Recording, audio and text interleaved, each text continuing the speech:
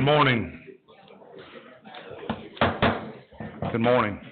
Welcome to the Thursday, July 24th, Davidson County Commissioners meeting. We appreciate your turnout this morning. Commissioner Castor, it's your turn to lead the Pledge of Allegiance and or the Invocation and the Pledge of Allegiance, please. Let's pray.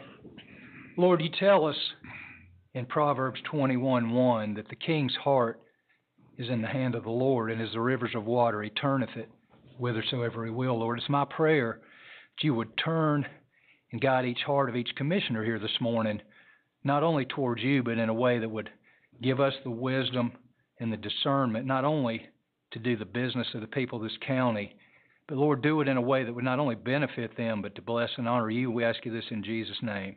Amen. Amen. Let's stand for the pledge. Pledge allegiance to the flag of the United States of America, to the republic for which it stands, one nation, under God, indivisible, with liberty and justice for all. Thank you, Commissioner Castor. Recognition of veterans, Mr. McClure. Yes, we have time when we honor all of the veterans that are with us this morning. If you're a veteran, would you raise your hand? Very good. We'll just give those people a hand.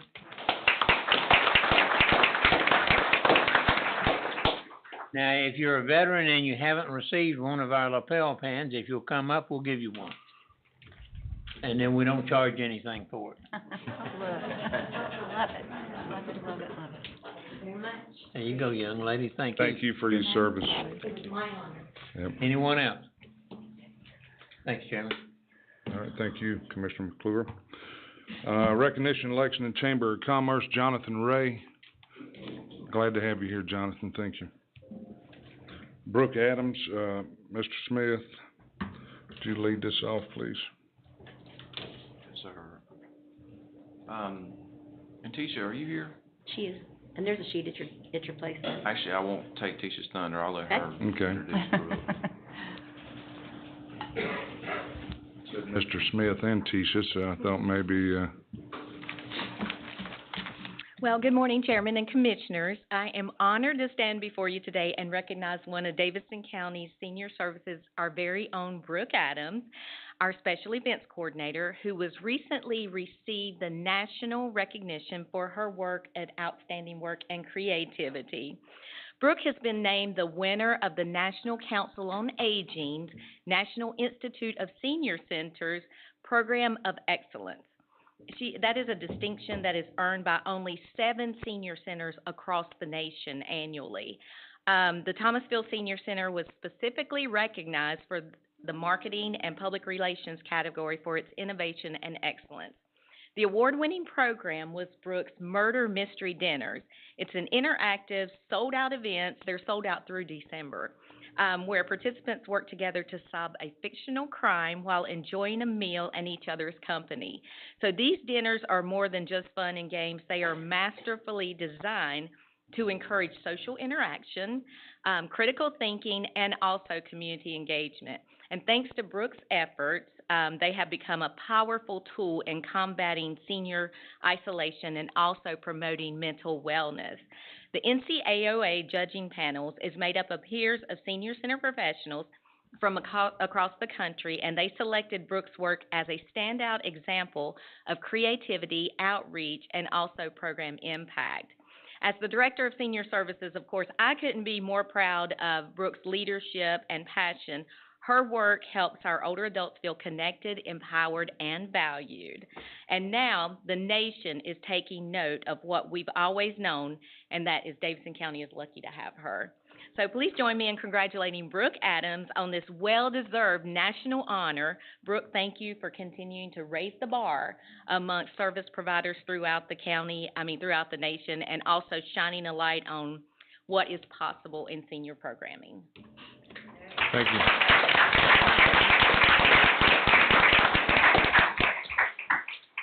Go ahead, get a picture. I thought she wanted to say something. Oh, do you want to say something, Brooke? I knew that. I knew she didn't want to. All right. Thank you for what you do. It sounds like a lot of fun.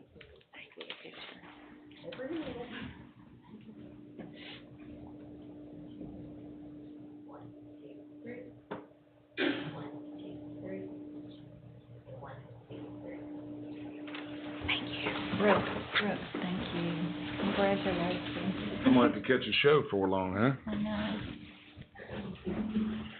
All right, can I have a, motion to excuse, Commissioner Elliott, please? So moved. Second, Second. all in favor? Aye. Any opposed? All right, register for public address. If you hadn't done so, there's a sign-up sheet right here. Please, make your way up and sign up for the public speaking. Adoption of the agenda. Due to the expected length of public hearings, I'm asking they be moved to follow the deliberation agenda. Are there any other changes to the agenda, Mr. Manager? No, sir. All right, can I have a motion to adopt the agenda? Motion to adopt. Second, Second. all in favor? Aye. Any opposed? All right, public address.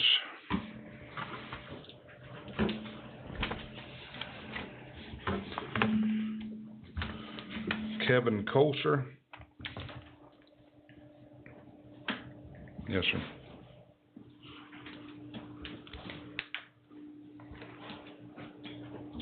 Good morning. Good morning. My name is Kevin Colasar. I live at 466 Irvin Drive in Lexington, right on the lake. Many of you may know it as Duck Cove. Love the area. Been there for about 8 years. Moved from Atlanta. Met a lot of neighbors, a lot of good people who live on that side of the lake, probably the whole lake. Spent a lot of time talking to the neighbors, and they seem to be as confused as I am on the facts concerning the sports complex. I've talked to dozens of people, read many things online. Seems to be a little bit of confusion what you see online on how far this project is, how big this project is, and where it's actually going.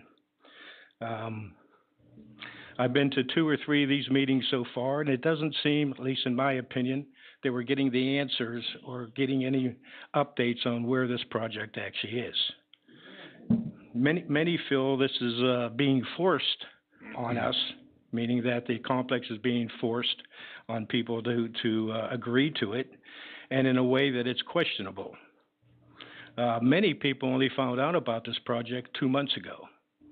So just a suggestion, I know a lot of people who live in that area are retired. Many may not have a computer or access to the internet, so they don't even know this project is actually going on. So maybe in the future, we send a mailing out or something to explain to people what the project actually is. So from what I found by looking at all these things, and correct me if I'm wrong, it's roughly 350 acres. Is that correct? Is that the lot that has been bought for this complex? Sure. Okay. And from what I understand, the proposed area for the sportsplex is zoned rural and low-density residential. Has that changed? It's rural, rural agriculture, right? RA3 or something. I don't know the zoning on it, to be honest with you. So, I mean, I'm sorry? Lee's. has, What? I said Lee's actually. Yeah, Lee's the zoning officer. He can tell you the zoning, and it fits zoning. But anyhow, go ahead, sir. okay, What our proposed, actions are is approved by the zoning that's there. So if that's where you're going with this. so if I'm correct, the Davidson County zoning ordinance defines community center as a facility used for community assembly, meetings, seminars, and training programs, which include accommodations for eating and recreation. Is that still the definition? Chris? I mean, Lee will have to answer your zoning questions. I'm not a zoning expert, so. Okay, so if it is, which I believe it is, so I wonder how do 10 soccer fields, 8 baseball fields, a 4.5 acre water park, and a parking lot 3 for minutes, sir. 4,000 cars, just doing the simple math, 4,000 cars at, just say 2 people a car, that's 8,000 visitors. Okay, your time's up, sir. You have What? 3 minutes for public service, but let me tell you this. We are gonna have this at the facility committee meeting the first Thursday of, August, so you're more than welcome to show up to the facilities committee. There's a lot of information that'll be shared there, and maybe some of your answers, would be, covered there in the Facilities Committee, okay? We don't normally go back and forth during public comment, so I'm gonna try to keep that to a minimum today. Thank you very much for coming up to speak. Jamie Gibson. August seventh. August seventh. At 1 o'clock. At 1 o'clock, the Facility Committee. Where? Right here. Right here. Good morning. Good morning. My name is Jamie Gibson, and I also reside on Irvin Drive. My family comes from a long line of educators. Between my mother, my husband, myself, my deceased brother, and stepdaughter, we have accumulated, collectively, over 150 years serving and teaching youth. According to U.S. News and World Report, in 2024, 2025 hasn't been released yet, and the report gleaned their numbers from what the North Carolina Department of Education published. Only 12.8% of students in Davidson County are college ready. Only 62 were proficient in reading, and only 42 were proficient in math. These are dismal numbers. How can a sports complex help our children to read or add? It won't. Only the facilities and the resources teachers need will help, not a play place. Speaking of play place, or as you, Mr. Yates, called it, a destination, isn't really for our youth, is it? When asked if the youth of this county would benefit from the destination, you flippantly replied, if it's not already booked. That doesn't benefit the youth in this county, does it? It's not for them, apparently. You and your colleagues treat your constituents like we are troglodytes. However, I assure you, we are not. We elected you to be good stewards of our money and to be frugal. This destination is neither. It won't benefit the youth of this county while raising the taxes on the residents. I will close by saying what Ronald Reagan said to Walter Mondale, modified for this situation. Mr. Yates, you, sir, are no Donald Trump. Thank you, ma'am. You have a great day, okay? You too, buddy. Barry Woodyard? I can't quite make out the last name there. You're not the only one that watches it, so Yeah. it's nothing new. Again, I'm here to talk about things that are associated with a sports complex, primarily money. Back on February 6th, when this board entertained the idea from Providence Partners originally, they had a $75 million price tag on this project. I'm curious as to what you guys cut to make it only $65 million. Let's go back a little ways. Some of the money that goes to this is coming from apparently COVID surplus or leftover money that was juggled around, if you will, so that there was surplus in the general fund to help finance it. Mr. Smith made that very clear in the June 23rd meeting, I believe is the date, that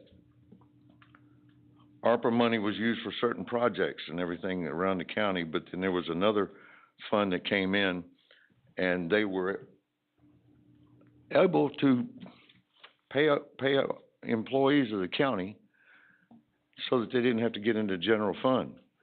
But all I did was say, hey, look, we got all this money over here that we can do whatever we want to with it. My point is that's not in the spirit of what the COVID relief money was for. Just because you can doesn't mean you should.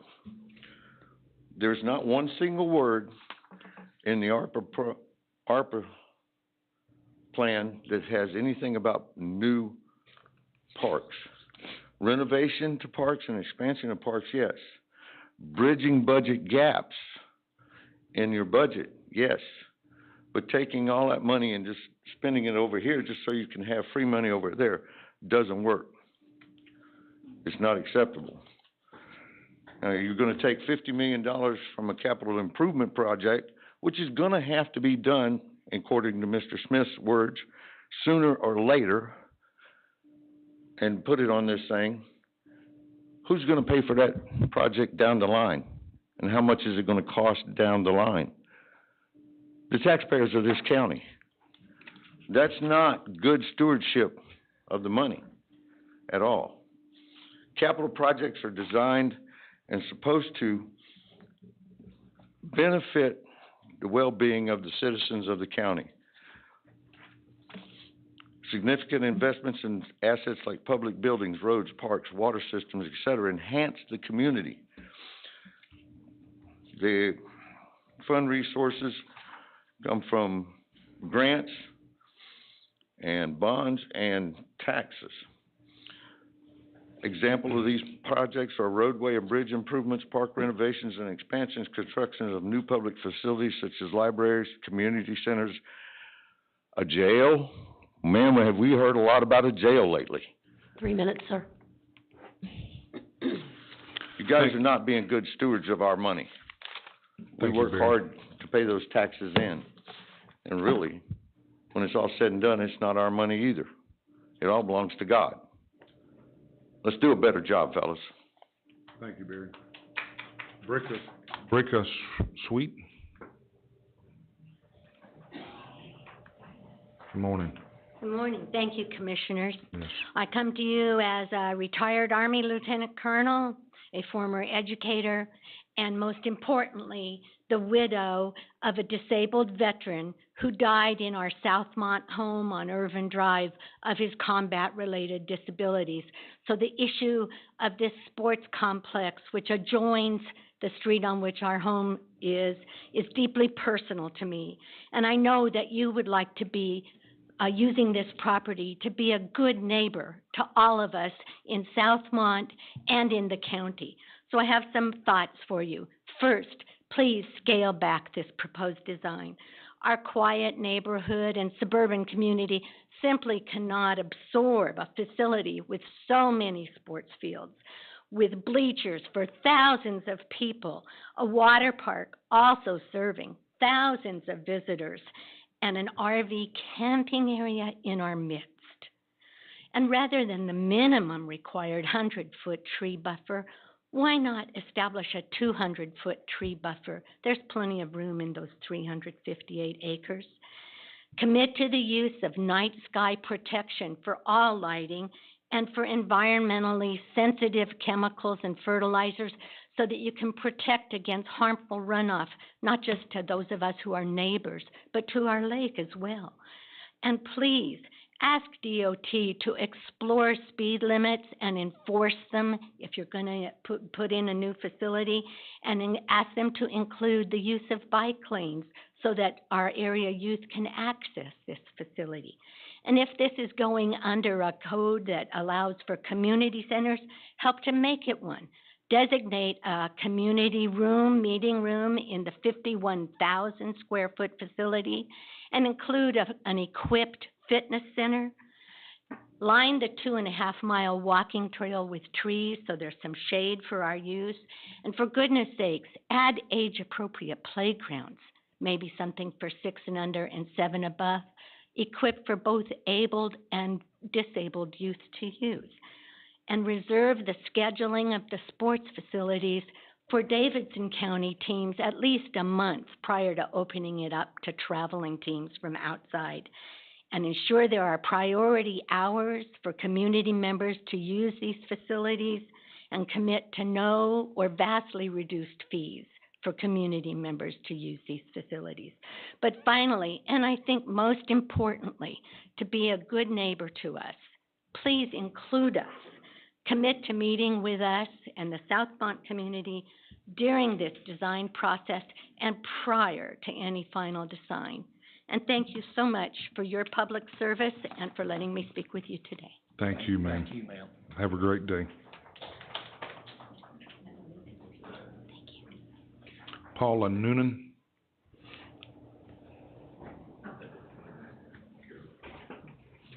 Oh, be careful. Now you know why my arms are broke. I can't walk. Good morning, Commissioners, and thank you for hearing me. Surprise what I'm going to talk about. But I do want to speak to you today about the Sports Center, Sportsplex Community Center, And I know that counting today and over the several past commissioner meetings, you have repeatedly heard us about our concerns and our outrage over the lack of transparency and community engagement in this process to this point. But you can help change that narrative. As you probably know, the Southmont community has taken it upon itself to organize 2 community meetings with the invitations to anyone interested in attending to share information about the proposed sportsplex. Repeatedly at these meetings, we have heard how helpful it would be to be able to meet with the engineering and architectural firms to understand and provide input before the final plans and completing of the impact studies. Simply put, to be included in the process. It is our understanding that the engineer and architect are open to participating in a community meeting and in fact have done so in other locations on similar projects. We are happy to organize that meeting if you will grant the firm's permission to participate in the community sessions. We are not a faceless entity. We are homeowners, people who live in the area, raising families. We are community members who are active in our community. And most of all, we are tax-paying citizens of Davidson County. We love where we live, and we live there because it's not Charlotte, it's not Winston, it's not Greensboro, but it is a rural area where a rural neighborhood where people still say hello to one another.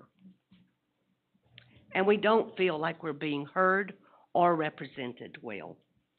In order to permit the citizens of our community input into the proposed Southmont Community Center Sportsplex, we ask that the commission allow the architectural and engineering firms to participate in our meetings. I don't know if our request to meet the firms requires a vote, but if it does, I would like to know when that vote will be and how we will hear the results of it so that we can move forward with the process. Thank you for hearing me. Thank you.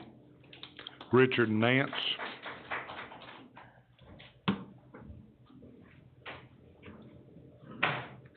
Thank you, Commissioners, for hearing our voice this morning. I'm Richard Nance, 2790 Hedrick Mill Road, Lexington. I've been here many times representing our neighborhood, and I'm a spokesperson for many of the elderly, blind, sick, and people that are unable to be here. We have many voices. We still live in our neighborhood by word of mouth, our word and handshake. No legal documents to present to the fact that I just have my word and past documented meetings on the authority that I represent here today. With respect, Morrison Grove has been a festering boil on the rear end of our once peaceful neighborhood. As with any boil left too long, that no arbitrary number can remedy, it is past time for it to be lanced, and the poisonous, foul, unwanted bacteria drained, removed, and disposed of as hazardous waste that it is, so that our rural community can once and for all start the healing process. We beg you, the Honorable County Commissioners of Davidson County, in assisting us to eliminate the experiences of excessive noises, fights, vulgar language, gunshots, horns being blown while leaving, burnouts, children playing in our yards as of this Saturday night at 11 o'clock. We would like you to be the needed needle to lance the festering boil known as Morrison Grove. Thank you for your time and consideration. Thank you, Richard. Just so you know, we've been sending some folks out doing some investigation stuff, so we'll have some results from that back. Thank you. Shortly. All right, Dreama, how are you today?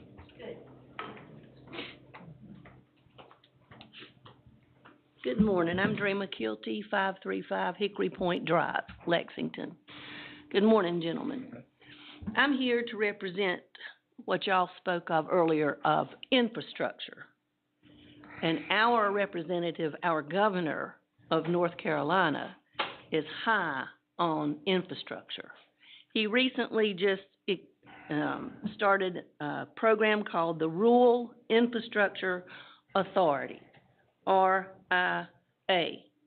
And he is all about, let me get back to it.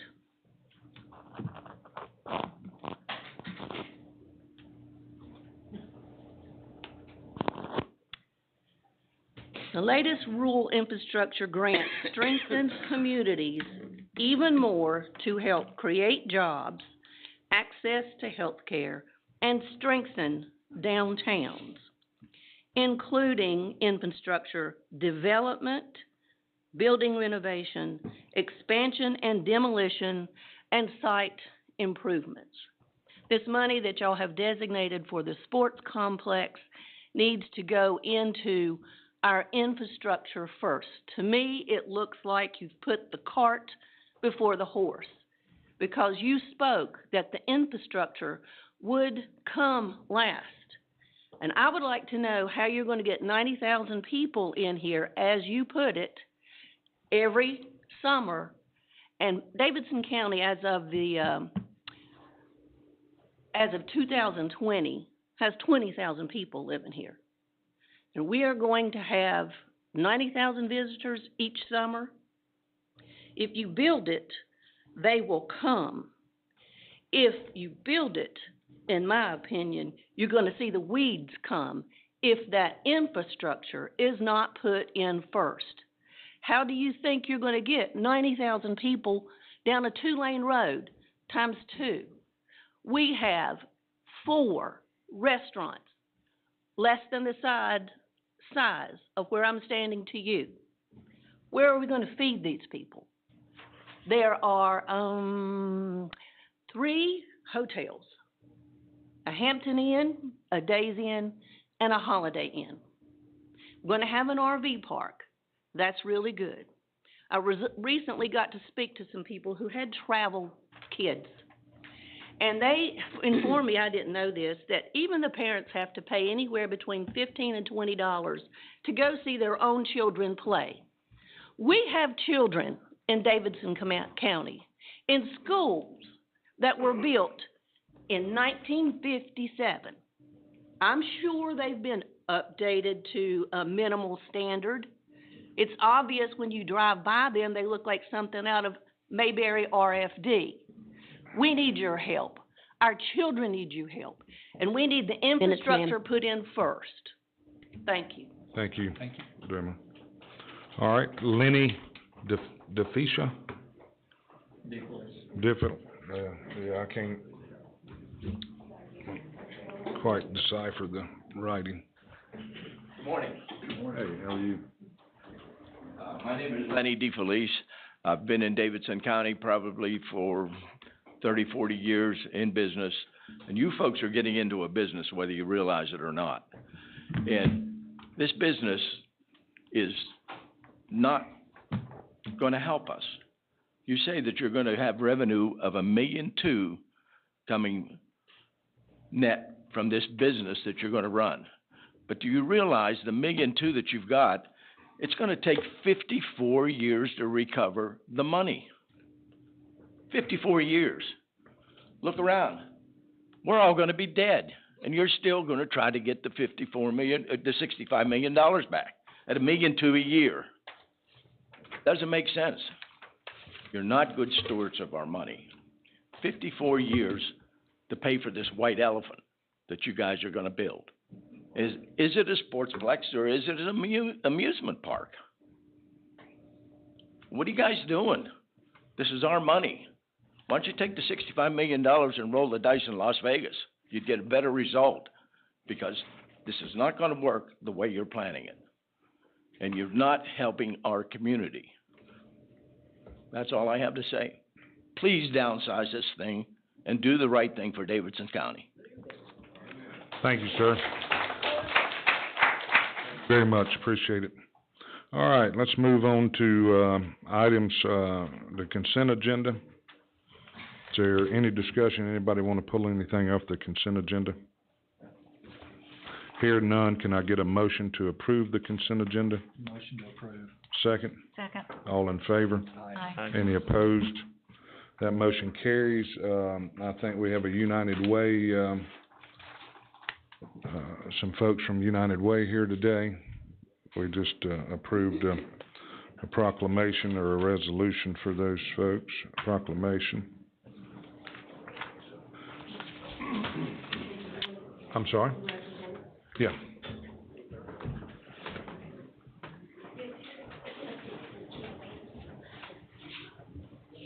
Thought you might want to say something first, but I was gonna say, I think I'll wait till Yeah, after you the wait, picture, you and wait. then I do have a few things. thank y'all very much. Thank you for what you do. Thank really. I know y'all work very hard and raise a lot of money for a lot of things. So who gets this? Yeah, we'll stand up.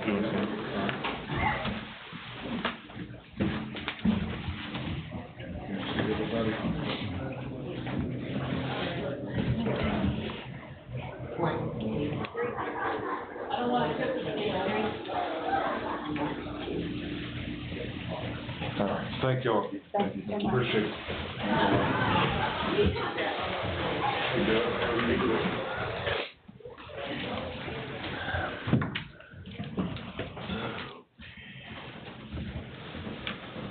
Thank you, Chairman Yates and fellow county commissioners, for this special recognition. The United Way of Davidson County is honored and excited to be celebrating our 70th anniversary. This incredible milestone would not be possible without the unwavering support of our amazing community. As we kick off a new campaign, I was recently reminded of exactly why we do this work. One of the programs funded by the United Way provides evening meals to local elementary school students. We learned that before receiving those meals, one young student was so hungry he was scavenging through classmates' book bags and lunch boxes during recess. It's heartbreaking, but it's also a powerful reminder of why our mission matters. Stories like this fuel our passion and commitment to helping those in need. Thank you again for your continued support and for everything that you do to uplift our community. Thank you. May I say? Yes, ma'am, go right ahead. Thank you, Christy and John, for being here. As a new member of United Way, I've enjoyed learning about United Way and what United Way does. And I just encourage you to consider giving to United Way. They would certainly use it in the right way, and I'm proud to be involved with them. Thank you. You're welcome. Thank you. They do a good job. They work hard, so thank you. All right, moving on, I want to recognize Doug Hunt, too. He's a city council member from Thomasville, so thank you for joining us today. All right, items for information deliberation, 9A, presentation on current NCDOT projects by John Ryan. Good morning, John. How are y'all? Fine, I hope you are. Doing well. Thank you for having me. Line is here this morning. I think Mr. Yates and I had spoken several months ago, and it has been a while since we've had someone from DOT here. And Mr. Ryan has replaced our longtime District 9 director, so it was good to get John to come in this morning to tell you a little bit about what's going on. Absolutely. Thank you for coming. Thank you for that. Took us a little while to find a calendar slot that worked, so I appreciate your patience.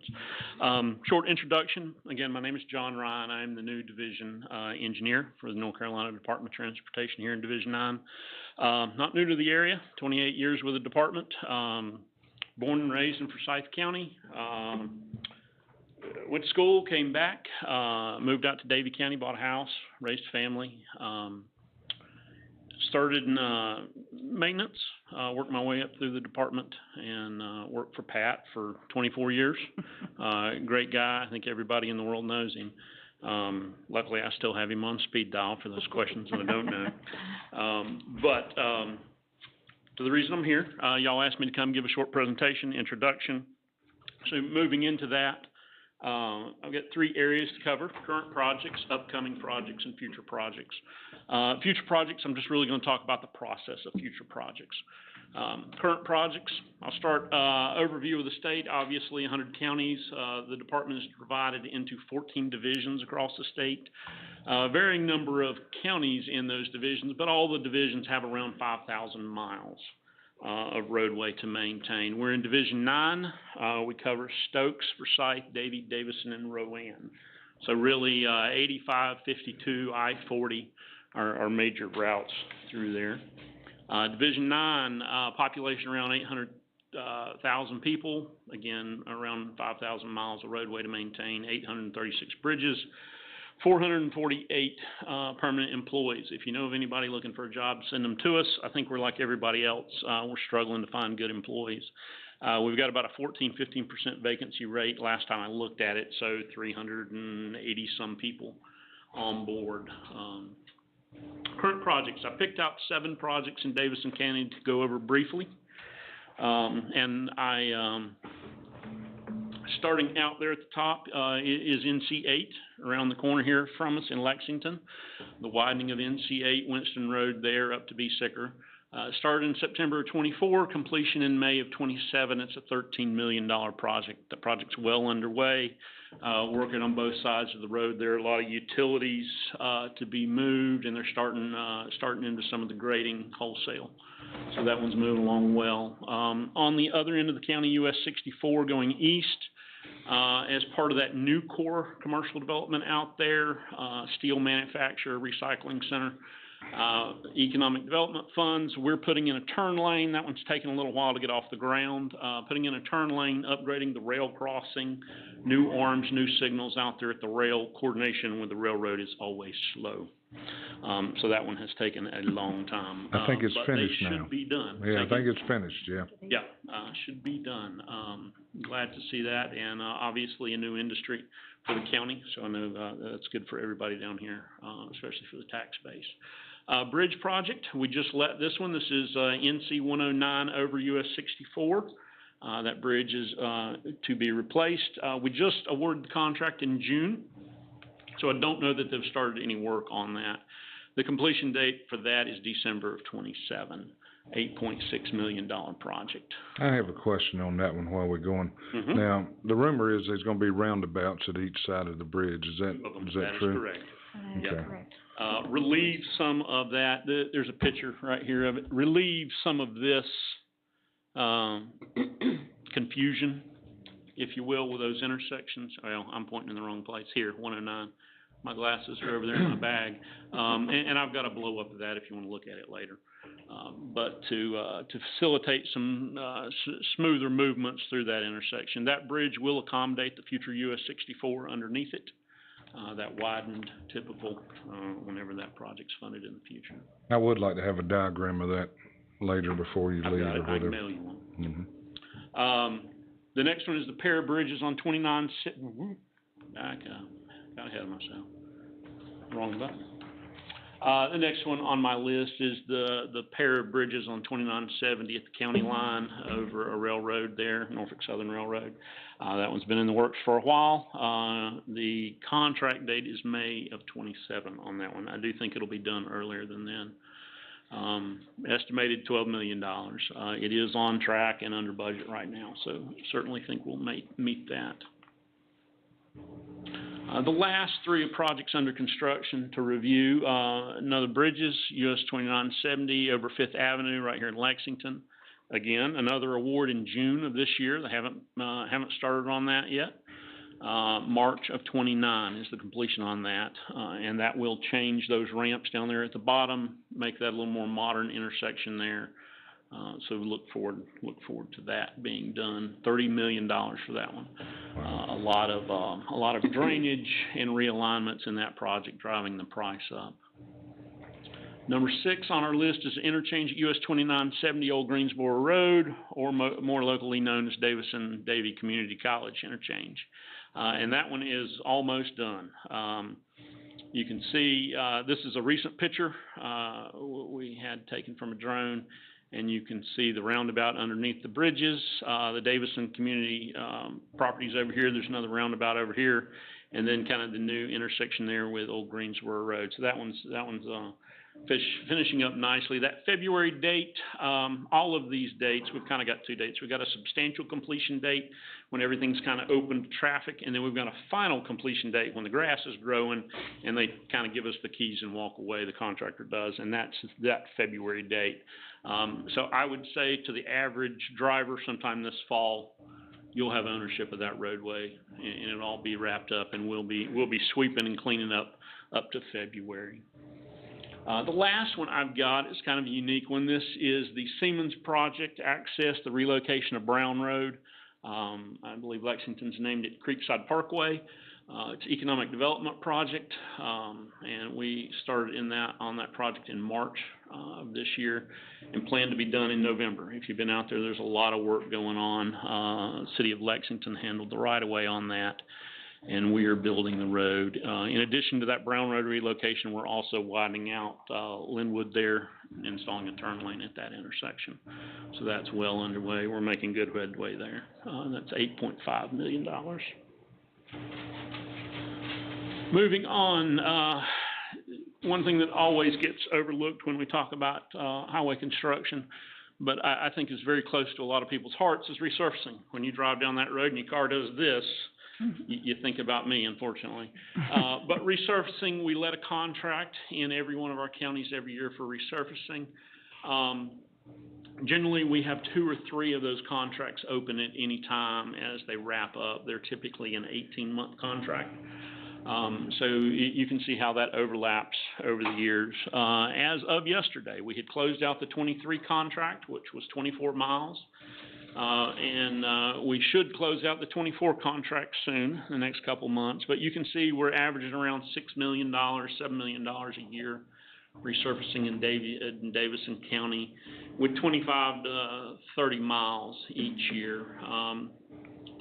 The mileage is going to fluctuate based on what we do to the roadway. We review all those roadways and determine what the need is. Does it just need 1.5 inches, or does it need 2 inches? Does it need a lot of patching?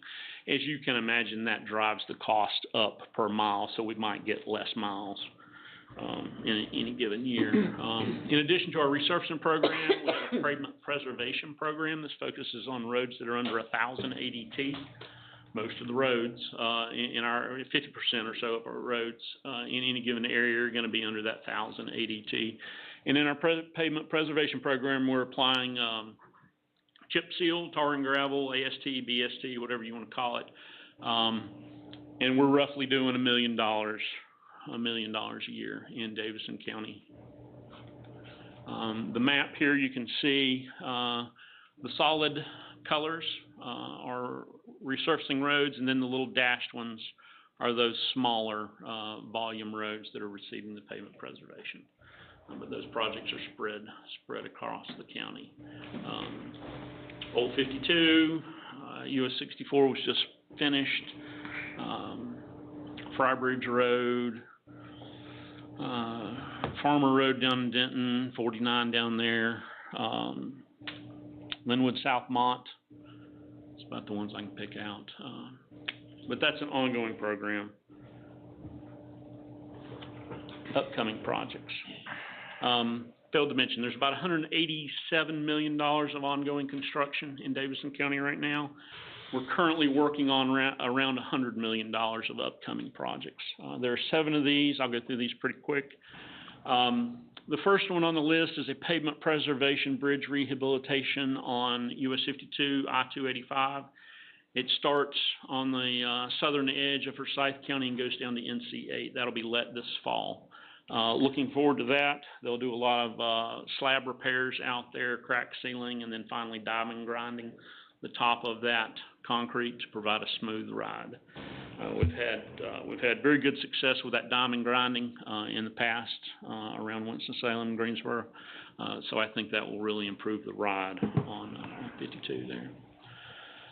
Next on the list, construction of a roundabout on old US 64 Raleigh Road down near the prison at the I-85 southbound ramp. So we'll be installing a roundabout there. That'll be built by state forces, and we are lining that up for spring of next year.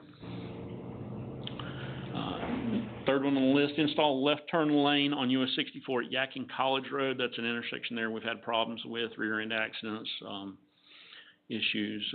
That'll be built by state forces, hopefully this fall, depending on how we wrap up that, Brown Road relocation, that we were talking about earlier. Could I ask a question about that one? Yes, Is ma'am. that near Davidson Water, right there at the Yadkin River? Is that close to that? Close. Okay. It's a little further east. Okay, all right, thank you. Absolutely. Replace the bridge on Fisher Ferry Road, this is over in Thomasville. I got an asterisk beside of that one, again, railroad. We are shooting for a let of July of 2026. The plans are pretty much wrapped up, but we are working through, the right-of-way process. While the tracks are not there anymore, the railroad still owns some property there, and they hold it very near and dear to their heart. And they seem to believe that they might put tracks back down there one day. That's what they say. So that right-of-way process is probably gonna take a little while. So I hope that let date doesn't slip, but it could. Not the biggest project in the world, $4.9 million. So once we get all the right-of-way and we let it, it shouldn't take too long to build. NC 109 widening through Wahlberg. This is really just through the town of Wahlberg right there, 3-lane curb and gutter section that we're working on, some sidewalk. Another asterisk there, our hope is to let that September of 2027.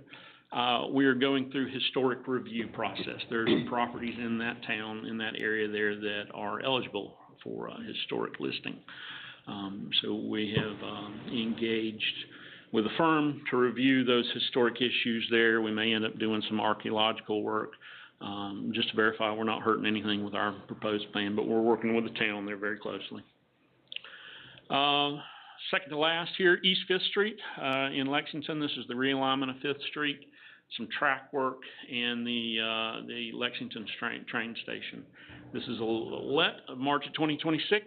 The rail group in Raleigh is managing that project along with the town of Lexington.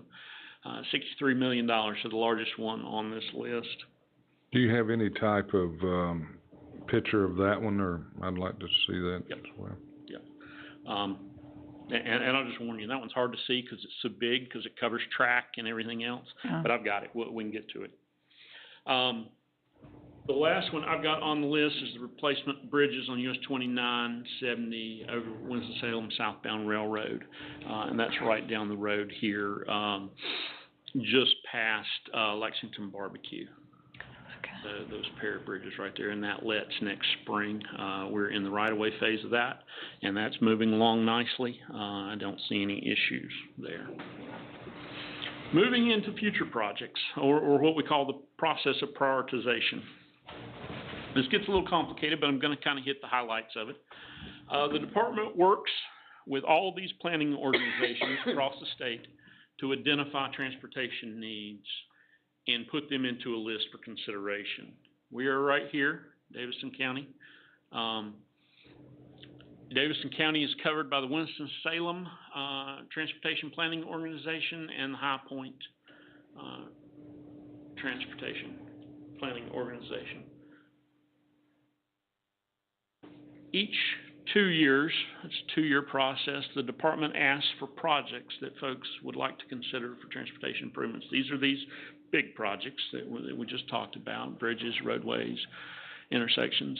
And all those planning organizations across the state submit project ideas. We work with High Point. We're in that process right now. There's been a call for projects, and folks are submitting their lists. We have until this fall to finalize that list and submit it into an online system. But what it does is it really creates a list. They've got a nice little code number over here, if you will, H173025, whatever it might be. And then a project description. The traffic engineers in Raleigh will take these numbers and they will give them a score over here on the right-hand side. I know you can't see this. I apologize for that. This spreadsheet goes on and on and on. But anyway, like all good engineering spreadsheets. But they all get a score for capacity. You know, is the road at capacity? Are you coming to a stop at every light? Is there delay? Are there accidents? Is it a high freight network? Depending on the type of project you're trying to garner as to what the scoring criteria is, but you get scores out here. And the way the spot process works is it's part data-driven and it's part scores, or part points, I'm sorry. So our folks work through all this. Here's the calendar of events. We're in this spot online right here in this block. From July to the end of September, we have the opportunity to submit projects. Each of those planning organizations has a certain number of projects they can submit. I believe High Points is 15 projects they can submit this year. The department as well can submit projects. We have 10 projects that we can submit. Those submittal slots, because of budget constraints and other things, those number of submittal slots was lower this year than it has been in years past. Back up. We're not done. The block here is the scoring window. All this information will be transferred to our traffic engineer planning groups down in Raleigh. They'll go through and identify all those intersections that folks have submitted. They'll score them. It'll come back with a score. We get an opportunity to review their data right here. That is March of 2026. And then down here in May or June, they will publish the scores. The program is broken into 3 categories statewide, which is interstates, basically. Regional, which are your primary roads and your major county roads. And then your division needs, what they call, which are the local roads. But they will publish the statewide list. It is all data-driven. There's no points to assign to it. And we'll know what projects on the statewide level will be funded. That's in June, March, May, June of 26. And then comes to the fun part. The regional and the division needs are then published. And those local planning organizations and the department have the opportunity to apply points. So a combination of that raw data-driven score and the points ultimately determine which projects score the best and ultimately which projects get funded. And they start at the top of the list and they go down the list until they run out of funding. But that is a 2-year process from the time it starts to the time it ends, and then it starts again. The board just approved the last step in July, and we've already stepped into this first phase of identifying projects for the next round. That's in the formal presentation. I can pull up some slides if you want to see. Yeah, please Okay? do that. Absolutely. Yep. Close your eyes for the next couple slides, okay? Because this is stuff that I carry around just in case, but we're going to jump through it. Can I say Yeah, go something right while he's searching? Go ahead. I don't know whether Commissioner McClure or Commissioner Shell has served on High Point MPO or whatever, but I'm the current MPO. So if y'all need anything, I went through this spot program for the first time this past year, and it's interesting to say the least.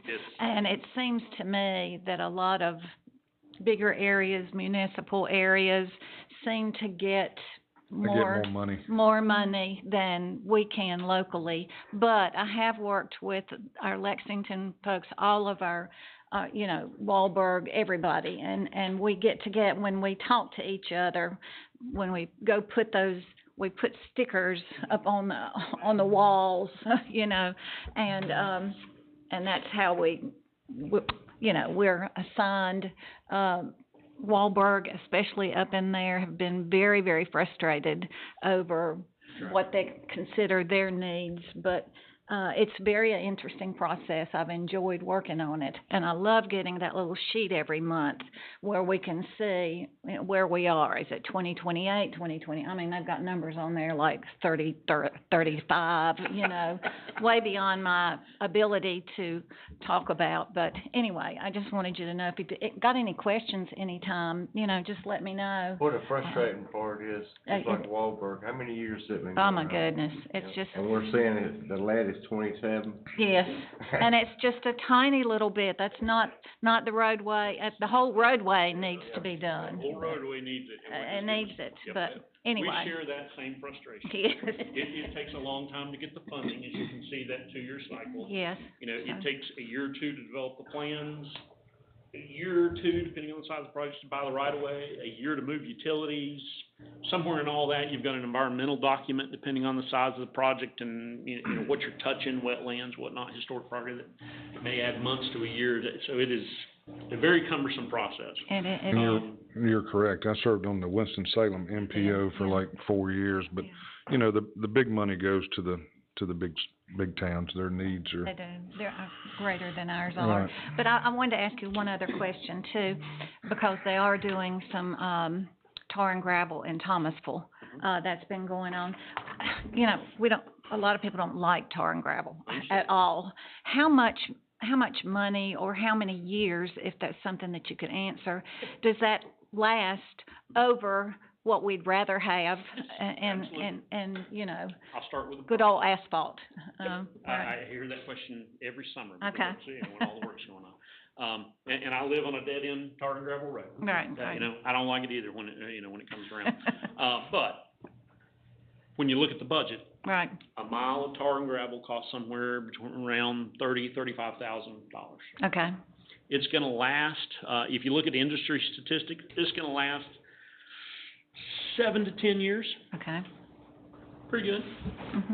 What we see is that on a low-volume dead-end road, it's gonna last a lot longer. The road I live on got a dozen houses, maybe more than that. We're probably going on 20 years. Okay. It probably needs to be redone. And every time I go out for a walk in the evening, I think, golly, we need to do something. But, you know, I stand in line like everybody else. A mile of hot mix resurfacing, which everybody wants, you're probably looking at $200,000 to $300,000 a mile, depending on where you are, what the conditions are. It will last, the industry says it will last 12 to 15 years. By 15 years, we're probably gonna be out there patching. That's not to say we're not gonna be patching on the AST as well. Right. But cost to scale, you can see. And looking back at those numbers, $7 million a year in Davidson County. There's 1,200 miles in Davidson County. You can do the math. It doesn't go. The return cycle is just, you know, it doesn't work. So we have to use a combination of those two products. I will say the tar and gravel of today is not the tar and gravel of 10 years ago or 20 years ago.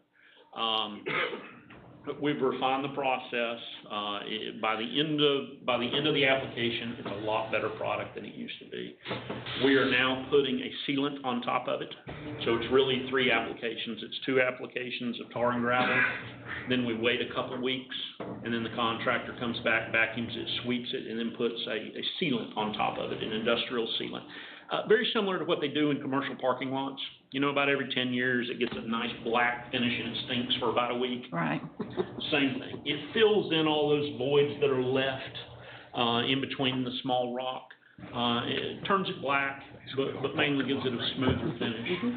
You're still not going to skateboard on it. You're not going to rollerblade on it, but you can walk on it, you can bicycle on it, you can jog on it. It's not going to be a problem. During those couple weeks of construction, there's going to be loose rock. It's going to fly up. You just have to drive slow. Yeah. It's typically not going to hurt your paint. That's the first thing people think. But if you drive slow, it's not going to. Now, there's always going to be issues. There's going to be a little puddle here. We're going to have that same little puddle of tar if we're doing hot mix when their hoses break. But in general, I really think it's a good product. And when you got 5,000 miles to maintain, you're looking for every opportunity you can to cover another mile and make it last a little longer. Thank you. Yeah, absolutely. I got another. And I do give kudos to the High Point NPO. They do a really good job. Andrew Edmonds up there runs that, and he keeps everybody informed. He does. He does. One more real quick question. I've had a request here in the last year or so. Denton Road, Flat Swamp Road, not wide enough for the fire engines and. Okay. Yeah, just, you know, they got a lot of traffic there. I guess these big trucks coming down to the plant there that ethanol plant. Mm-hmm. So when the fire engines is meeting these, Okay. big tractor and trailers, Yeah. really, really tight. And Denton Road, it has no shoulders, that neither one of them have any shoulders. So when you need a project like that looked at, who and where? Is that you, your telephone? That's us. That's gonna come out of maintenance. The struggle that we have with those is that is not big enough to make it onto any kind of these lists. Right. So it falls on maintenance funds, just like everybody else. We don't get enough. 10 years ago, 2013 and prior, we had a funding source to upgrade secondary roads. Secondary Road Improvement Program was what it was called. And we had a couple $100,000 a year to go through and identify a secondary road that was narrow, that didn't have shoulders, and widen that out. What we would typically do is use state forces to do the grading, put some binder in on each side, and then put it on our resurfacing list and have a contractor widen it. We were shooting for 22 feet, something like that, 4 foot of grass shoulder down into the ditch. Whereas today it might be 18 foot, and then it just breaks off into the ditch, which is probably what you're witnessing down there. That's what it is. Those funds, when they redid the TIP formula into law in 2013, 2014, they changed that. And they took those funds from us and used them in other avenues. Still in the department, still to good use, just not that. So now if we were to widen a road out, we're gonna have to use maintenance funds, those potholes, those mowing funds, to widen the typical, and then we'd probably turn around and put it on resurfacing to pay for that last 1.5 inches across the top. But it's something we can look at. Every year we review our resurfacing needs, and I'll pass those 2 roads. Yeah, please take a look at that one and go out there and take a look. And, I was just reminded about 2 weeks ago that something needed to be done that. Yeah. Okay, thank you. Yeah, absolutely. We're good? This is the, cover page for the project there at 109 and 64. North arrow is here, so you gotta rotate this. 109 is running north-south. You can see a roundabout here at the northern intersection and a roundabout here at the southern intersection. The bridge is very long. Whoops.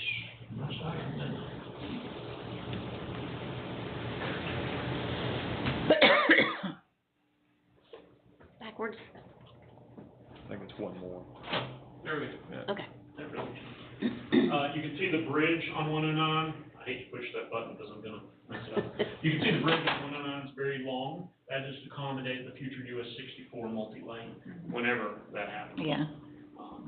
I think that will be a good solution to the traffic down here. If you've been through those intersections, they can be a little confusing. And not only confusing, but you gotta really strain to look in several different directions because of those old designs out there with the islands that separate you. So hopefully this should address some of the traffic issues out there. I'll walk through this real quick. Nothing really here to see. This is NC8 right here in town. It's curb and gutter section all the way through there with an island down the middle of it.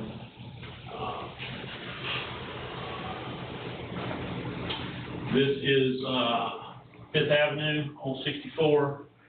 You can see how that typical section there on 2970 widens out to give you auxiliary lanes to get on and off the road. Realigns Murphy a little bit. National Highway stays really where it is, or National Boulevard stays really where it is.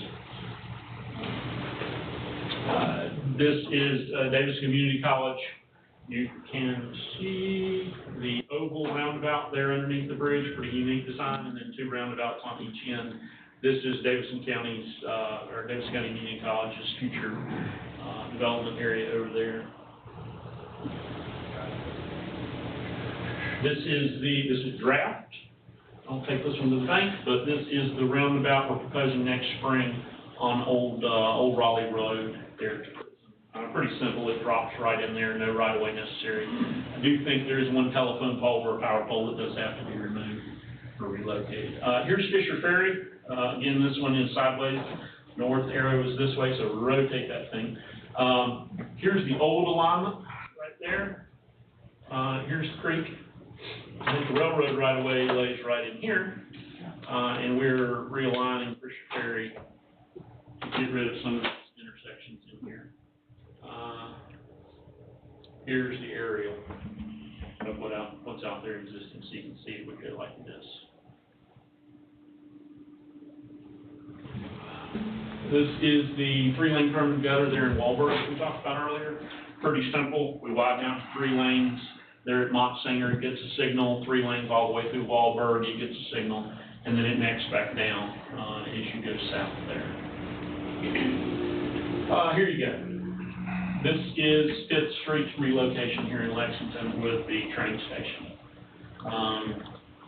Let me go to the next one, so zoom in. There we go. Every now and then I get it right. Here's Fifth Street. Fifth Street will go underneath the railroad, get rid of that at-grade crossing. Curve around, I think this is City of Lexington property, and then a roundabout here at Talbot. Wow. And then we close the crossing up here somewhere. That one's big.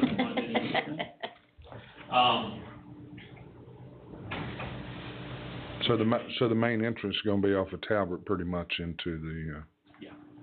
Interesting. Yeah, you get through it either way. Right. But I think that would be more the gateway. Right, the gateway. Entrance there, and it'd give the town the opportunity to decorate that roundabout, put some plantings in there, what have you. I'm gonna tell you, John, thank you very much for coming out. Absolutely. It's been very Absolutely. informative and, And we are here to help. If you have any questions, please reach out to us. Chairman Yates, did this give you everything that you wanted? I can send this out to you. yeah, Okay. I was pretty gonna say, much, cause yeah. I knew you'd ask him for some things, Mhm. and I can just email this out to them, that way they can. Yeah. Okay. Absolutely. You know, I did email you a while back about the intersection, just beyond Fair, 64 there. yes.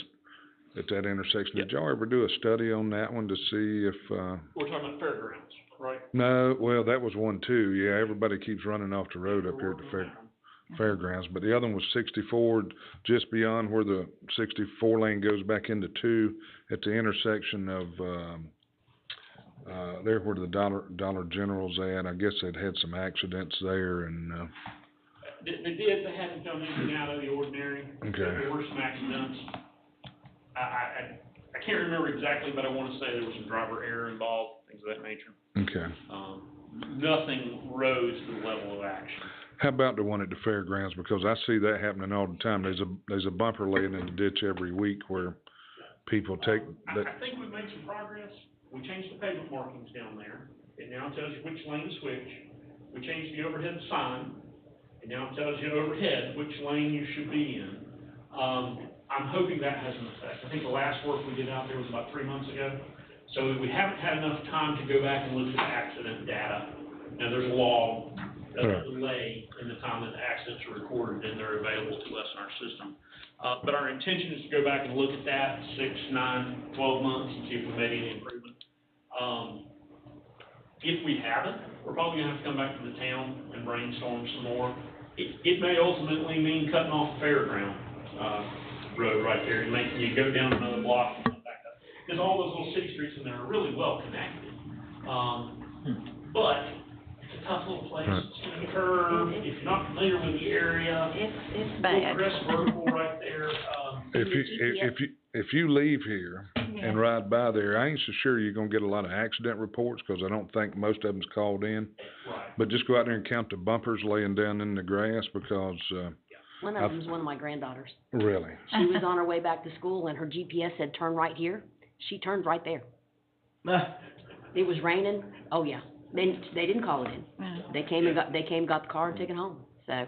And I tell my employees not to go out that way, because I'm afraid they're gonna get hit head on. Because people think that's the ramp to get up on, 64, and they go down through the embankment. Like I said, there's usually 2 or 3 new bumpers there about every week, so. I think the good thing there is the embankment is sloped nicely, so you're gonna lose a bumper. Kinda looks like the Dukes of Hazzard for them for a while, you know, That's but exactly right. after that, they leave with big eyes and, wow, but. Yeah, cross between Dukes and Hazzard and Sanford, for all the bumpers. But I hadn't noticed the new traffic. I'll go look and see if the new traffic pattern and.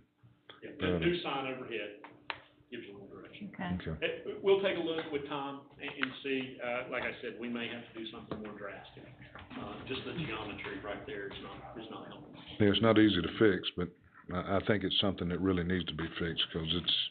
There's a lot of traffic that comes through there. When we come in from Thomasville, you know, and are going like to your restaurant, I mean, the place to pull in there has 2 or 3 intersections. maybe five 5 little roads going different ways. And it's very, very dangerous. So, but anyhow, thank you very much. It's been very, informative, and I'm sure the public enjoys this. They get to kind of see what's up, so, looking forward to seeing you soon, okay, John? Very good. Y'all have a good day. Right. Do you have any cards with you? I do. The commissioners would like to have? I'll leave them with Ms. Harris. Yep. Okay, thank you. Oh, Todd. Yep. That's good. You're welcome. Really good. 9B, item 9B, EMS approval to purchase radios. Good morning there, Mr. Chairman, excuse me, I got a tickle in my throat.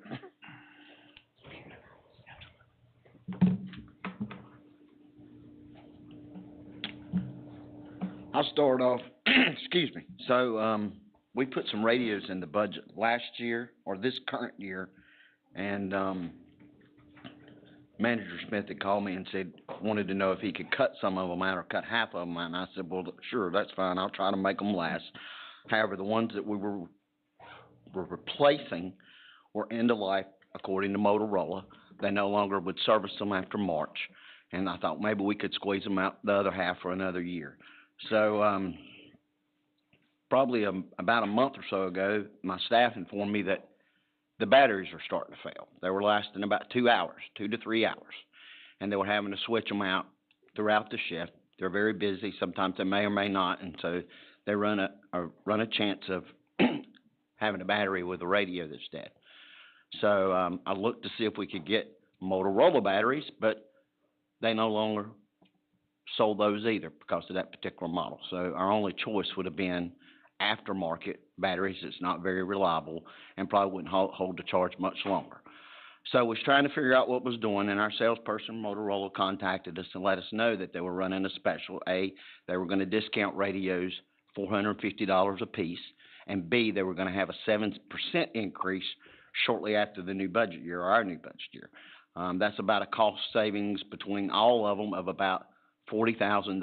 So I went ahead and made a decision, so I'm basically asking for forgiveness. I made a decision to go ahead and order all of them with the regards that I could pay for the remainder with PBB. I know you commissioners last year were very generous to our department. We upgraded our monitors, we upgraded our stretchers, so I felt like I had to make a decision, and I was willing to pay for that, and I talked to Manager Smith about it, and he seemed to be okay with that. So we need the approval, I guess, to purchase the remainder of those radios. All right, any questions? Hearing none, can I get a motion? Motion to approve. Second? Second. All in favor? Aye. Any opposed? Thank you. Motion carries, thank you. All right, 9C, permission, to purchase 2 fingerprint machines.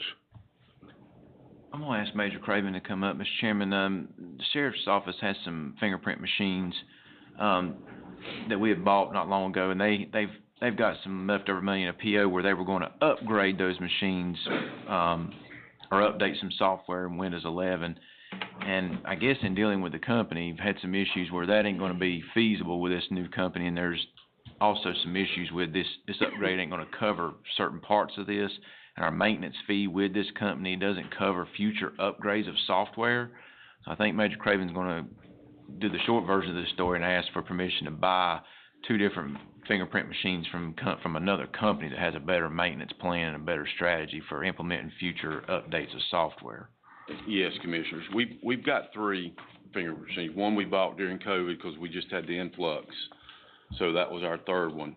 But the other 2, one at the detention center and then one back at the office, we learned with IT, and when we went to the Motorola new RMS program, we're trying to interface the input of that data on into our program. So as we're working on that with IT and the IDEMIA reps, we learned that it was at the end of life. So it took a while. For whatever reason, IDEMIA is not customer friendly. It took 4.5 months to get a hold of somebody to give us a quote. So when we did that, everything was going to be upgraded, and it's dealing with Windows 11, the computer part of it and all that. Everything was agreed upon. We could upgrade $10,000 for both of them rather than buying 2 new systems. That was in around March, I think, is when we got that quote, got the PO, sent it to them. Didn't hear anything, so I start calling in April, let me check. Didn't hear anything. Then the sales rep got married, went on his honeymoon, I don't know how, but he was gone for a while. Finally, I got back up with him in June. I said, hey, where are we at on these fingerprint machines? We need to get this done. He said, well, let me check. He calls me back and he says, well, you're not able to upgrade. I said, what do you mean? They're not gonna allow you to upgrade. You're gonna have to buy 2 new units, which was gonna be right at $60,000. And I said, when were y'all gonna tell us? He says, they didn't even tell me. So Ademia is just a company that I really don't wanna deal with anymore. So the other company that deals with this, I know Lexington PD has it, is Searchy. We went to Searchy, took them a week to get me a quote. It is considerable less. We will still have to replace both units. The maintenance software is a third pretty much, or about an eighth. It's $1,200 for Searchy, $800 and $600 per unit under Ademia. That's just for the maintenance. Ademia, it doesn't cover anything. Didn't understand that, but it doesn't really cover anything. Searchy, they're gonna allow our IT to handle all software, upgrades, anything like that, as long as we notify them. They will handle the monitors, the fingerprint part of it, and the CGN compliant software. That's where we're at. That's the reason for the increase. We're gonna have to replace those 2 one way or the other. Sounds like you done your homework. Good job. Frustrating. Yeah, good job. You say Lexington's using that system, they're happy with it? Yes. Okay. Yeah, nothing worse than dealing with a company that won't respond back to you, so it's not the way I like to do business. So can I get a motion? Motion approved. I'll second. All in favor? Aye. Any opposed? That motion carries. Thank you. All right, Mr. Smith, Sheriff Deputy, transfer to Animal Control. While these gentlemen are up here, Sheriff and I talked several weeks ago about moving a Deputy 1 to Animal Control to assist with staffing issues over on that side, and I'll let him take the lead from here. You've gotten your item there. What we have in Davidson County, what we have in Thomasville and Lexington versus, say, Rowan County, so you can kind of see the staffing, because best I can tell from Rowan County, they just cover the whole thing. There's no Salisbury Animal Control that I can find. But I'll let the Sheriff take it from there, Mr. Chairman. All right. It's overrode by calls. Our calls for service for animal control has gone out the roof, working with the health department as well. Very good to work with, but we're overrun with it. So we wanted to move one of our animal control to investigator and give her just investigative, because the investigations alone are phenomenal. She's been very good at working with all the organizations, and it's working very well. Investigations is what we want to do. Just over animals, though. Yes. She will that's her primary job, and obviously we all know who that is. She will still assist with the animal control calls when she's not investigating. But we're trying to increase this because we don't have enough people to run a night shift and up into the night, not full night shift, or the weekend. And we get a lot of animal calls on the weekend. So with this extra person will allow us to adjust those hours. To make us more user-friendly and catch up with the call volume. So where are you moving them from? Moving them out of our, civil, we have some. We have those 4 training positions that we hire BLETs in. It's a deputy's position, it's an entry-level position. I think Casey can probably, speak on that. So we would like to take one of those positions that we already have, move that to 3, and move that position to animal control. So is this a deputy that would be on the street patrolling, or is No, this? this is a deputy that we use when we hire somebody for BLET. We send them to school, they're sitting in this position. So it's not gonna affect the beat on the street, No, sir. street beat? No, sir. Okay. All right, any other questions? All right. You got a question? I do wanna say one thing. I went out with the lady that you didn't mention her name. Yeah, Chris, I went out with her one day to a call, an investigative call in Denton. She was amazing about how she dealt with the people and their 25 cats or whatever it was there at the situation.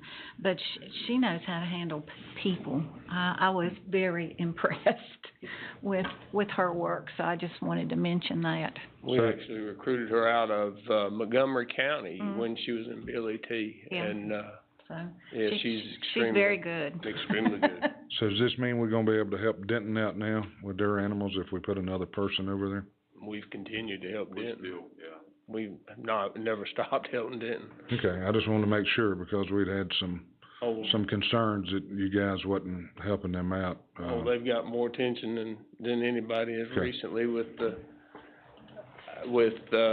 several calls down there. I mean, some bad things that we continue to do for the $2,000 that we get. Okay.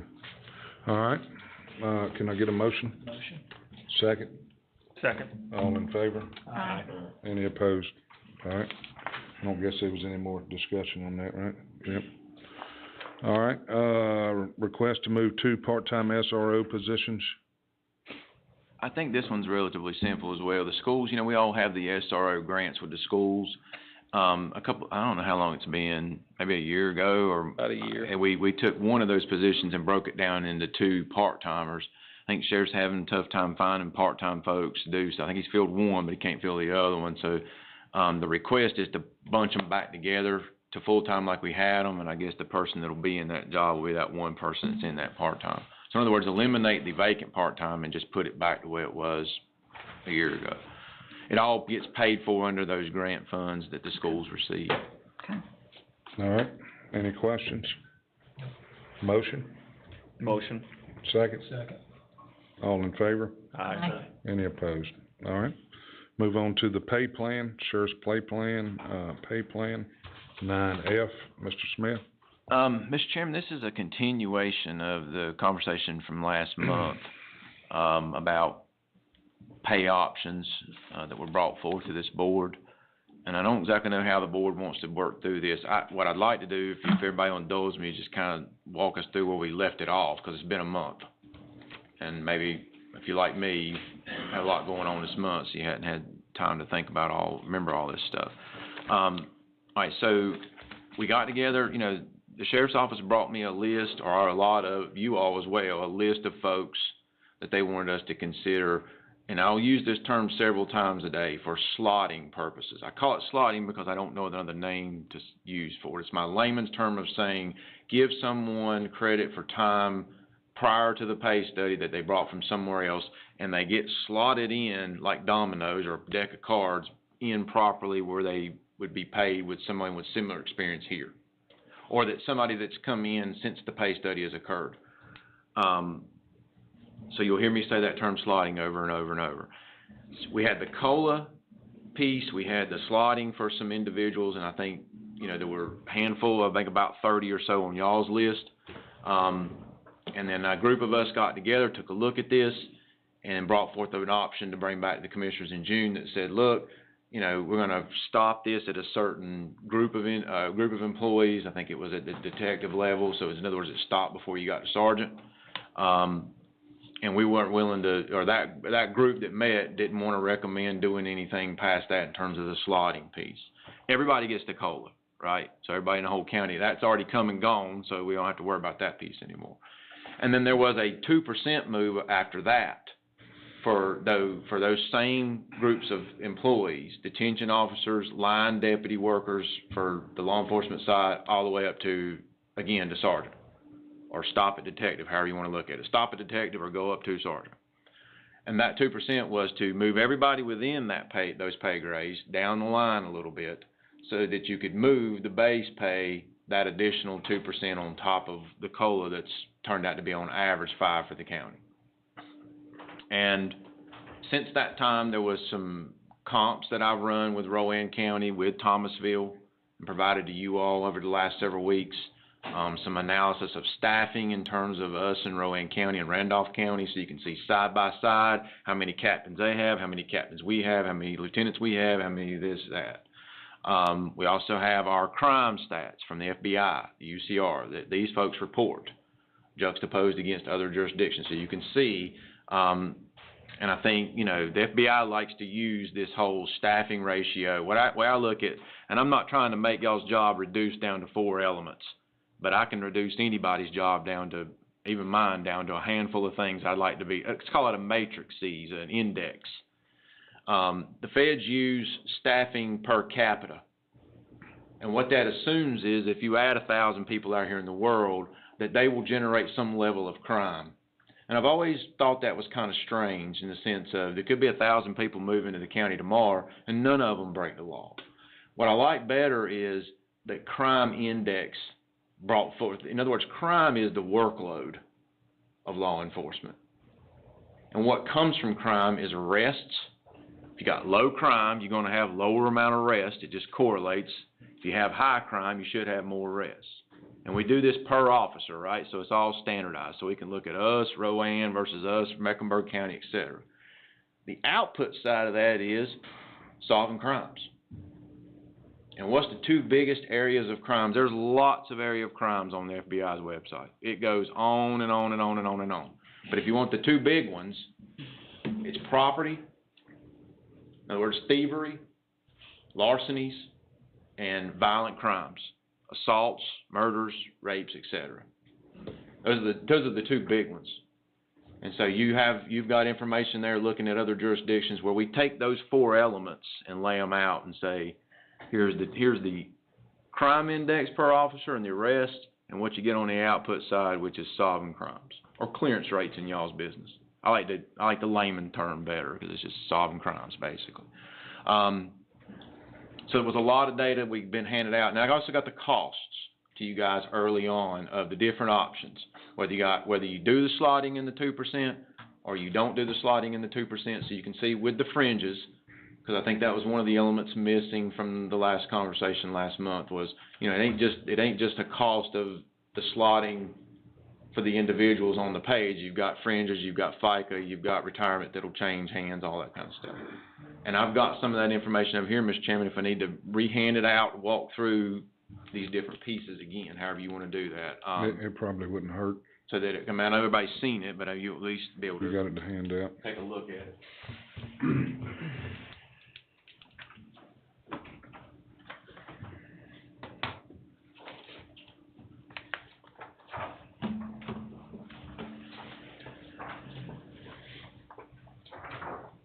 Just so you gentlemen can have this one here if you like. So this is those 4 elements with the jurisdictions, and I included Thomasville, which I normally don't include cities because they're always going to show high on the crime. They always have more crime in cities than you do, largely, most of the time in the county. This is the way we standardize this information to say, look, you got a per capita everything, in other words, arrest per officer, then you can measure yourself against other jurisdictions. And you can see we don't arrest as much as other jurisdictions per officer. We don't have as much crime here in terms of per capita as they have in these handful of jurisdictions. And our clearance rates are not as good as some of these other jurisdictions in terms of the property chase. Violent crime was pretty close to the average, but the property piece was not. Point out Rowan for a reason, because I'll keep bringing them up as you see on that list in the world of kind of analyzing all this data, we call them a benchmark. In other words, they are a peer that we ought to look to say, you know what, they solve crimes pretty good, they arrest at a pretty high rate, they have similar amount of sworn officers we have, the size of the county is very similar. In other words, they're only 40 square miles smaller than us. I know it's hard to believe. I looked it up because I thought, well, there's no way. Davidson County is bigger. No, it's 40 square miles, or 45. So it's not much smaller of a county. They have about a similar size of sworn officers as us, and I'm going to show you a breakdown of their overtime and all that kind of stuff they spend in just a second. But they get more out of what they spend money on. They produce, as you can see, their clearance rate is what, about 19% on property crime? I mean, that's 3 times ours. They arrest per officer at a 4-time clip rate. Our crime index is relatively similar. But look at their violent crime, 74%, 55.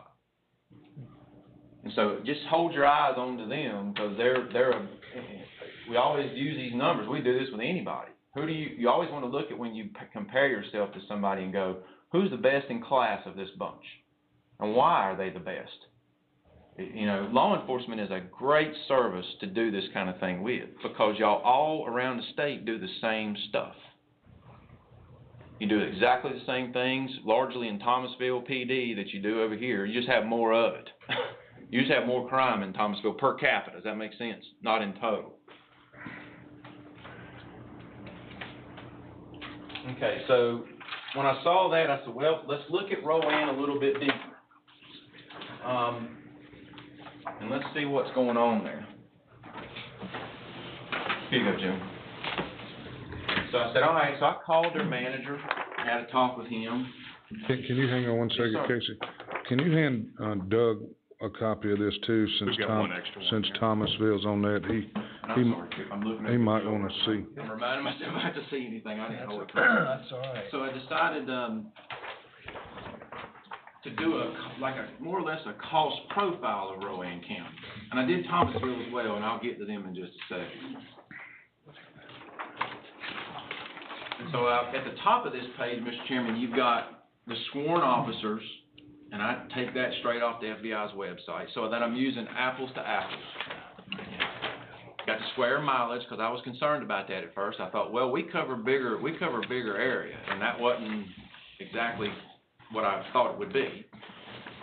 The next row is the key difference. In Davidson County, we spend $1.2 million in overtime per year. Wow. And that's divided amongst our sworn officers and our non-sworn officers, i.e. patrol and civil and all the things that come along, SROs, et cetera, will be the sworn side versus the jail, essentially. You can see on the just sworn officers, I didn't even bother with the jail piece, because I'll touch on that in a second, versus Rowan County. In 2024, we spent basically $765,000 in overtime. Rowan County spent $39,000. Hold on to that number in your mind. Just on their law enforcement side, they spend the bulk of their overtime. They spend about $300,000 in total, but the bulk of it's in the jail. So they're about an 80-20 split in terms of what they spend. They spend majority of, and that would stand to reason, because the jail is the Achilles heel of all county law enforcement. That's where you've mandated to provide service, you have to run. So if you've got to staff it, you've got to staff it. The next piece is the starting pay that we had from the previous meeting, Mr. Chairman. You remember we had it, and that's why I'm not bringing that list back out with Randolph and Davey and Denton on it, because you're going to see in a second it's not needed anymore.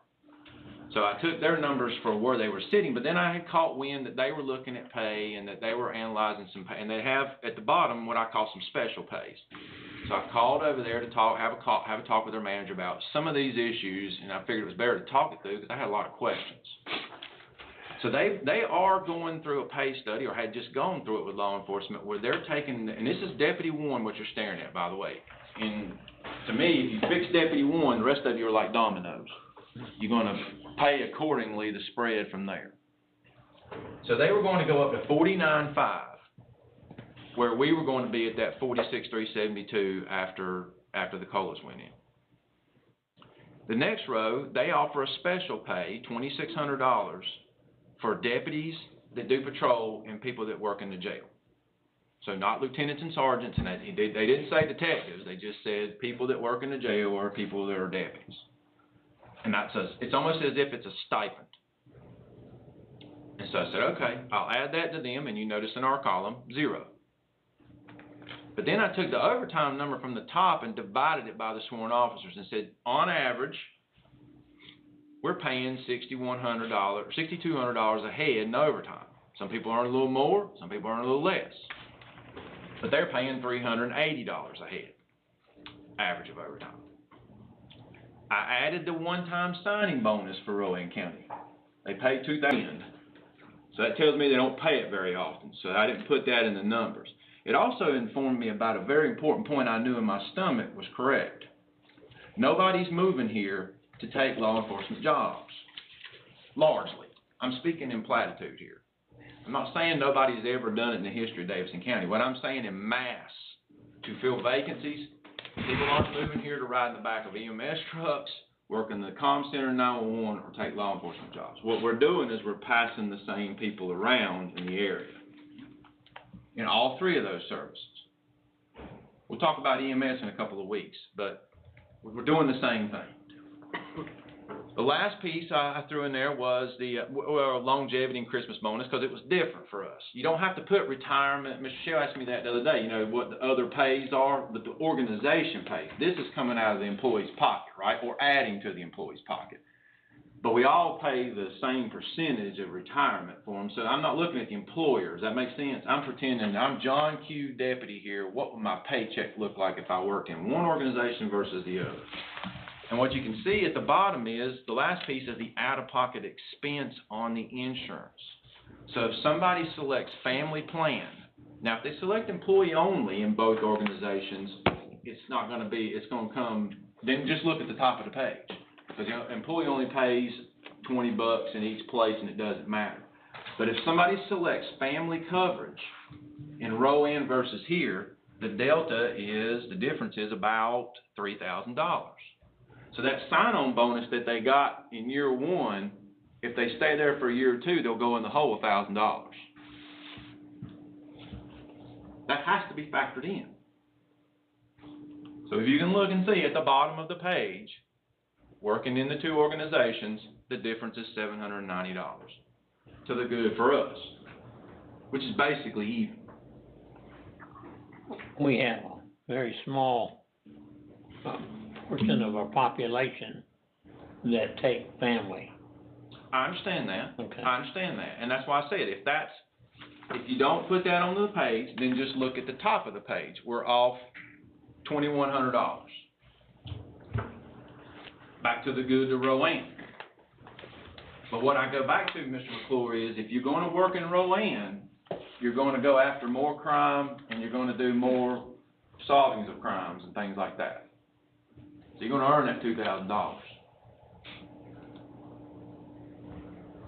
Thomasville's very similar analysis. I'll show that out, except for, and with those numbers there, Tim and I took it an extra step. With those sworn officers, we backed out all the captains and all of the lieutenants in both organizations. I did not do that for Thomasville because I couldn't get the numbers fast enough, but here's what you see with Thomasville. Because Thomasville's been held out, and they are a better payer when you look at the pay. They're going to a starting pay of $52,000 and some change for a deputy one. But the problem is the family plan piece again. And again, I don't know who's on the family plan in Thomasville versus here, but I'm saying in Thomasville you're going to pay, and Doug, hold your ears, you're going to pay $9,000 an employee to be on the family plan in Thomasville. Now, I know y'all have gotten a lot better. Trust me, I am not picking on Thomasville. The pay's up, and y'all gotten it. I guess y'all joined a bigger pool. But that makes the spread even wider because we're still at the $4,000. So even if just Mr. McClure, forget the insurance for Thomasville. If we just start them off at the $52,000, and again, they don't pay for overtime much. They pay a little bit better than Rowan, $1,200 a head to our $62,000. Then the delta is $1,900.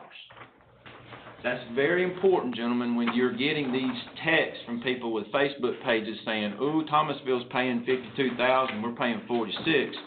What are we gonna do? What are we gonna do? The context is important to the story. You have to have all the information to be able to evaluate it and go, actually, we're not that far off. We're only $1,900 off. And if somebody selects the wrong insurance plan in organization one versus the other, it's going to be off the other way and come back this way. So I didn't feel any need to evaluate Randolph or Davie or Denton any further because I knew these two were being held out as top payers. If we're competing with them with out of pocket, you know we're competing with Randolph and Davie and Denton. So it reduces our pool of competition down.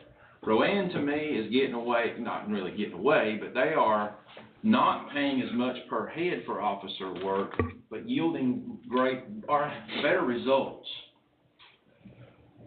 if that makes any sense. And I don't say that to belittle what these folks do. What I do say that is they should look at them as a group to look at and say, what are they doing different? You always, in any business, you guys know, you run businesses, you look to the best in class of your field and go, why are they the best? Do they work harder than I do? How are they getting away with it cheaper, better, faster? Last piece, or two last pieces.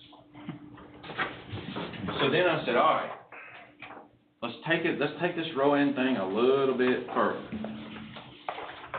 While I had them on the phone, I said, let's get all the information from them we can get. And I did this with Randolph too, but Randolph just opened a jail. And so they're going to have more staff than we have.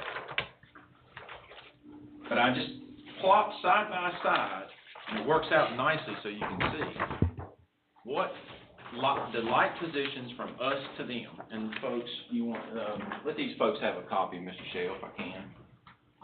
They'll pass it around, yeah. So you got a sheriff on the left side, a sheriff on the right side, chief deputy. But you'll notice they don't have majors in Rowan County. They have less captains. They have less lieutenants, less sergeants. They have more detectives. They have, I'm not sure I'm seeing that right, Mr. They have less corporals but more deputies. That almost washes. We've got more support staff. We've got less detention officers. So what this indicated to me was we're a little bit top heavy relative to them. And to go back to pound for pound, sworn officer to sworn officer, looking at the stats of what they're getting done, look at what they're spending.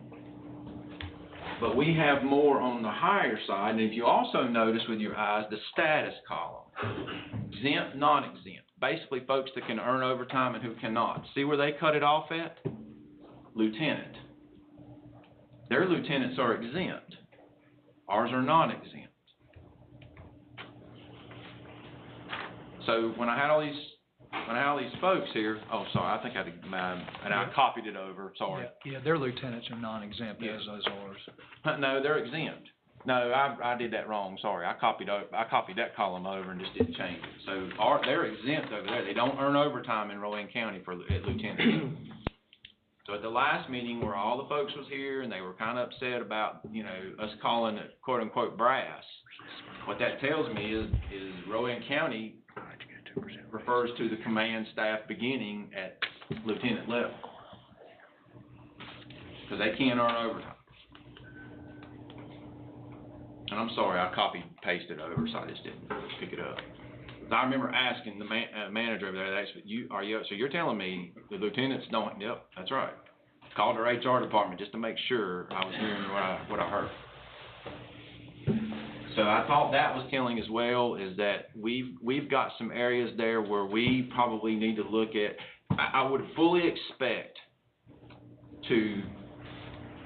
Rowan's got their staff positioned where they probably need to be, which is in the detective area and in the jail. If you're not solving property crimes, you need to have better detective work. You don't necessarily need, you know, more captains. Especially if you can't change your total. You just have to redeploy your resources a little bit differently. And again, it goes back to looking at who is doing this well and modeling it. I think this gives everybody, y'all, them, good information to say, probably need to look at Rowan County as someone. Again, go back to at the bottom, you'll see the office technical support. 20 folks for us, 10 for them. Randolph County sitting over here got 20. So there's an area too where I saw with my eyes, we've got way more what I call overhead staff than Rowan County does. Way more. I don't know why. There may be a valid reason. Some of it may be the team that does the stuff with the children. But that again is an area that need to be monitored, to watch. You probably asking yourself, what does this got to do with the pay? we started this conversation. Because I wanted y'all to see the entire profile, cost, staffing, performance of these places before you kind of looking into your decision. Now we're back, Mr. Chairman, to address the original plan. I'll turn it over to you and I'll be quiet because I think I've gone through everything I got on. Oh, one more piece. So the cost of the 2% in the slotting game.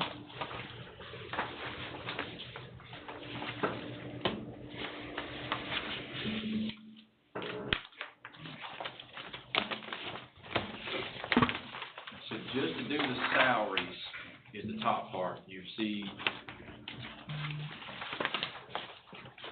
2% in slotting, or 2% in no slotting, 2% in slotting. And you see the two columns, which is deputies and detention, and then the far right-hand side, including sergeants and lieutenants. And I added the benefits at the bottom. So really, the green rows is where the rubber meets the road. It's if you just do the way we had it, or the way the plan came out the first time, with the slotting, it's $288,000. It's not the $150, it's $288, because you got to have all these benefits added to it as well to make the change work. If you take it up to sergeants and lieutenants with slotting, it's closer to the $500,000 at the bottom right-hand corner. If you don't do the slotting, it's $209 for just the deputies, and up to the detectives, and closer to let's just say $290 if you include the sergeants and lieutenants. So I guess. What's the 219 represent? You mean the 209 there? 219 is 2%, no slotting. No. Sergeants and lieutenants. Yeah, that's just where we had it last time. That's up to that sergeant. That's given the 2%, but no slotting. It says including sergeants and lieutenants. 219, right? That's over there on the right-hand side. Oh, far right. Oh, yeah, but see the row, I'm sorry, Mr. Chair, this table might be a little confused. So see the row says 2% and no slotting. Yeah. So if you don't do no slotting with just the way it was left, it's 159. If you go up to the lieutenants, it's 219. That's just on the salary. You said 290, that's right now. Well, I'm adding the benefits at the bottom. Oh, okay. The benefits, we didn't get into that conversation last time, so I'm going straight to them green rows at the bottom. Okay. I just want to make sure I understood. And I think that's it, Mr. Chairman. But I guess if you how you want to proceed, that's where we left it. That's the cost of the no slotting versus slotting, and then the 2 percentage points up to whatever the board chooses, whether it's stay where it was at the detective or move on past that into the lieutenant range. Okay. Mr. Chairman? Yeah. I'd like to propose a motion and subject to discussion, to start this discussion. My motion would be 2% with no slotting, including sergeants and lieutenants. All right, so there's a motion. Let's open a little discussion here on this. Any discussion? I'm ready. Yeah, could we reply to everything? Nothing's been said from our side. Oh, sure. Go right ahead. Comparing us to Rowan County, we did our comparison too, and I did it with the sheriff, and I did it with them as well. There's a lot of difference in us and Rowan County. One, Rowan County has 10 other municipalities where we have 3. If you go to the municipality, and I say that because it's what we, the sheriff's office, have to serve the people we serve versus Rowan County. Counting the populations, I went through and got the populations of every city and the number of sworn police officers they have in each one of the cities versus the population of what we have in Lexington, Thomasville, and Denton. And I did the square mileage because the city covers those things. First of all, you got to involuntary commitments and stuff like this as well. In Davidson County, we do those things, plus we do fight crime and we do fight property crime. I don't know the numbers. Sometimes numbers get skewed. You can variate things all the time and they look different. We see that in everything in our federal government as well. We see that, you know, the Democrats going against President Trump on all he's doing, you can come up with numbers. I don't know. I hadn't had a chance to look at that myself, but I did look at this. Talking about, first of all, the mileage.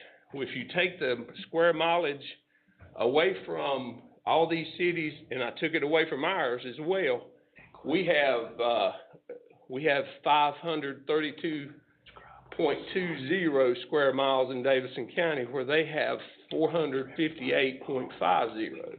So we're about 74 miles bigger than them as well.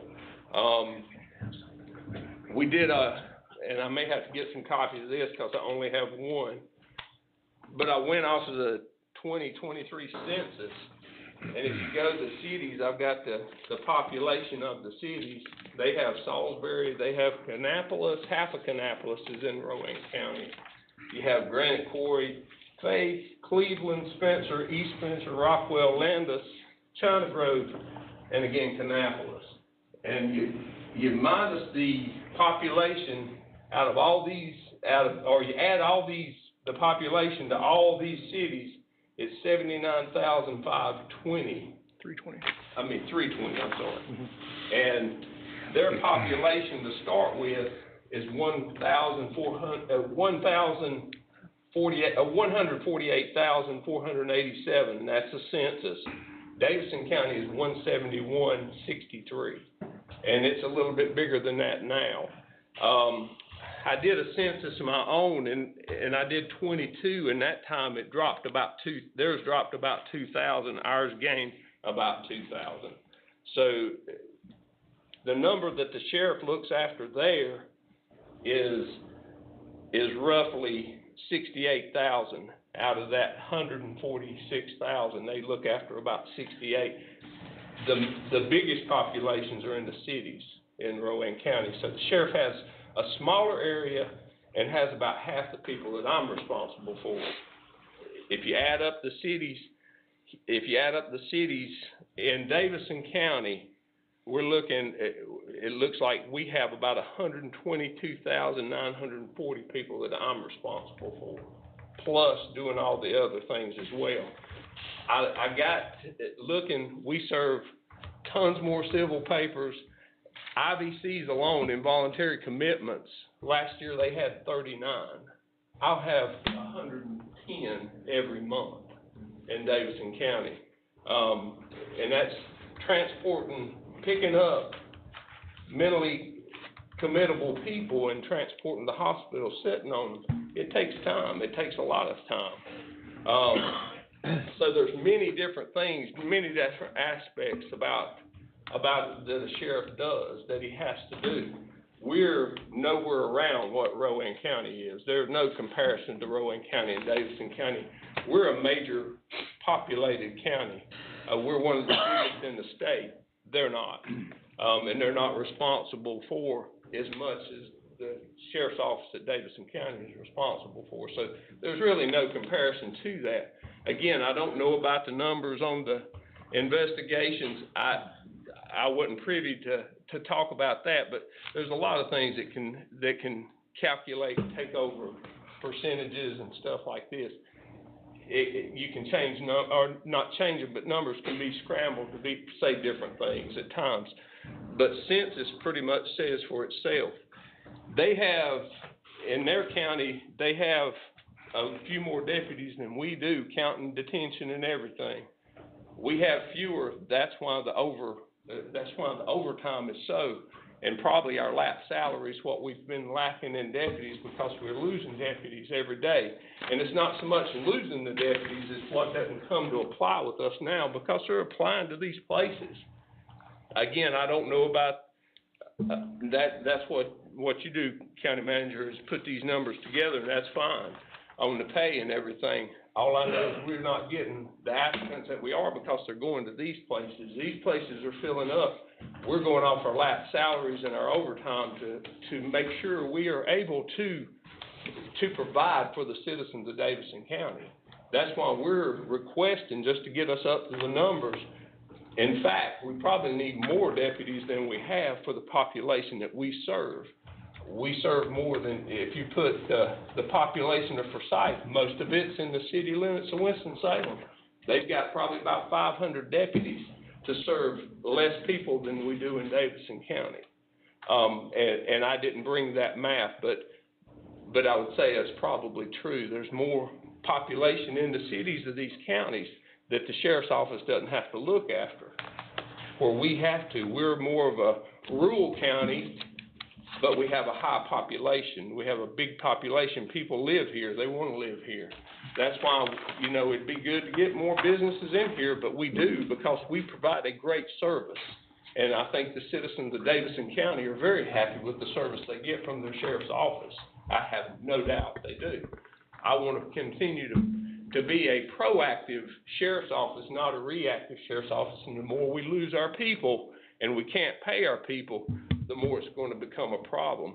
This slotting thing is a thing. I've got 35 deputies that are not getting paid for the experience they had. When someone comes in and we're trying to put our best foot forward to get them to come in here, they're surpassing some of the supervisors that they come into because the supervisors are not going to get paid up to 15% of what they deserve for their experiences, because we did that in something that y'all gave us, and you were very grateful to give us a pay raise about 3 years ago. It's time for that again. It's time for us to be looked at around what's touching us pays more than what Davidson County does, and it's hard to get people to come in. They'll come in for some things, but it's hard to keep up, and we're just asking y'all to do that. Again, Captain Comer, I would just say one thing about Rowan County starting salary. If you look on their website, HR website, starting salary, the salary that's posted on this is correct. But if you look on the sheriff's office, that salary is most comparable to our BLET cadet salary. So when you're in BLET cadet and you graduate BLET and get certified, we give them a 5% raise in Davidson County. In Rowan County, if you look at it, they hire as soon as they get their certification, thus graduate BLET, they get a 2% raise. So actually the starting salary for a certified law enforcement officer that's graduated BLET in Rowan County is $50,516.94. So again, you have to kind of look back on, in that stuff, you look at the certification levels of what they get. A general certification would be, hey, I got my BLET certification on that. So it's kind of hard to read the data. And I have the data from this Data USA. It breaks down the municipality, what the sheriff was talking about of each city. Again, it's just that if we were serving 69,167, what we had, we could serve more property crime. But sometimes you feel like you're just being responding to calls, and you don't have that time to go investigate. So you have to kind of look at, they have all those municipalities and all those police departments serving all in Rowan County, and that includes detectives. It's all property crimes. And they do. I did talk to the chiefs of police at these municipalities, and they do assist the sheriff's office as well as answering calls and helping them as well. So they get that benefit. And we assist in the city as well, which we're assisting in a call right now with our CERT team here in Lexington. So that's why the chief had to leave. But we assist them. In our county, we get some assistance, but very little. We get some from Denton, and we work with them. But we work with them now because they're so short-staffed that we're trying to cover for them and help them as much as we can as well. I think the motion that I made stands. It'll give the sheriff the tools he needs for recruitment by we've elevated these deputies 7%. not 2%, don't get mixed up on all that, 7%. And that's gonna give the sheriff the tool he needs for better recruitment out here. And my motion stands. I've got a question on the comparison. All right. Yeah, I was gonna let Casey follow up with, I mean, he's listened to it all, he's done all the research, so he can rebut, but go ahead and ask your question. Well, it was Casey, so I'm looking at it, and if everyone wants to follow, I've got the comparison between Davidson County and Rowan, and I wanna make sure I'm thinking through it correctly, in terms of the overtime calculation and then the average. So, the sheet is based primarily on trying to get a comparison between Deputy 1 starting pay between the two counties. The average, though, for, I guess, the sworn officer overtime would take into account more than just Deputy 1. Correct. And so maybe this is a question for the sheriff, but who, I guess, because overtime is obviously tied to your hourly wage, and obviously as you move up from deputy, right, there's a progressive increase. So the overtime, depending on the person, depending on their position, could differ. So I suppose my question is, do we have a breakdown, and maybe you can speak generally, of who is primarily using the overtime to get to that number? So is it primarily Deputy 1s, or is it a larger mix? Does it include the lieutenants and the sergeants? Because if that's the case, and here's where I'm going, then the average of overtime per sworn officer is actually inflated, which would send this subtotal up if it's trying to compare Deputy 1. No, it's not inflated because it's per person. But the base pay is for Deputy 1. Yeah, but on average, we spend $1.2 million in overtime, and there are lieutenants who earn overtime. But And they're calculated in here, though. Right, that's spread over 130-some people. So if you divide 1.2 million by 130-some people, that's your per number per person. So, yeah, it's like a bell curve. Some people earn a little more than 6,200. Some people earn a little more than less. Now, it could be that I don't think all the Deputy 1s are earning less. I mean, I think I sent this out to the board where you've got it by individual who's making overtime. Do we have the average per? No, you've got the list that adds up to the 1.1 million. So we could then figure out Right. Deputy 1 Right. average. We could. Right. Okay. That's what I think, and I can go back and look at it, because I think that would be more accurate than building off of just looking at it and making sure I understand it.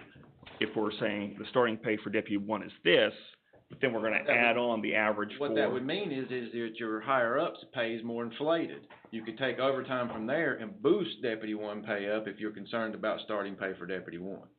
Your overtime number is a place where, I mean, I still don't know why we're spending $1.2 million in overtime and these other two jurisdictions are not. Now, it may be for training, and that seems logical to me, but that's an awful lot of training. In other words, we're offering comp time plus overtime. So folks in our office are earning 240 hours of comp time plus overtime at $1.2 million. So $1.2 million is how you can spread it however you want to. If you want to increase salaries, basically what I'm saying, Commissioner Mazzell, is I don't see how we can afford to do it in both pots. Does that make sense? No, yeah, and all I was saying was I was trying to figure out where we were going with the comparison, because when it started off, when we were talking about it, it was primarily for Deputy 1. Right. And we were saying, here's the starting pay for Deputy 1. However, the other variable that we threw in was overtime on top of that, which is fine, but that overtime number, the 7,600, that takes into account overtime from people beyond Deputy 1. Right. All I was saying was to get a more accurate comparison of just the Deputy 1 folks and their overtime. And I can do that while they're continuing to talk. And it may not be much of a difference, I don't know, but that's all I was saying. In reference to this sheet that David just passed out right here, and in response to what the sheriff said a while ago, the cities, the sheriff still provides detention. The sheriff still provides civil service in those cities. So it's not like the sheriff just puts a line around those cities and doesn't do any function within those cities. So it does qualify the need for additional personnel and to render those services, whether it be in detention or it be civil officers. So it's not, it's, just to make you understand, you're not removing this number of people, because we still service those people. Right, they still in your detention centers, Yeah. they still serving them court Yeah. papers, so. It's still, I'm following the crime and side. bailiffs and courts, you know. I'm following the crime, because that was what was brought Oh, up. yeah. The Yeah. crime side is what we do. But we do assist the city as well. But somebody may take it to mean that you need less officers because you're not, in fact, you are providing a service. They have more than we do. They have more officers than we do with, and they. Who does? Rowan is less than us. Oh, Rowan, okay. I thought you were talking about the city, that is. No, Okay. Rowan's less than us. Okay. So, yeah, we could use more. They We have, more. they have less people than you, is that what you're saying? They're serving less people in the county. Yeah. On the everyday call service, you know, a disturbance, domestic, all these things, they serve less. 20,000 But they do have the jail. 20,000 less people, but they have more violent crimes than we do. A lot, but, I mean, their crime rate is. Their crime's higher than ours, so they got. That's why we standardize that. I don't care how many people are in the unincorporated area in Rowan County versus here. What I care about is how much crime per capita is being committed amongst 110,000 people in unincorporated in Davidson County versus the 85 in Rowan. They have less people, but they got more work to do because they got more crime. That's where your work's derived. It's not derived just because I move into the county and I'm a law-abiding citizen. You can't put me in a statistic and go, Casey moved in, he was the 1,000th person, let's add a person today. If you so, what you're doing is you're adding law enforcement under the assumption that just adding, and there is a tipping point where adding people will render more crime. But you have to look at the crime index. What is being committed in my county or my jurisdiction, wherever you want to do it? And like I said, you can look at there, in a small jurisdiction like Thomasville, there's more crime per, what I call pound for pound. I hate using weird terms, pound for pound, there's more crime in Thomasville than there is in the unincorporated area of Davidson County. You would expect that. It's a city. It's more dense. People living closer to each other. You're going to have more interaction and more crime. One other question I got, Casey, vacancy. What's our vacancy rate compared to? It's about 9.5. Rowan's is about 7.5. Or it was a month or two ago. Ours is we got 20 vacancies right now, or 21, and that's translating into about 9.5. And those vacancies are where? Our vacancies are, here's two ways to see it. One by position.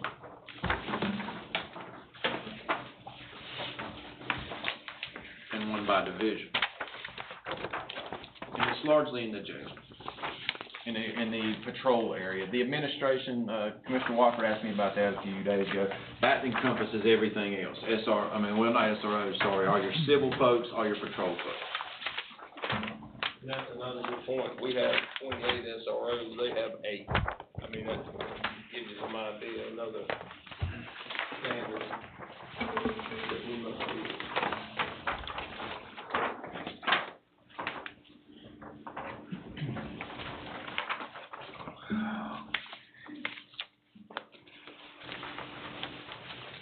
So Deputy 1, 2, and 3, we're 7 short, 7 vacancies.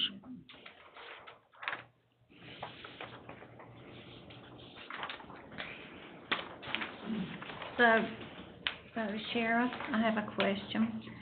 The deputy investigators, how many do you have so far at this moment?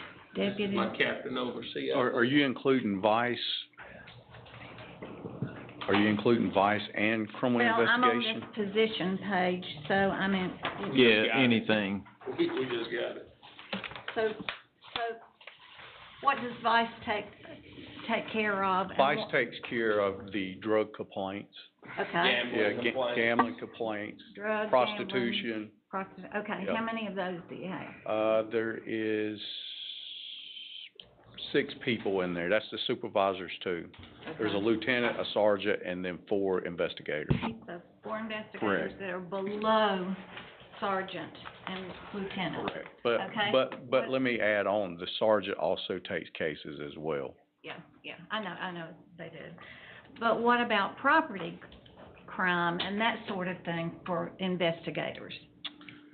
How many do you have? 14. We have 14 of those. And they're gonna handle sexual offender registry, they're gonna handle sex crimes, they're gonna handle property crimes, they're gonna handle violent crime. So it's not just property crimes. We don't have somebody that just does property crime. Okay. And then you can add another man special team, Trace, that works on property crimes. They work on all crimes. The other thing to factor in as well, we have about 539 sexual offender register that we have to keep up with. I don't know what Roanne's number is, but I would say it's significantly less than ours. Has that number increased over the years? That Because- number goes up. It Yeah, but I'm does. saying from the past administration, the sheriff, has that number grossly increased, or is this the same pretty much? That work- number keeps growing each year. Our Well, task I get force- that, but- And the task force helps with that. I mean, we make more arrests, you're gonna have more on sexual offender lists. Yeah, I think- As you make more arrests, Yeah, I it's think gonna go up if- in if- their lifetime. If you look at the sex crimes and stuff, our detectives really key in on that, and they're very aggressive.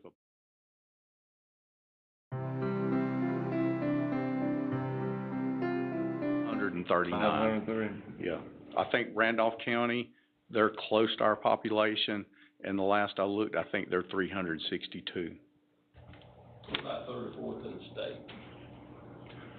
So it looks like, so are we back up full on deputies now? Because I know the other day I made a call, and I guess it took 35 minutes for deputies to get to Denton, and my understanding was somebody was in training, and the closest you had a deputy was Wahlberg, and I think from the email back from the manager, there was a report back that y'all had hired a new deputy, and he was in training and was fixing to be.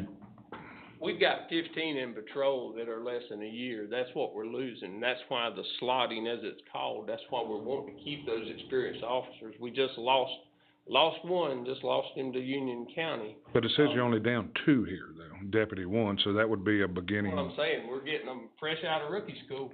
You're getting the 1-year deputies, you know, and there's nothing we can do because they're going to these other locations. I think that you would need to add all those together, because you may decide you like the patrol schedule, and you could be a deputy 3 on patrol. You Oh, I just get stay that. there through the progression through the ranks to get to the deputy. But I'm 3. saying, this whole conversation, well, it didn't really, the whole conversation started off with 35 employees that was on the list that needed a raise, not. That's right.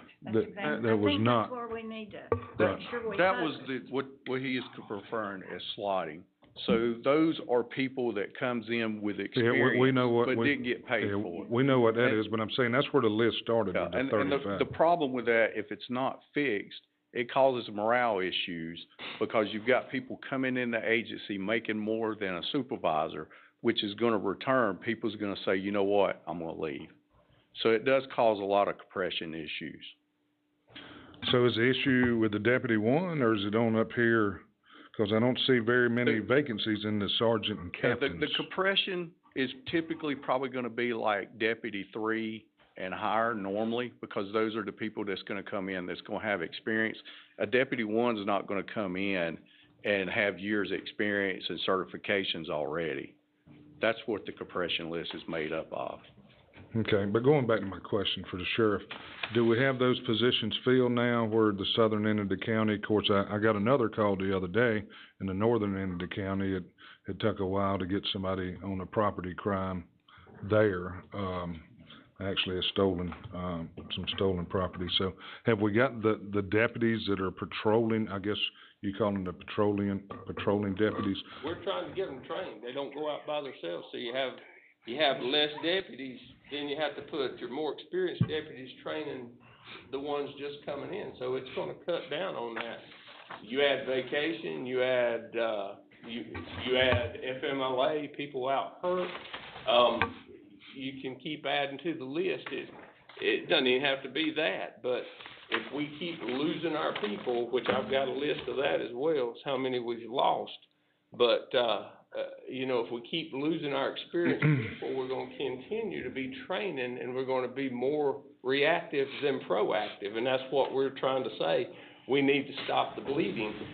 All these other agencies have, from 10 to 17% around us, including in this county, being Thomasville, Archdale. You might as well count Thomasville, they're right beside of it. Just lost 2 to them as well. But your vacancy's only 2% off of Rowan, so your vacancy's not a whole lot different. But anyhow. I mean, I can get the rookies coming in, that's what I'm saying. Where I was going with this, Davidson's only got 38 deputies compared to Rowan's 62 deputies. So is that why maybe there's nobody to answer these calls, or it's taking 30 minutes long or 35 minutes to get? I'm just asking this question. Is that? I have 10 on patrol for mine. You know, we've got a bigger civil division. We have to. We serve more civil papers, more IVCs. We do those things, more evictions than Rowan County. Again, you're trying to compare apples to oranges, and you can't do that. Well, no, I'm just asking that question because, you know, 62, they got 62 deputies. Yes, sir. And we only have 38, so. So, and only 10 are on patrol? We have more than 38 on our list. At one I wish I should have brought a roster. I didn't bring my roster. Well, a patrol squad consists of, 10 people on a patrol squad. So if they're fully staffed, you got a lieutenant, a sergeant, 8 deputies. Problem is, we're not fully staffed. And then you add vacation, FMLA, all this stuff, and then all of a sudden you try to backfill it, you get other divisions coming to work, which that leads into overtime. So you see this soaring overtime, but then you all, on the other side, you look at your lap salary, and it's growing over here. So somehow or another, when you're pulling your stats, you gotta figure out how much is true overtime, and how much is cause we're backfilling the laps. That's a problem, yes, getting them full and being out there, and feeling like you're just not constantly just responding to calls, and you be proactive, in the right area. But if you got a list, and if it says our rosters when it come out, if it says OIT, that's officer in training, that's 2 per car. So you may have 7 working tonight, but you may only have 5 cars responding to calls. That gets to be the problem, with it, is just keeping the people. And that's our biggest thing. When this all started, it was, we were trying to fix the bleeding for the slotting issue. And then it took a turn to where I also tried to, you change the rank of fixing the, from lieutenant or whatever below to fix those ones. We switched to just try to fix detectives and below, and then try to do a 2% to kind of catch up with the other one. And that's what happened. So again, the slotting, I mean, I know you talked about to look at the cost analysis, but our problem is we're going to be right back in here because we're going to lose a lot of those seasoned people just sitting there watching it right now. Because they're looking at, they know they can go somewhere and make a whole lot more money. And they're not probably, and like I've talked to y'all before, these people are not like, I got to stay with Davidson County because I'm going to get my health insurance when I retire. Well, they're not gonna go to Rowan because they're not gonna get no overtime. They're not going to get it. But some of these people don't get it. They're not gonna go to Thomasville because they're not gonna get no overtime. But some of these are not worried about the overtime. Advertising there is. Well, that's how a lot of them are. I got lieutenants in this department earning $40,000 a year overtime, Steve. I understand that, but those are not the ones that you're worried about. Those are not the ones we're really talking about as far as, there may be some of them, but some of them, the ones we're talking about the slotting, I talk about the slotting issues. Those are, now some of them is. Those are some of the same people that are on the slot. In other words, I got people on the slotting page, they get the 2% and COLA page, and they get the overtime. They're in all 3 buckets, Steve. Okay. That can't happen. It ain't gonna happen in Rowan, and it ain't gonna happen in Thomasville. I don't care what y'all say. It ain't happening. So they're gonna have, if they go to another place, they're gonna have to pick their poison. Right. Take the higher salary, but not get the overtime. And I understand, and we could do a comp time, but then we run the problem. And it goes back to if you can hire rookies and bring them in, if those folks were to leave, and I'll say this in the microphone, I'm not asking folks to leave, nor did I ask them not to watch meetings anymore. That sentence got truncated off. I said if it's going to cause everybody an aneurysm, don't watch the meetings. Notice that conveniently got left off the sentence. But my point is, if they're going to leave, then the problem's solved. You're going to boost up the people that are in the ranks now and rehire the rookies, as you just said you could get. Then this whole slotting problem would go away. as it rightfully should one day in this organization, because we've been chasing this. The pay study couldn't fix all of it. It could only fix what you could afford to pay, and the pay study was $3.5 million. And it fixed it up to a point that everybody was willing to live with at this point. But their contention is, I work in it day in and day out, their contention is not that you don't have the person in the seat, but you are losing your experienced deputy. And I understand that. You got greenhorns coming in here, right out of school, that don't know what the heck they're doing, and you're having to tie up 2 people to a car to handle these calls. It makes them less efficient because they're losing. We just lost a sergeant that was a SWAT team member, patrol sergeant, and firearms instructor. You can bring somebody in out of BLET, but you ain't gonna make that up. But my retort to that is they're doing it in Rowan County. Right. They're getting away with it at 9% vacancy rate, we're at 7.5%, or vice versa, 9% versus their 7.5%. So I keep hearing you can't compare. I've heard all this morning. You can't compare nothing we do to anybody else. It always seems to work out that way when the numbers don't work in nobody's favor. And so you can compare things to what other people do. You may not get exactly right, but that doesn't mean you shouldn't try. Matt just pointed out something very interesting about overtime. I'm still trying to find the sheet so I can go through. That may be a caveat we got to look at.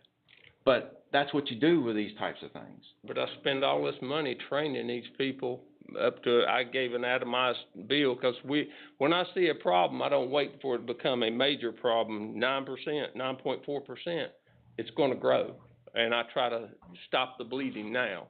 And that's why we come about a year ago on the compression. We've been working on it and bringing it to you and bringing stuff. You know, and I gave an itemized bill. It's about $78,000 once you lose one, to bring them back in here and train them up. And then you keep them for a year or two, and then they go to these agencies that's paying, and they go to them, and we start over again. Well, point to what he's just saying right there. I was in business and furniture for 20 years. It's a lot more cost effective to retain than retrain. Just like he's saying. Yep, I understand I've seen it that. from both ends of the spectrum, from law enforcement and the business world. And I'm saying, if we can sit here and we're looking at $288,000 versus $482, you're talking $200,000 to genuinely demonstrate appreciation for what these guys go through and make it right. I mean, we can sit up here and talk about the sports complex that everybody was riled up about.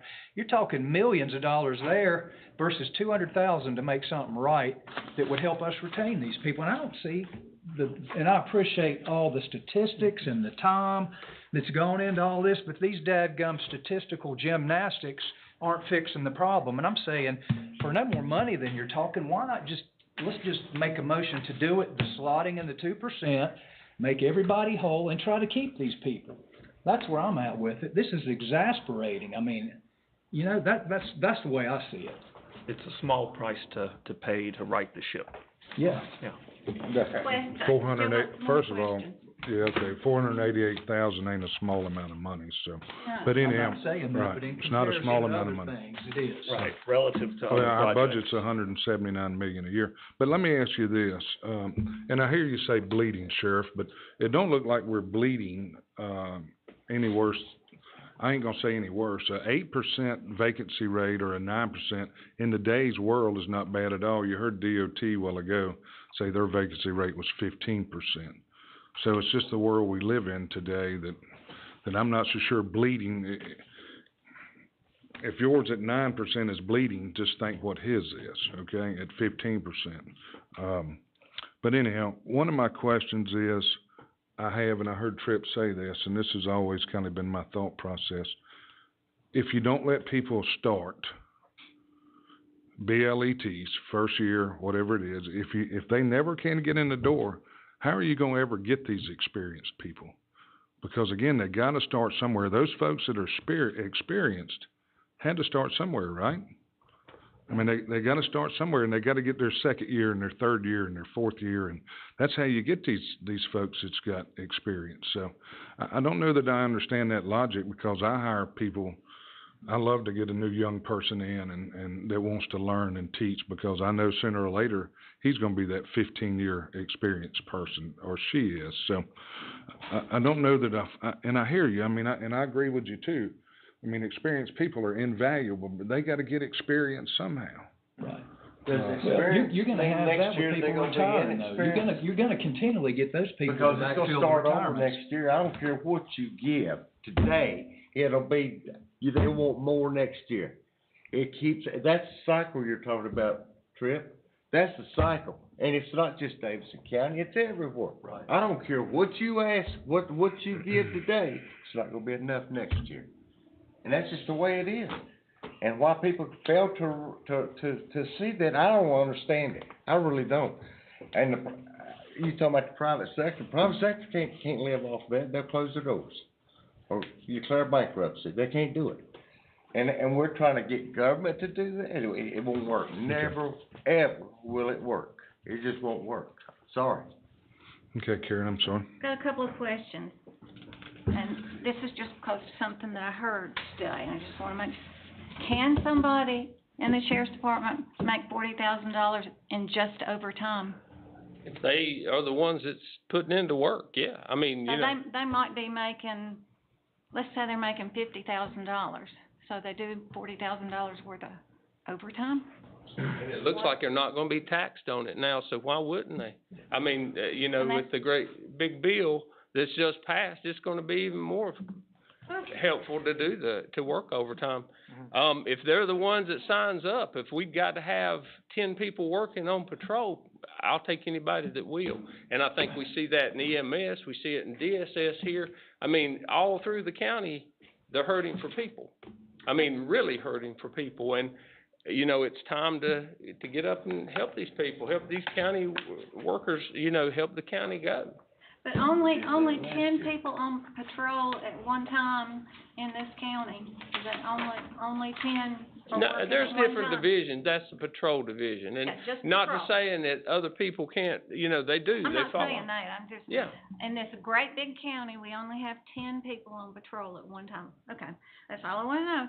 Lieutenant is We not, asked for more allotments this year and we didn't get it in the budget. We actually, you know, the budget come down a little bit for us, but we are, you know, but there, I agree, we need more. But we do with what we But you've got more can. that are going up in salary. You see what I'm saying? It just looks like to me, there's I work patrol, I'm the sheriff, but I'll answer calls. I mean, if a call needs answered, you'll see me. In administration, which includes from lieutenant up, has 146 positions, and then everything below that has 78. Is that how I'm figuring it? For a total of 224? Sure about. I don't know, we didn't bring That's just a, a division. we Okay, didn't that's probably not I accurate. wouldn't Never say mind. it was that many. no. No, just never mind. That's just I know because up 12 at the top, it's just got division, just a division. So you have a lot of divisions, right? Oh, yeah, well, Yeah, I mean, that's yeah, a, yeah, so just mark that Well, you out. only got 224 positions, right, Casey? There's 224 Yeah. positions. Right, those Yeah. are the names of the divisions. Yeah, the names of the divisions. Okay, that's, on the position, the number of vacancies. You don't have any lieutenant vacancies right now, is that correct? And how many lieutenants do you have? If you look at, On this big sheet that it's Casey very- gave right, us? you know, like managers, the lieutenant's positions, you're sitting at 17, and stuff, so. the Total of last 17? 17 lieutenant's positions, this is what's. I'm just And asking that's questions. that's too. detention also. And that would've been somebody would, well, if they get those vacancies, you know, mainly you should get your supervisors on there to have somebody, a leader out there working. And that, you know, they're answering calls too, but somebody's gotta be in charge. So when we promote a captain, that opens up a lieutenant position, cause they come from the lieutenant up, so we'll fill it up as we go. The top will be full. It has to be to have leadership within an organization. I just wonder, because that name was not on there, so you don't have any. So you've got 17, so you're full in lieutenants right now. Have to be. Okay. It's just a lot, of information. Yes, ma'am. It is. Yes, it is. Well, I think we were asking a lot of questions, and Mr. Shell, I've got a couple of things that I'd just like to say, okay? I wanna thank the manager for giving us all this information over time. I think it does, because, I mean, John Q. does not know anything about the sheriff's department, except for they've got on uniforms and we don't know their different positions that they do and how many you've got, so I appreciate that. It seems like, and I'm gonna say this, and I don't mean it in a negative way, but it sounds like from what we've heard, that the upper echelon, is paid, maybe pretty well, and that the average for these lower levels, which is where we started in our conversation at the very, perhaps could use some more increases. And their job in a lot of towns we know is not glamorous, okay? And I don't mean glamorous, you know what I mean by glamorous. And it's so hard to say, well, this position is harder than this position, and this one is more dangerous than this position. So that's a hard thing to say. But one of the things with the comparison to Rowan County, they do pay a lot of less overtime than we do, but we're paying, what are we paying overtime for? To fill in absences, to fill in needs in a certain area? You know, tell me what overtime goes to. It is to fill in for them to go to school, to be trained, because once you go, you know, we have to hold certifications and continue to hold certifications, and the people out here expect the best sheriff's office they can get, and they've got it. So we have to train as well. If someone's out, I've got about 7 on FMLA now out for workman's comp or workman's comp type of injuries, or having babies, or you know, they can take 12 weeks off now. They get that now. So that puts us short in positions. So it's really a shortage in an area. Well, it could be any area within a division, and you rely, just like the EMS relies on getting people to fill in, you know, and y'all gave them a on-call pay. We don't get that, you know, to be on call to come out. Our guys don't get that. So we're lucky that somebody does. It's a voluntary unless we have to go to a mandatory. We had to go to a mandatory in the jail at one time, but we got the numbers up a little bit. We're getting very close to doing that again. Well, for me, and if people call me and talk to me about things, one of the areas that the citizens want more than anything else is this property crime taken care of. And if that's not done, I think we do a pretty good job on it. Well, they kind of mark it off and say, if that's not done, then I'm just not going to mess with them anymore. You know what I'm saying? Oh, yeah. I don't think people are complaining about it to us. I mean, you know, I think they say we do a pretty good job. I think they gave their vote of confidence last time when I ran, and they're getting ready to do it again. And I bet you they do it again, because we're going to do a good job. I'm going to earn the respect of these people I serve each and every day. And I think we do a pretty good job here. In the last couple of weeks in our discussions, there was a lot of discussion about risk being equated to pay. Risk and pay was a lot of what talked about. And what happens and what has happened is that certain different departments in government have gotten upset with each other, okay? And what we try to do as commissioners with our county manager is to try to treat all the departments the same way, because then if you don't, you get this complaint over here in this department and this complaint over here in this department. And so, you know, I'm sure that there have been other departments where a slotting issue probably addressed some of the people that had worked in the same kind of field that came to work for the county and didn't get the slotting that y'all are asking for. So I just want to mention that. Being fair to everybody is important. It's kind of an unwritten rule as far as commissioners are concerned, I think, and as far as our county government is concerned.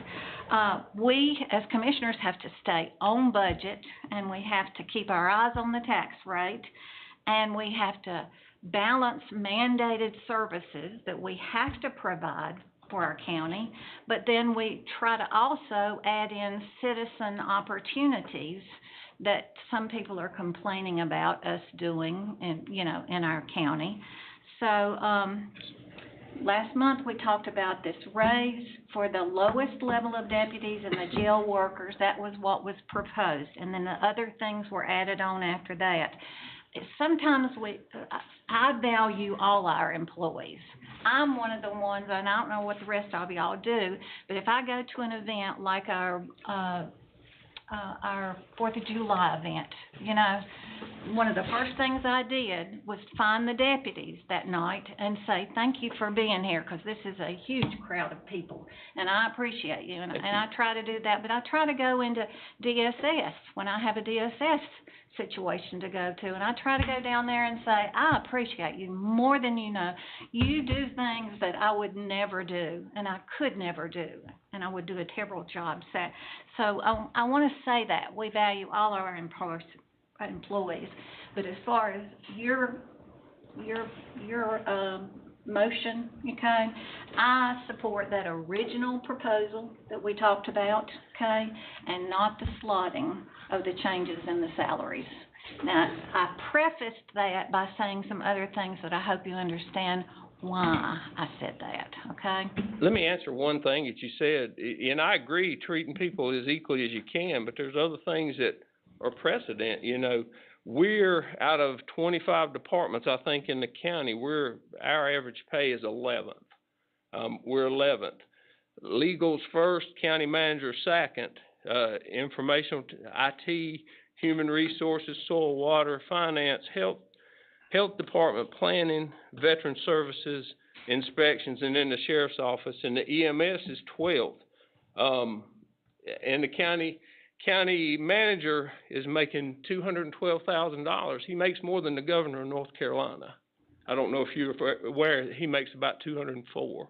So, I mean, people are well paid, I guess, you know, and I'm not slighting what he does. But that's a lot of money that, you know, could help a lot of equal people too. We don't all do the same things. We all do different things. Getting shot at, just yesterday, 2 of my deputies went on a eviction. We're going to put locks on the door, and the bullets go. So, you know, you never know what you're getting into. You go for one thing, but it turns out to be a whole nother thing. So I think, you know, if you can support us and help us to keep those experience here, we need that slotting. We really do. I brought that first and foremost because we need experience to train those young deputies, or the young deputies will be training themselves. And I believe in giving people a first chance as well. We're real good at it because we do it a lot.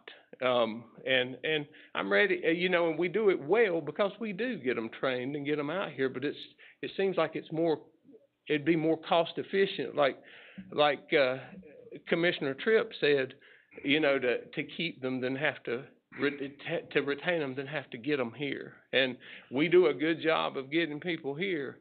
People like to be a part of this, but they also, like one gentleman just came and left us for another agency within this county, I'm not going to say, but he said he had to feed his family.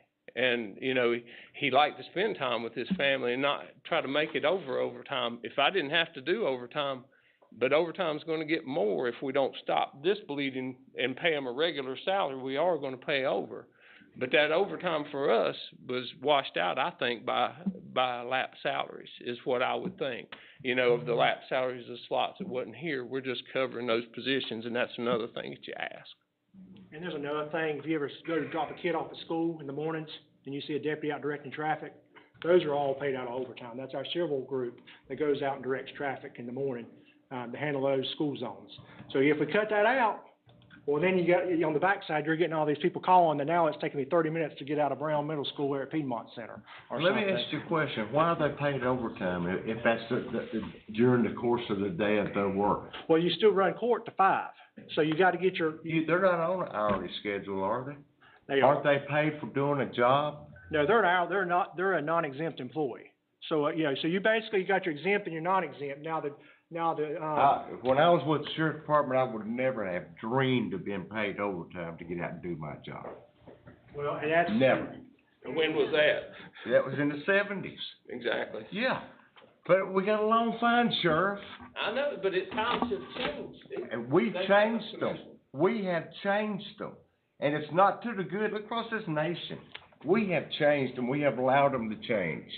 It's not like it should be. I'm not saying, I mean, I think society's changed totally, but that's a whole nother topic. But yeah, the world is probably a lot softer. I got into it in '86, but I see the differences. And, you know, you've got to change with the times too. And unfortunately, to get the people, you got to do the right things. Sheriff, I respect you a whole lot, but I don't agree with that. I think that's why this nation got to the point that it's at. That attitude. I really do. I'm sorry, but that's the way I feel.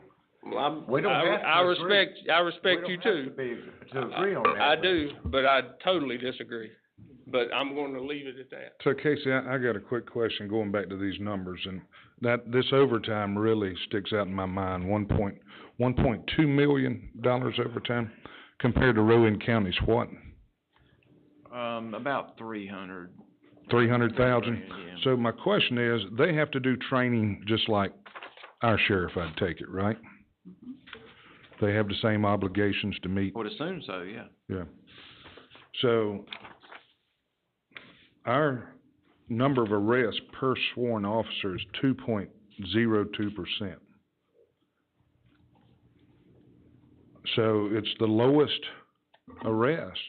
Again, For- stats can be manipulated. I mean, they can be, Well- you can do a different calculation or something, but, you know, there's things that can do this. But let's find out the real number. I looked on the SBI website, and I don't see where Davidson County Sheriff's Department's even entering that information. Are y'all entering the information on the SBI's website? Because it started for like 6 months, and then it stopped, and then it started again for a little while. We're trying to get it to them, but And we then it also stopped. changed our flex system too recently. There again, that's something that, you But know. this has been going on for years. I look back for the last, 6 years, and when you first got elected, there wasn't anything for like 6 months. And then there were information put in for a little while. And don't hold me to these dates, but I'm just trying, because I don't know anything about crime statistics, and my hat's off to Casey, because he's done a lot of work here, and I think it's invaluable information. I think y'all ought to look at this. I mean, the numbers may be wrong. If they're wrong, you need to prove them wrong, because, you know, and it looks like all of it, you know. I mean, 6% on burglary and larceny theft offenses cleared, only 6%. I think that's the lowest out of all these examples here. I don't know. I'll look into those, but, you know, I didn't know that was coming today. I thought we were. But we the were reason I'm talking saying, about pay, if but- we spending overtime, if we spending that much overtime, and where I'm kinda going with this, if it's going in training, are we gonna save some of this overtime if we raise these salaries up, or are we still gonna have the $1.2 million in overtime? Well, I mean- the lap salaries are gonna cover probably most of that anyway, is what I'm trying to say. When we don't have a vacancy, we were gonna pay that anyway. You know what lap salaries is when they're not filled. You know, we have that money that we don't pay out to an individual. We don't pay out the benefits. We don't pay out anything when it's not filled, you know. So we're covering it. We can cover it lap salary, we can cover it with overtime pay. We have it in the budget. It's just, you know, you pull from column A or column B, but, you know, column B being the lap salary, it was already approved for the position. So we're just covering that position. When it's empty, we're bringing them out. We're bringing people that are working. I think what he's asking, Sheriff, is how do they do it in Rowan County when they don't have that pot to pull from? Maybe they're using their lap salaries. I don't know. I'm not privy. They can't use the lap salaries to do overtime, so they don't have the overtime budget to pull. How are they accomplishing these items? Maybe they're paying for back, you know, some of their pay before they go into the overtime. I don't know. Well, that would be a step in the direction of probably you guys getting with them and figuring out, what are you doing? How are you able to accomplish? Because I can tell you this, in Rowan County, the overtime is approved by the county manager. So, now, I am not advocating that. I do not want that responsibility, folks, but I'm saying that's how it's done. Some agencies, like the state, they'll, for non-exempt employees, you earn, comp time. You know, as long as you don't exceed 171 hours in a month, like ours would be 86, they would earn their comp time, and it's set in a bucket for a year. Right. So instead of using their vacation time, they would use their comp time. And for non-exempt employees, that time, if they don't use in the year, they get paid out after a year for that time. And that's a great point. We do both. Yeah. We do the 240 plus the $1.2 million now in Rowan County, they do the 480. That's a cost, so they Right. can bank up to 400. Right, and Tim's done the math. If we were to do that based on the overtime report with the folks listed there, we'd have about 4 people that would exceed that number. So everybody could fit within that number. So it does beg the question, why can't we just do comp time? If we can get them to work. Well, but they Yeah. have the same vacancy rate, basically, there that we do here. They have a little bit less, so it must be So, working for them. You know, the idea that we got to backfill, it has to be a challenge that's overcome in Rowan County is the point. The same as it is here, the same as it is everywhere. And I can't believe we're any more special or different that we can't overcome that when these other folks, you know, it was really eye-opening when I talked to Thomasville about they don't do any overtime as well. I also understand Archdale don't do any overtime. Not say don't do any, I'm not saying they don't budget zero. I'm saying they just don't do a lot per person. Commissioner Mizell, it's just under $3,600 for a Deputy 1, so it does change it. It goes back to, plus to the good Rowan County side. Now that's again in picking the insurance plan at the bottom. And we're also called to assist every agency. A lot of times we don't call them, we assist them. You know, I can cut out mowing all the county buildings. We do that with our officers, with our prisoners on our misdemeanor confinement program. He's getting overtime to do that. You know, that's just one example, but you know, we can do what we can do with what we've got, with the manpower we got. And if you're gonna use Rowan, let's apples to apples, not apples to oranges. We're serving more people in the end, and it's half as many as what we're serving. But those half as many people must commit way more crime. They've got 276, and yes, go to Salisbury, see how. That's what I'm saying. How comfortable you go out walking up the I street won't of be. That's my Salisbury. point. They have more work. Versus maybe, Us. I don't know. I mean, I've got to look at the stats and everything. I could come more prepared for that, but I thought we were working on something else. But I will, if that's what I need to do. But the But we'll work crime's, on it. the crime's way higher over there for sure. Mhm. So back to the SBI thing, so you're going to start putting the crimes on there now, or you said something about you changed software or something, or? Flex data, Yeah. that's where our data, people are entering all the data. I'm not really sure, but it's Bobby's entering, Anna's entering the data. I can check. We can Casey, get you a check Casey, on did you that try to without look having- there without too? giving I you mean, a- That's yeah. why, correct answer. if you look at the title of that head of that chart, it just says January of 23 to May, because I couldn't get data for all those jurisdictions, but for that time frame. It was missing data for us, and so to make it apples to apples, as they say, I only picked that 6-month window. I had a gap in time. I've actually went back and looked at the arrest off the state's website, back several years, and I think I'd sent this out to you guys several months ago. I can quote it real quick. Arrests. Hold on 1 second. So a 10-year summary of arrests for 2015 to us, versus LPD and TPD. So we arrested in 2015 about 2,700 people, 3,900 in 2016, 4,700 in 2017, and I'm rounding, Mr. Chairman, 5,000 in 2018, and then in 2019 it dropped to 768, 826 in 2020, 685 in 2021, 792 in 2022, and only showing 279 in 2023. LPD's arresting 1,700 in 2015, and looks like about 3,000 consistently, 2,500 to 3,000. TPD was doing 1,200 in 2015. They've dropped down to 492 in 2023.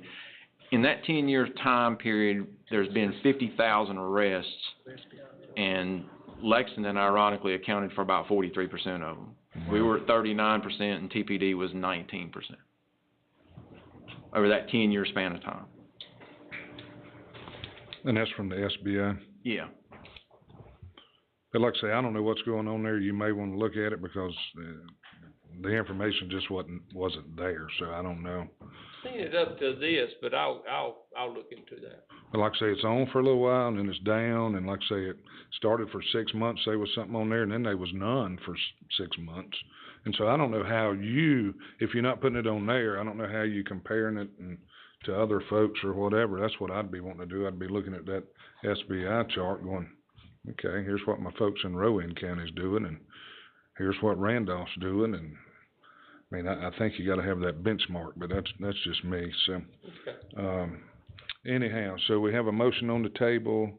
Any other discussion? Quick question, Casey, Make did you a say? motion that we don't vote on Thursday. We don't generally. This is a regular meeting. Regular It's not meeting. an information meeting. Yeah, this is a It's regular a meeting. Thursday for me. It's still, the information, It's it's a still our- regular meeting. Yeah, we've still We had public hearing today. I'll make, I would second your motion. And I hadn't said anything. Oh, yeah, but, yeah, okay. Go ahead, Fred. I was reading someplace, I'm forgetting where it was, maybe it was Facebook, I'm not sure. These 3 officers were sitting there, eating lunch, and the people come up there and shot them. Now, it wouldn't make much difference whether that was an officer on the road or where he was in the, it doesn't make any difference, it's the uniform that's causing that issue, not anything else. And I don't know exactly where we are on this, but the thing that tends to bother me a lot is that we are always trying to catch up to somebody else. When do we get to the time where we can have the people out there and pay them what they're worth, where other people, officers, come to us and look to us for guidance? I mean, this whole business of, it just seems to me to say something about your own folks whenever you're saying that every time you do one of these things, you have to catch up to what the people who are out there are doing. I see all kinds of differences in what you've got here. The thing that I heard, I didn't know if it was put in there or not, but there's a whole lot of deputies that spend a whole day sitting in Raleigh. And they have to go out there and they're not getting any productive. And if they don't have enough people to make the trip, they still have to do the trip. So somebody has to have the overtime to be able to do that. It just seems to me that, I don't know, maybe not knowing as much as I do or knowing more than I should, don't know which one. It just seems to me that we look at this thing in too much detail when it comes to individual officers and how they're handled and anything else. It seems like the sheriff ought to be the one that ultimately would make this decision. But I really am disappointed, I guess, in the years that we have been doing this, which I have been for some time, that we always catch up. And we've never got to the point where we're the ones that the other people try to get to. Thank you. Casey, maybe I misunderstood something, but this sheet here shows you that we are paying more than Rowan, right? Well, if you go back to what I just said with Commissioner Mizell's piece, if we're just gonna look at the deputies like that, not look at how you spread the money around, in other words, if you thought that deputy ones, you take more from this, in other words, you allocate the 1.1 million however you want to. And I get that, I mean, but if that's the case, then the only pay raise you do is just for the deputy ones, and you bump them on up. It's off, and get them started. if we're gonna use the $3,600 proxy number there, we're off $900. Right. To the good back now Rowan County's way. So, and again, that person getting that one-time signing bonus, you're up $900. The next year, if they stay there a year or two, that signing bonus goes away. They just went in the hole by $2,000 minus $900, which is $1,100. And what, So every year they stay, that they don't move away from there, they're probably gonna, if they pick the family plan, and that's, you know, Commissioner McClure may be right, I don't know how many folks we got here, and I don't know how many in Rowan County's got. and you could have run that number to see just how many, I mean, but that is a perk that, you know, for sure, but my point is, here's the thing with the detail that I like. Now, I like the detail because, you know, you can't just say Rowan County pays more, can you? Can you just say Rowan County pays more without actually looking at all the detail Well, to I see? mean, what happens with these things, it tends to happen to me, and these folks, again, I'm not picking on y'all, trust me, please don't turn your heads, and I'm not doing, this is all my departments. So let me say this in the microphone, this is all my departments. They come to me with information, they say, I've got a problem with pay, I've got a problem with filling positions, and they have not gone through this exercise of, they'll bring me a list of some pays in other counties, and they don't understand that that's just where it starts. Does that make sense? That's where the conversation begins. And I think you do have to look at insurance pay in one jurisdiction versus somebody else's, because, I mean, we've historically been better on that side of it. Does that make sense? Now, in the old days when you did this, nobody had these special pays. Nobody was given a stipend. Nobody was doing one-time sign-on bonuses. That stuff didn't exist prior to 2020.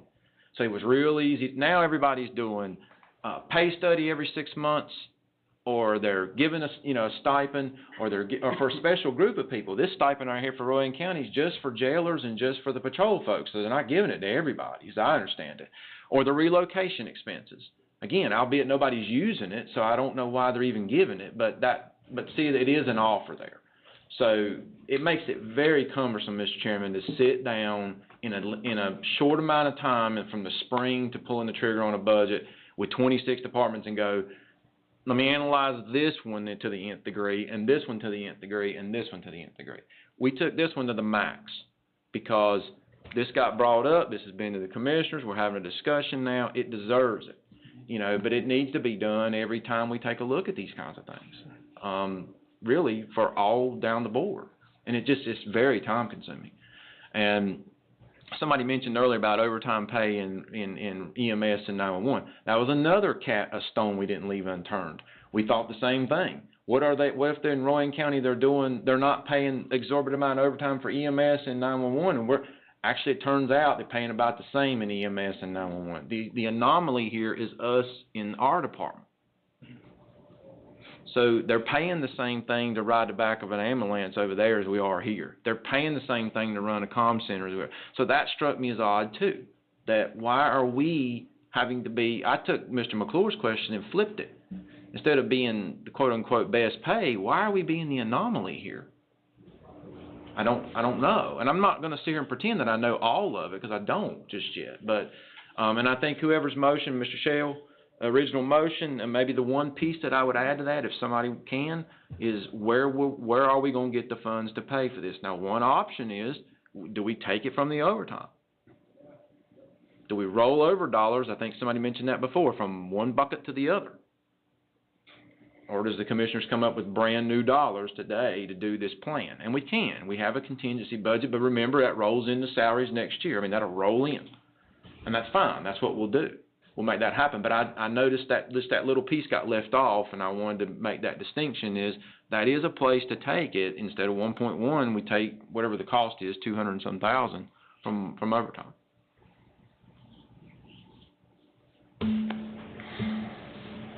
I didn't have anything. I'm sorry? I said I didn't have anything else. Okay. Where do y'all want to get the money from to do this? Casey, I asked you, and you told me you had the money to do this if we decide. We can make it happen, yes, but I'm just offering you an alternative if you wanted to, but we can make that happen, yes, sir. So if we do the overtime then, or they keep their overtime, that means they're gonna make a good bit more than Rowan County, right?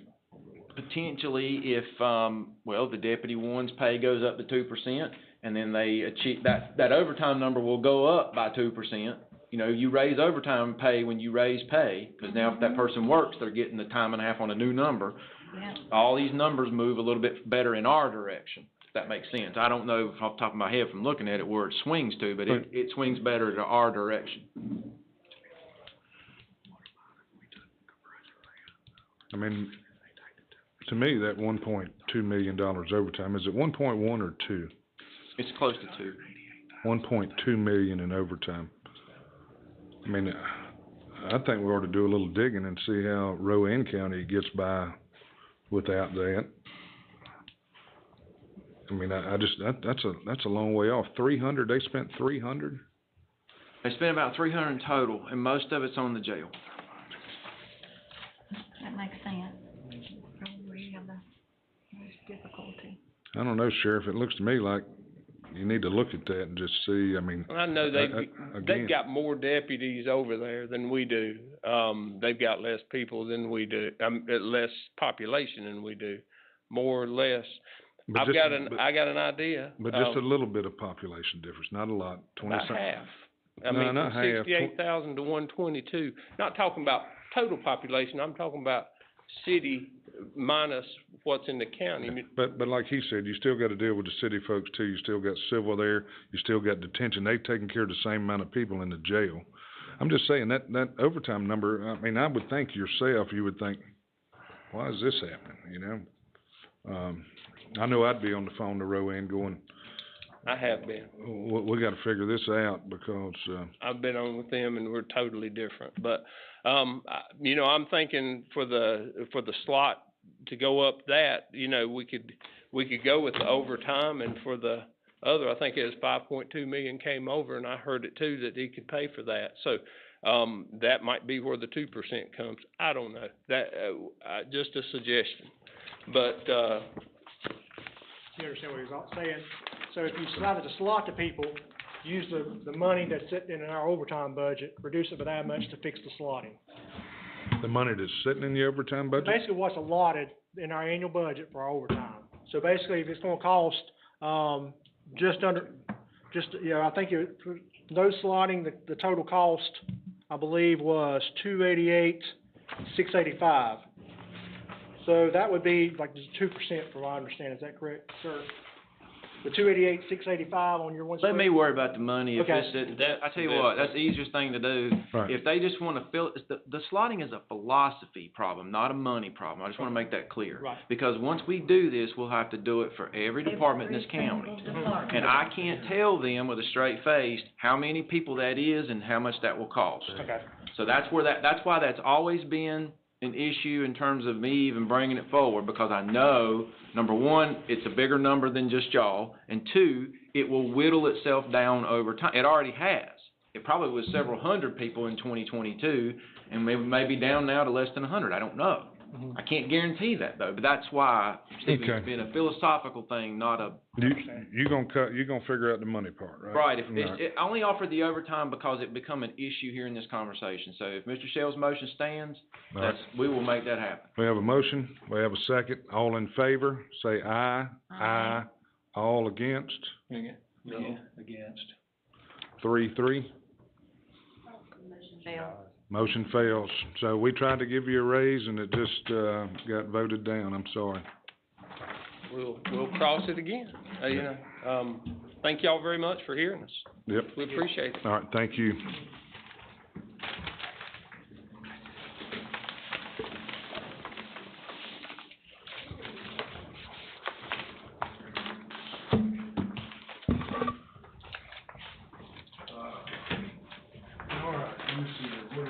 We gotta do the parks folks. I was fixing to throw this away, but I might wanna keep it. All right. If you wanna do it. Let me see where I'm at. All right. Appointments to Parks and Rec, 9G.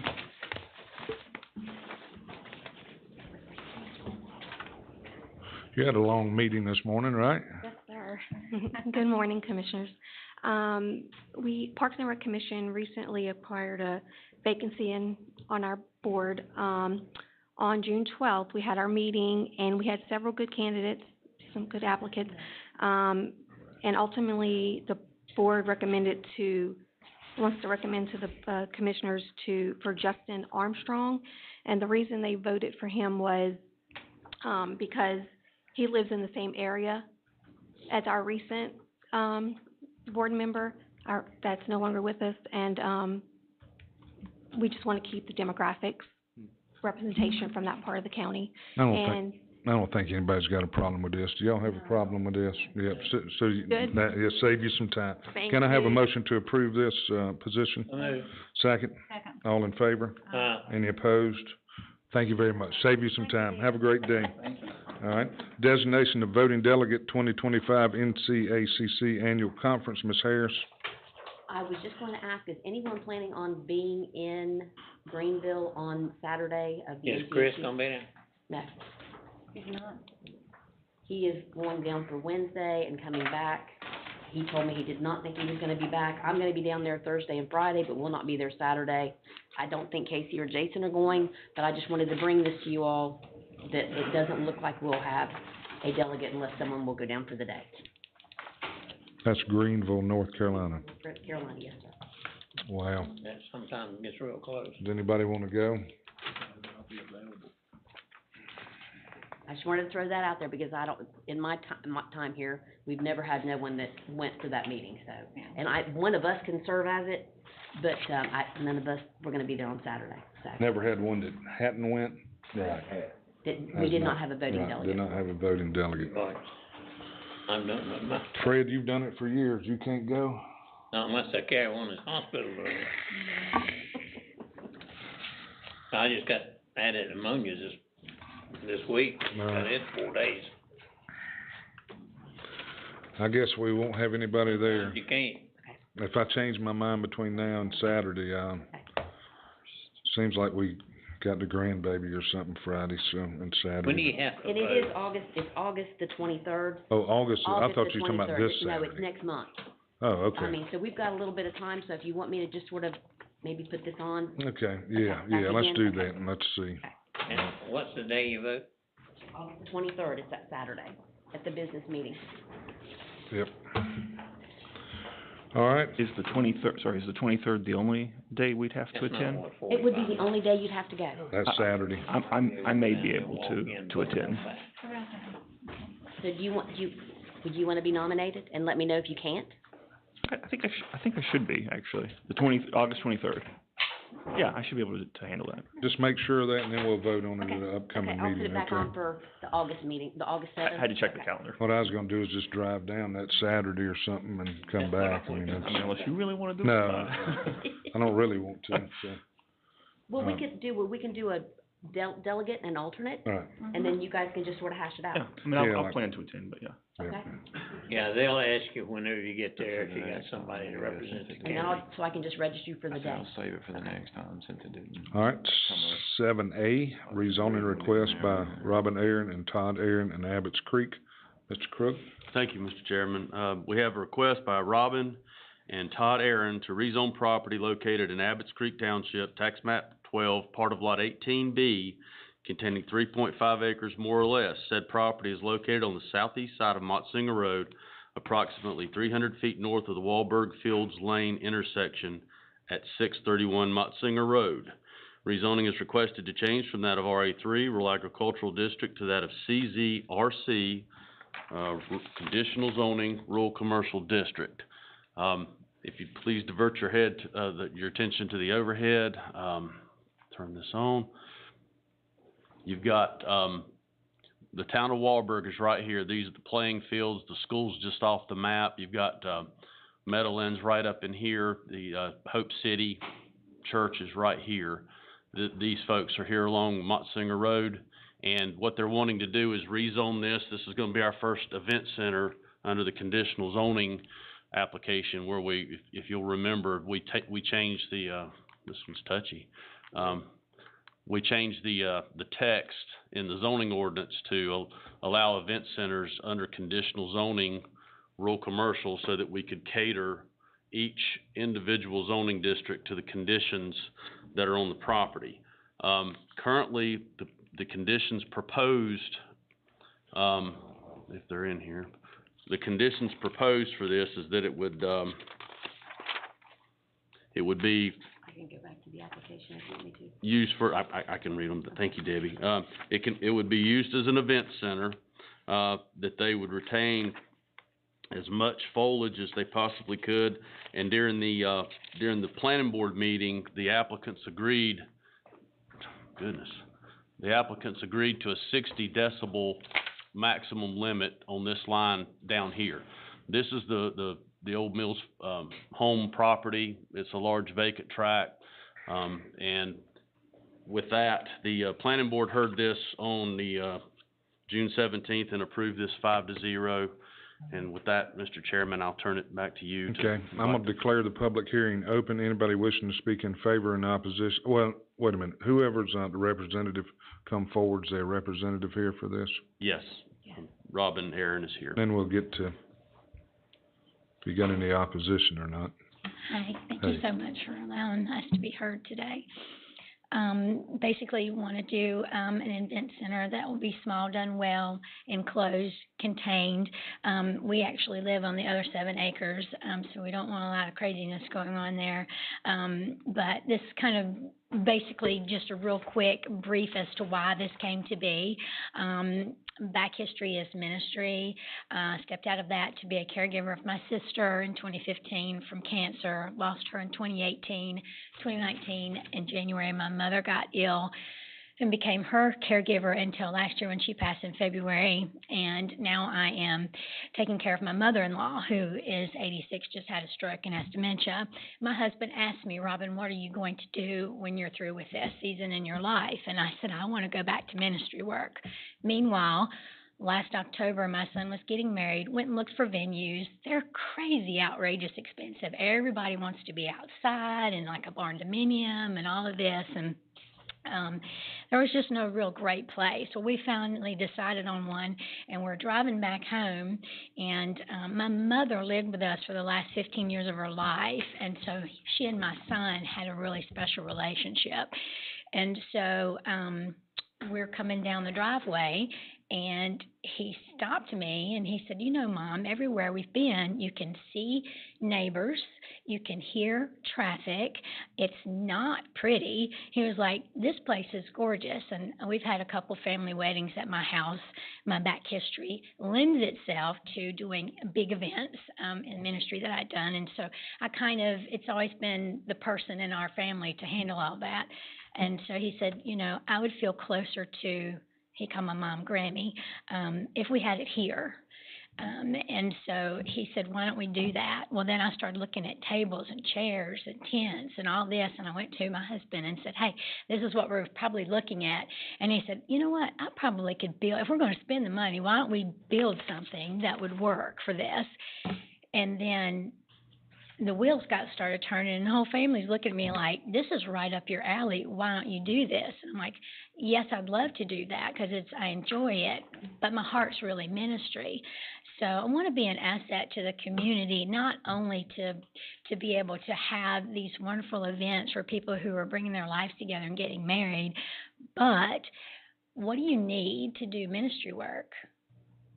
Money.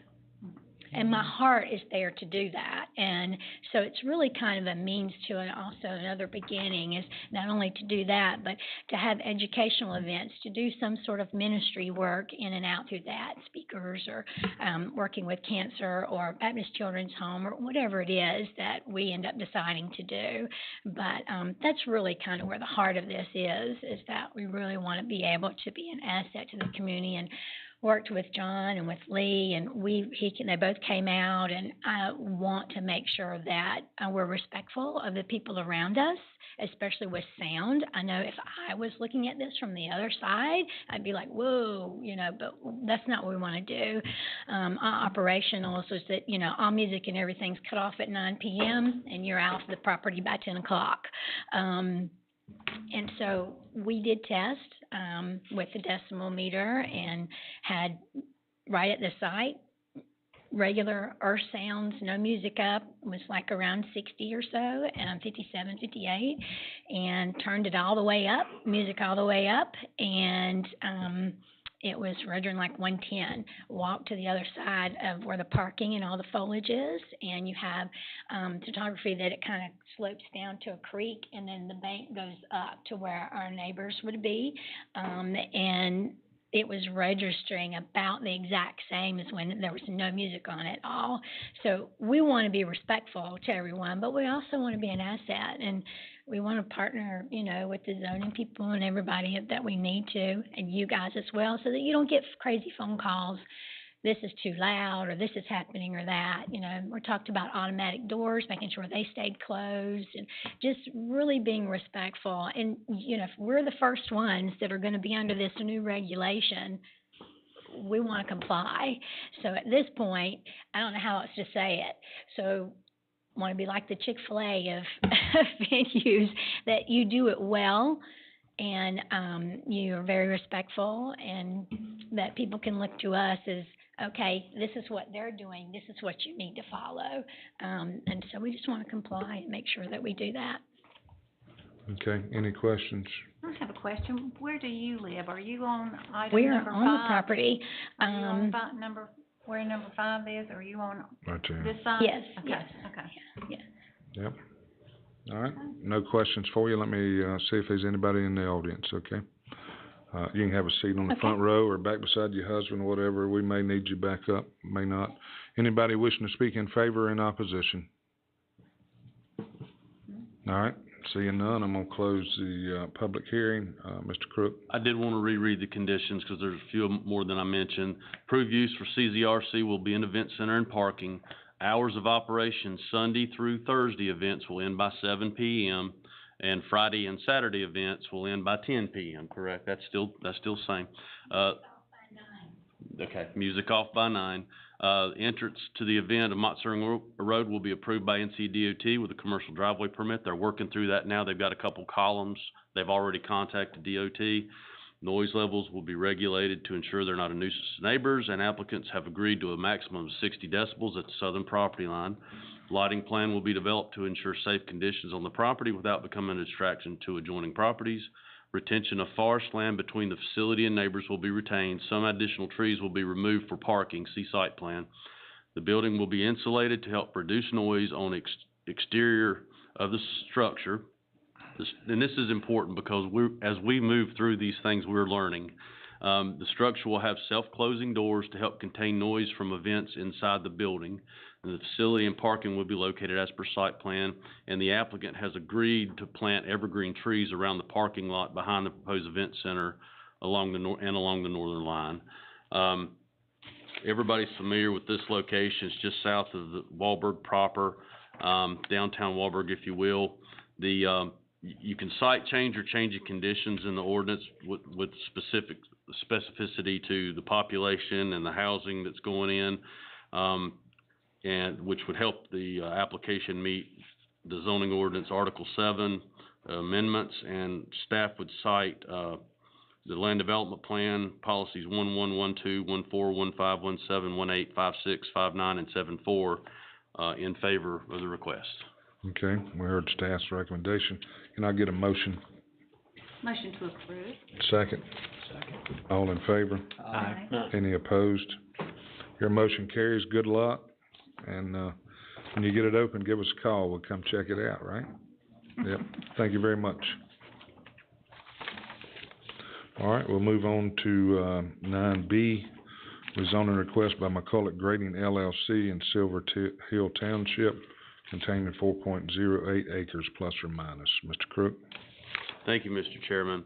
We do have a request by McCulloch Grading LLC to rezone property located in Silver Hill Township, tax map 1, lot 77, containing 4.08 acres more or less. Said property is located on the west side of Beck's Church Road, approximately 504 feet south of the East Country Lane intersection at 1150 Beck's Church Road.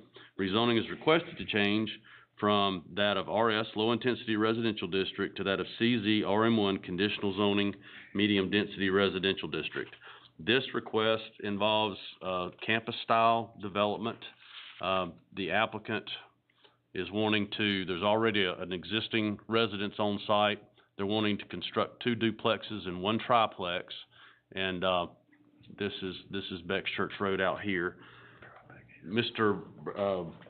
Well, with respect to the conditions associated with this, the applicant proposed an 18-foot all-weather surface access road, construct and maintain an appropriate fire turnaround, at the end of the road, and they've proposed a vegetative buffer, at these locations, here and here, and during the planning board meeting, they agreed to add that same buffer along this northern line there, since there's some residential development to the north.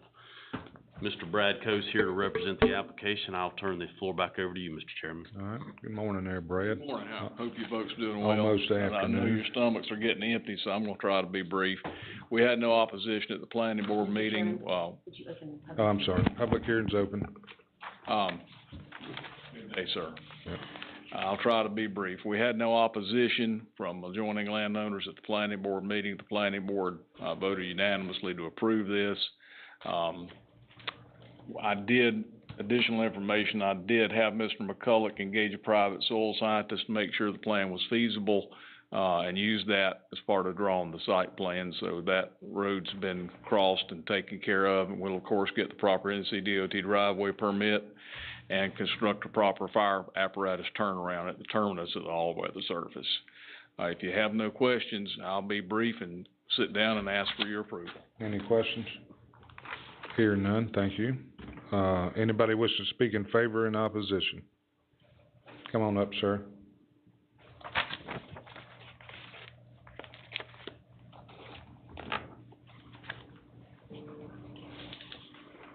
I'm Jim Harper. I live right beside where they're building. I only have a couple concerns. Is that this, quiet, peaceful neighborhood, I've been there for about 10 years. And the word that I got was affordable housing. And affordable nowadays ain't what it used to be. It's kind of low rent. And these are gonna be rental properties, probably month to month, year to year. I'm not real good at speaking, but, I've got a couple things here. I need to know how much, what the place is gonna look like. It's gonna be just a couple of little brick buildings, 400 or 500 square foot, and are they gonna have, is it gonna be a nicer complex that's not gonna affect the look of the neighborhood? I mean, the housing there is pretty nice. Is there gonna be any building going on after these three are done? I mean, it's 4 acres, you can build a lot on 4 acres. Yeah.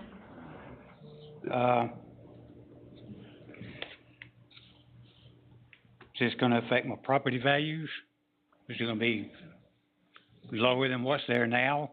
Or is it gonna be better than what's there now, or is it gonna be about the same? It's just a quiet, peaceful neighborhood right now. There's no crime going on there now. And I know with a couple of the rental properties that I've seen, they don't look very good. It's not pleasing to the eye. I just have a few concerns. Okay. I'm not against it, I don't know too much about it. And Okay. since I'm right beside it, it's really gonna affect me. So that's all I got to say. Okay. Where do you live at, sir? I live at 1110 Bex Church Road. You know where that's at? Is this your house, Mr. Harper, right here? Yeah, find out where he is. It's right on Bex Church Road. Yeah, Bex Church Road, East Country Lane's right there. That's me. That's you right there, that's what I thought. Okay. I can, Mr. Chairman, I can speak to the density question that Mr. Harper has brought up. This maximizes the density. They won't be able to do any other construction. This will, all the land that remains open will be either used for septic field or remain open, other than the proposed, whoops, I keep going the wrong way, the proposed site plan. Since you're probably familiar with the property, there's an existing house here with Bex Church Road, you're right here. Yeah. There'd be one duplex right here, then the rest of them are gonna be, there's one back here and one down here.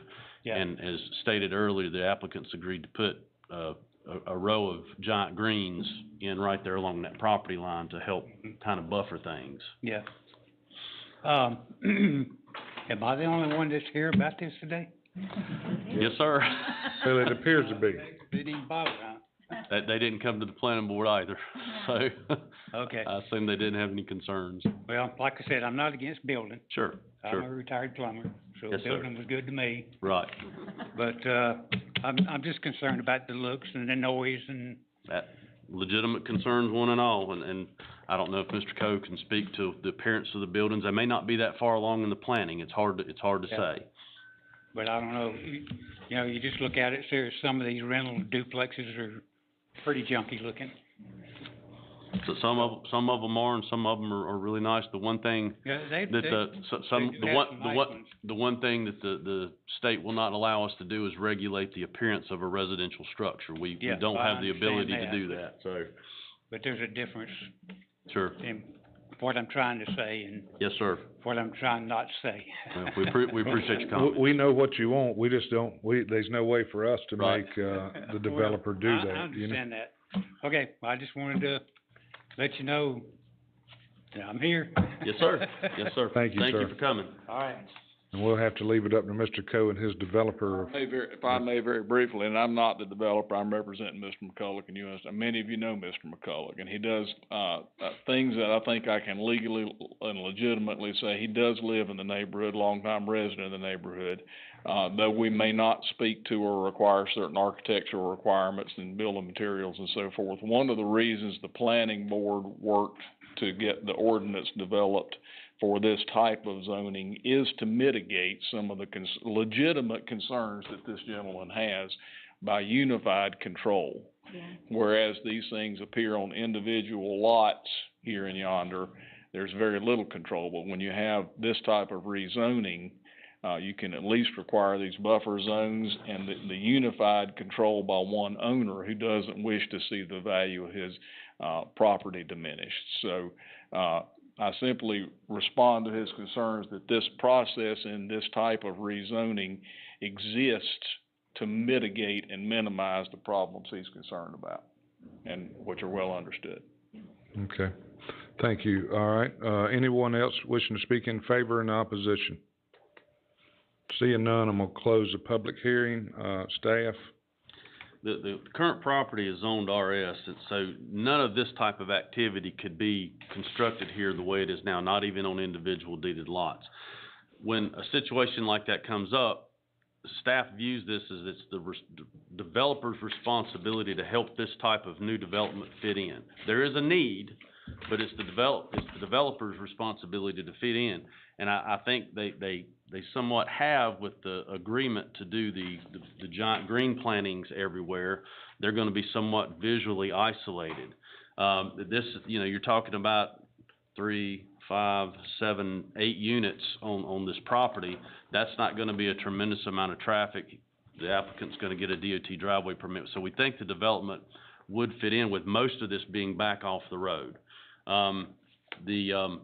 We would cite the exorbitant cost of residential single-family dwellings now as a change in conditions generally that would shift more people into the potential rental market since, houses cost a lot of money now. So, we would contend that would help this application comply with our zoning ordinance, Article 7 administration amendments. And we would cite the land development plan, Statement 6.1, 6.2, 6.4, 6.6, 6.7, 6.9, 6.10, and 7.4 to support the amendment, and would recommend approval and ask you to adopt a statement of consistency. All right, you've heard, staff's recommendation. Motion? Make a motion to approve this rezoning request. Second? All in favor? Aye. Any opposed? That motion carries. Thank you. Yep. All right, moving on to 7C. I'll go ahead and let you introduce it there, Mr. Crook. All right, thank you, sir. Drill down through my paperwork here. Sorry about that.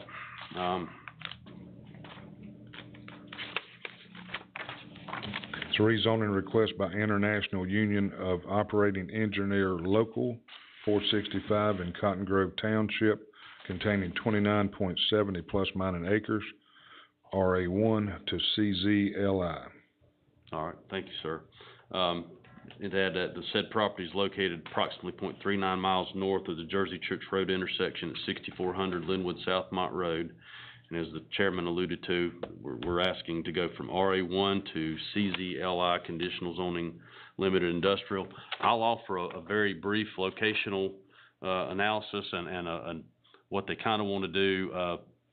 Nick Smith is here as a representative of the application. So this is Linwood South Mott Road. Jersey Church Road is just off the map right here.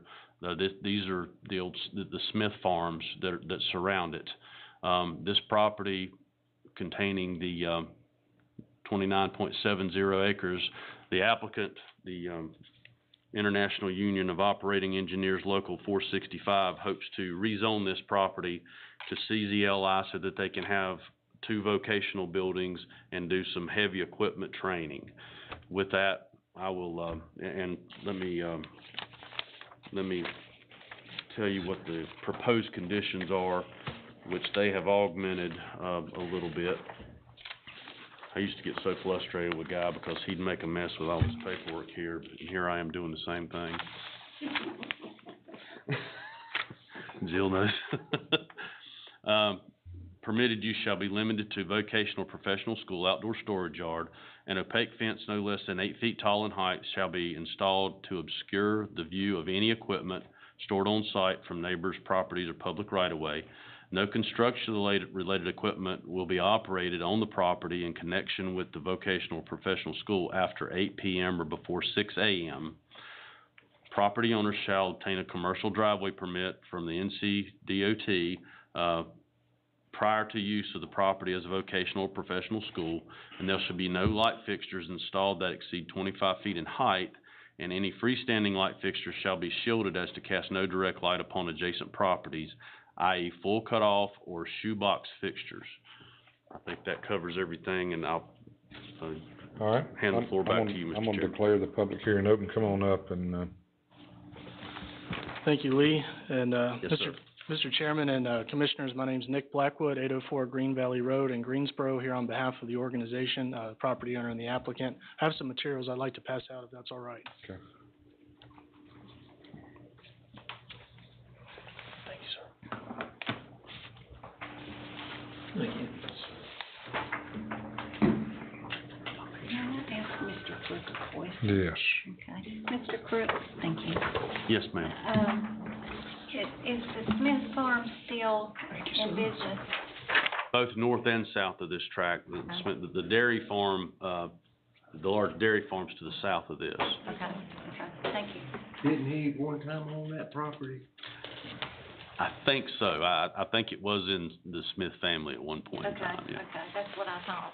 Yeah.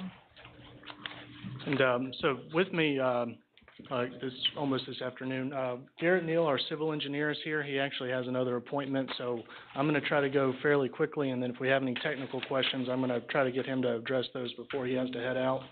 We also have, Stephen Rumberg and Chad Bratt with the organization to help answer some operational questions if you have anything you'd like them to speak on, as well as some of the employers that benefit from their services. So, I'll kick things off and give you a brief overview, and then have those folks come up and answer some questions. Sorry about your last name, Nick. It's Blackwood, not Smith. Oh, not a problem. I was thinking of the property owners. So if you'll flip with me to your second page, more or less showing you that same aerial that you see on the screen now, but what you see shaded in blue, those are some of those neighboring farm uses, Ms. Watford, that you referenced. You got Mr. Smith's dairy farm just to our south. He's got about 1,700 cows there. And from what I understand, it's more or less a 24/7 operation. He has dozens of trucks coming in and out every day. Mr. Smith was here a little while ago, but he had to go to Greensboro for another appointment. So I'm going to speak on his behalf a little. I've spoken with him on the phone on a handful of occasions, so I'll try to share our comments that way. So just wanted to kind of give you some context for where our site is and what we have right next door. And then further context on the next couple of slides, just a close-up aerial of Mr. Smith's farm. Wanted to emphasize that this is not a mom-and-pop farming operation. This is a fairly intense, almost commercial type of farming use next door to us. If you'll, a little, kind of humor here, if that circular feature that you see to the north side of their property, right on our southern property line, that's a methane tank. So a cow waste storage tank, right on our property line. So not particularly conducive to, residential use. I don't believe that folks are gonna be knocking down the door to come live next door to that. So completely within the confines of what Mr. Smith is entitled to do on his property, but not necessarily cohesive with residential use. The next couple of slides show some street views of Mr. Smith's farm. You can see there's a dozer on page 4. He's got a forklift and some tractors and other machinery in that red barn that you see on the left-hand side of your page. Wanted to just emphasize that the type of equipment that we're gonna have at the rear of our property is very consistent with what's already being used on adjacent properties in connection with those farming operations. You'll see the same sort of thing on page 5. As well as one of those tanker trailers that I referenced that's coming in and out of the farm every day to carry his dairy product. You've got skid steers, tractors, storage facilities. So again, very similar to what we're proposing. Slide 6 shows a sketch plan, kind of giving you a conceptual layout of where we're thinking that things are going to sit on the property. You'll see up towards the Linwood Southmont right of way, you've got those 2 buildings. So the bulk of what happens on this property is going to be in a classroom setting. So probably 90%, folks come here for certification classes for their apprenticeship. The bulk of that happens in those classroom buildings. I'm going to have Chad and Stephen speak a little more to the operational side of things, but there's infrequent use of the equipment that's going to be stored on site. It's really there because they have to have a certain number of hours to reach that accreditation for the program. But like I said, the vast majority of this is going to be within closed walls in a classroom.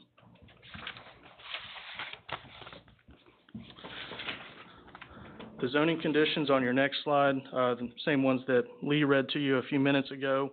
The ones that are underlined are conditions that were added either at the planning board meeting or thereafter, not necessarily in response to concerns, but more so in response to questions. We had a neighboring property owner, actually a niece of George Smith, who attended the meeting and had some questions. So we wanted to just go ahead and get out in front of those, did not want those to turn into concerns. We know that we're not going to be running equipment at night, and we know that we're not going to have some sort of big stadium light style fixture lighting up that work area. So just to answer those questions from Ms. Smith, went ahead and added that hours of operation restriction as well as the cap on our light fixture height.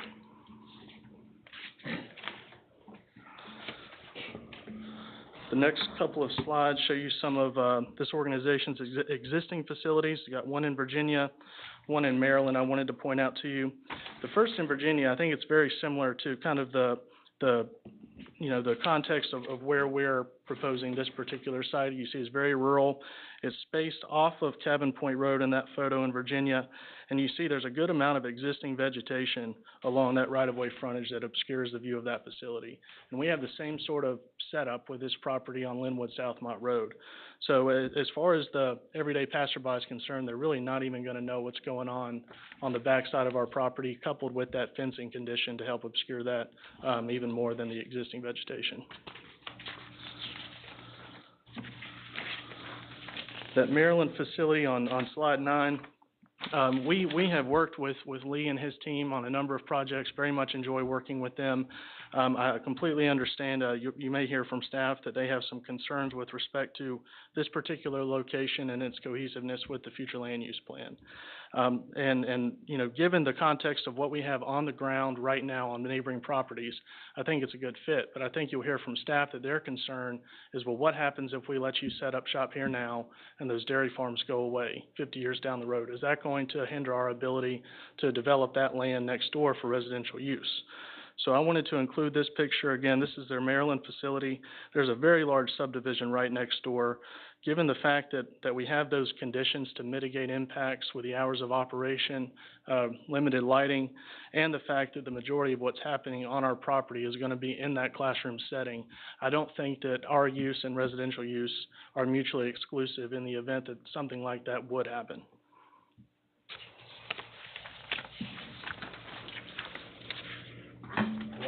that you have in your packet. We did prepare and send out a notice letter to adjoining property owners.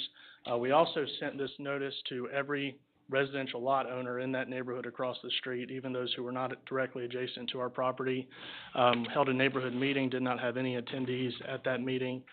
Did receive an email from one neighboring property owner, requested a call with her on a handful of occasions, and she did not respond. So she also did not attend the planning board meeting, so I don't know that she has a tremendous level of concern with respect to our project. And with that, I'm gonna ask, unless we have any. Let's see if we got any questions. Any questions at this point? I do, I've got one. Yes, ma'am. Have we approved one of these before in my tenure of, The most similar thing we've approved would be the septic tank, facility out off of, 64 East, or I think it was Dykers Creek Road. We did some conditional zoning out there, where they, Mr. Sho, yeah. That would be the most, that's a lot smaller scale than this, but it's a similar use. I can't think of anything to this scale that we've approved. okay, Where they thank have you. classes, but. Yeah. Any other questions? Quick question, Lee, if, based on the current plan, if we were to move forward with the rezoning, it could give the argument in the future, should those farms go away, to allow for more limited, industrial, is that correct or no? It can, you know, it would, I don't know that it would constitute a development trend, but it does assist one of the hurdles in the ordinance being contiguous to existing zoning. So that potentially could ease the next application should that scenario take place. And if I could speak to that point just very briefly. So I understand it's on the surface level, it's unusual to be requesting a light industrial zoning district in this sort of rural area. I think when you look kind of the next layer down in the zoning conditions that we've imposed, where we're really limiting ourselves to the same type of activity that's happening on those adjacent farms, it's not a traditional light industrial site. And I think, you know, from the county's perspective, if you have your inventory of light industrial property that you've set forth and you're marketing to a, you know, an Amazon distribution facility or something like that, I don't know that something like this is a great use of that more traditional light industrial type use. And not only that, it would be cost prohibitive for this group to set up this sort of use on a site like that. So we really feel that, you know, just given the context of the area and where this is a perfect location for what they're trying to do. Okay, any other questions? All right, I'd like to speak with the representative here and, kindly tell us a little bit about what they do and how they do it. And Debbie, I guess I opened the public hearing, did I not? You did. Okay. Make sure it was you. I can't remember. It's been a long morning already. How are you today? Good. My name's Stephen Rumberg. I'm the business Can you spell manager. your last name for me? Rumburg. Thank you. I'm the business manager and head of the commission for the committee for the apprenticeship program that we have. So tell us what it is. I mean, I'm in the grading business, so, my understanding it's grading equipment. Do y'all teach people how to run the grading equipment, truck driving school? Tell me more in depth. And also, is it a union? Do I have to be a member of that union to, use this service, or tell us a little bit about how that works? Yes, sir. We bring on apprentices, young men and women or older people into the apprenticeship program, and they are paid, you know, we have in our collective bargaining agreements, we have rates, and in that rate is, they get a certain percentage of a rate. So right now it would be $24.27 is what a first year apprentice would be. So we bring them in and teach them how to run equipment. They get on-job training. They have 8,000 hours. Yes. And a 4-year program to graduate. How many a year? 4. They're a 4-year apprenticeship. Yes, sir. So it's 8,000 hours in those. So you train them, and then if I want to hire somebody, I call you, and the level one's 20. I want to make sure I understand this right. Yeah, they're working for a contractor. They have on-the-job training too with a contractor, and then we bring them in, give them a classroom, and then we have dedicated training, like for GPS. Teach them how to safely dig ditches with a track hoe, you know, for dozer, you know, how to cut So grade. the contractor like myself has gotta send them to you, and I have to pay for that, right? Well, we find the apprenticeship, and we find them through You find application. the candidates? Yes, sir, through application process. And then a contractor will call us and say, hey, I need some apprentice, and we'll send those out to them.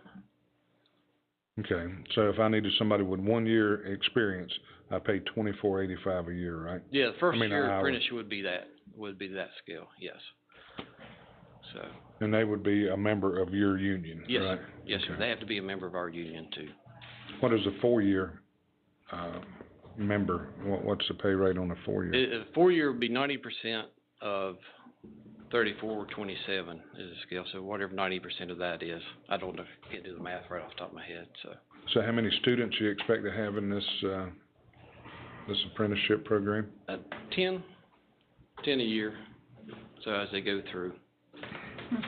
And we do, and Chad can tell you more about how he's gonna lay out, he's gonna be the training director, cause it'll be a month or weekly blocks. Is that right, Chad? So 10 a year, just you'll get 10 the first year, and then they'll move on to the second year of training, and you'll pick up another 10 year. So at max, you'll have 40 students there. Correct, but they won't be at the facility all at one time. All at the same time. Right. Is yeah. this training every day for those 10 kids? No, it's just in a week process, or 2 weeks a year, 3 weeks a year. 3 weeks a year. Okay. And the rest of the time, their training is on the job training with the contractor that they're with. So there's not much going on outside of those three weeks? No, we can have people come in and out to get crane certifications or something like that, but I mean, it's not Short term? Yeah, it's maybe a couple hours that, you know, we're not looking to put, 300 hours a year on a piece of equipment is kind of what we're averaging, so. So are you gonna be going to like our employees and asking them to become a member of your union? Is that something, or this is just the apprentice? This is just the apprentices. This is Okay. just. So, but you're not gonna take employees like I may have and say, you know, come join No. our union? They gotta come to us, you know, they'll come to us or anything. You know, we have an application process that they have to fill out. And we check. No, we're not going to go to your employees and say, hey. But I'm just saying, an experienced employee that wants to join your union, they can? Yes, they can. Yes, they can come through us, and then we can, if they tell us they have 5 years of experience, we can actually test them out on a piece of equipment. If they, you know, if they show they have the experience, then we can place them with a contractor, and then they'll get the full rate of pay instead of the apprenticeship pay. So, but then with that, they get, being a part of the union, they get training also. They can come in, because we'll put on classes for forklifts, you know, so they can be forklift qualified. Also for crane CCOs, for a crane operator and stuff, to get those tested out and get their certification with that. But in order to get that training, they have to join your union, is that, I understand you to say that? Yes, sir, Okay. yes, sir.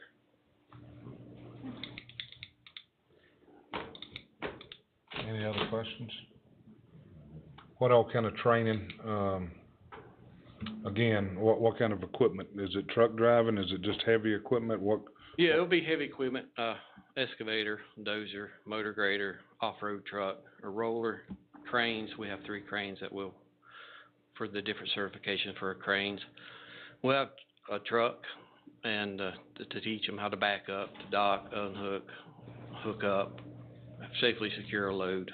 But once all of that's on the property, including the truck, it's not a traditional truck driving school where you're gonna have folks coming on and off the property. It's more to, you know, you're pre-checked before you go on a trip with your truck, or backing things up, attaching trailers, that sort of thing. You know, here's a big problem I see with it, okay? We don't have a lot of union jobs around here. So we got to start paying our operators union wages to go on and perform on non-union jobs. It puts us at a really big disadvantage. So this is actually the first union of this type I've heard about in North Carolina. So Do y'all have anywhere else in North Carolina that this is, We cover the whole state of North Carolina, what 14 I'm saying, do you counties. have another training facility in North Carolina? No, sir. No, sir. We don't. There is a local 25, which is, they have one out in, where is it? Starts with an L. Yeah, right below Rocky Mount, North Carolina.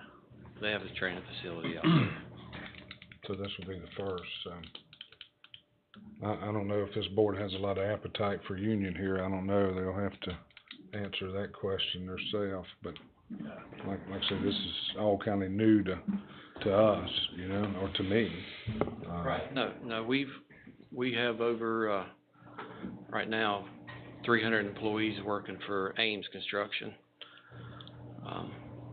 They were here to talk about it, but he had to leave. He had a flight.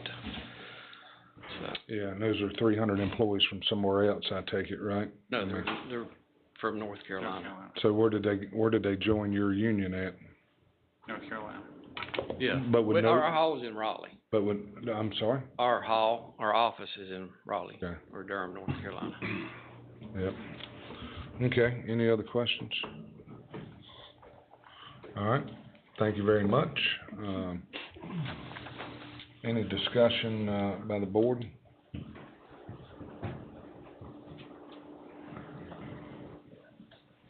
Hearing I hadn't none? even thought about that union thing. I hadn't even thought about that. Is they gonna, I wouldn't think that impacted the whole lot. I mean, I don't know, it's all just new to me, so I don't know, I've never held a union card, so I don't know what it's about. No. They still My have- dad held one, but I never held one, huh? They still have the freedom walk, in the state. They wouldn't have to do that. They'd have to join that, I guess. I don't know. Because we're a right-to-work state. Is that what you're referencing, Fred? See what our attorney says about I guess he's talking to you. Right. So, I missed the question, I'm sorry. How does that work with us being a right-to-work state? I'm gonna be honest, I'm drawing a blank on that as well. I mean, I think obviously, if you wanna collectively bargain, you can. I think maybe the difference of right to work versus is that sometimes it can be compelled. Maybe that's the difference. That's, kind of a lane I don't stray into very often, so I apologize for not having a certain answer, but. Well, they still have a right to work. I mean, that's not it. The deal is they'll join the union and then, if, I guess they still have a right to work for me if I wanna pay them my wage, or either they'll chase the union jobs, Which he said Ames is a big contractor, I guess. Working on the Toyota site, I Right. believe. And see, Toyota had to bring a lot of unions in because, it's a big job and it happens, and then where's everybody go? They either go back home and wait for another union job, or, so. And, Mr. Mazzelli, I'm not an employment lawyer, so I'm certainly no expert. I was curious. Yeah, but I think, for the scope of discussion and consideration for the purposes of this hearing, I think, certainly the ownership and the operator is a component of your decision, but we're looking at the land use and whether or not this equipment training facility meshes with the other existing land uses in the area. And we submit that it is a reasonable request. I don't foresee this property as being developed for any sort of residential use in the immediate future, just given the intensity of what's next door. So I think you're looking at, as far as the scope of likely uses, you've got another dairy farm type of use that has a similar impact, or something like this where you're not going to be having, a lot of single-family homeowners who are complaining about smells and sounds. And I know in talking with Mr. Smith, that was one of his main concerns. He's fully supportive of our request. His worst-case scenario is to have a single-family builder come in and subdivide lots on this property and open up the door to just having complaints nonstop about his operation. So, just wanted to share that. And he was right. We're just looking at the zoning part, but we always consider what's gonna happen on there. All right, anybody else wishing to speak in favor or in opposition?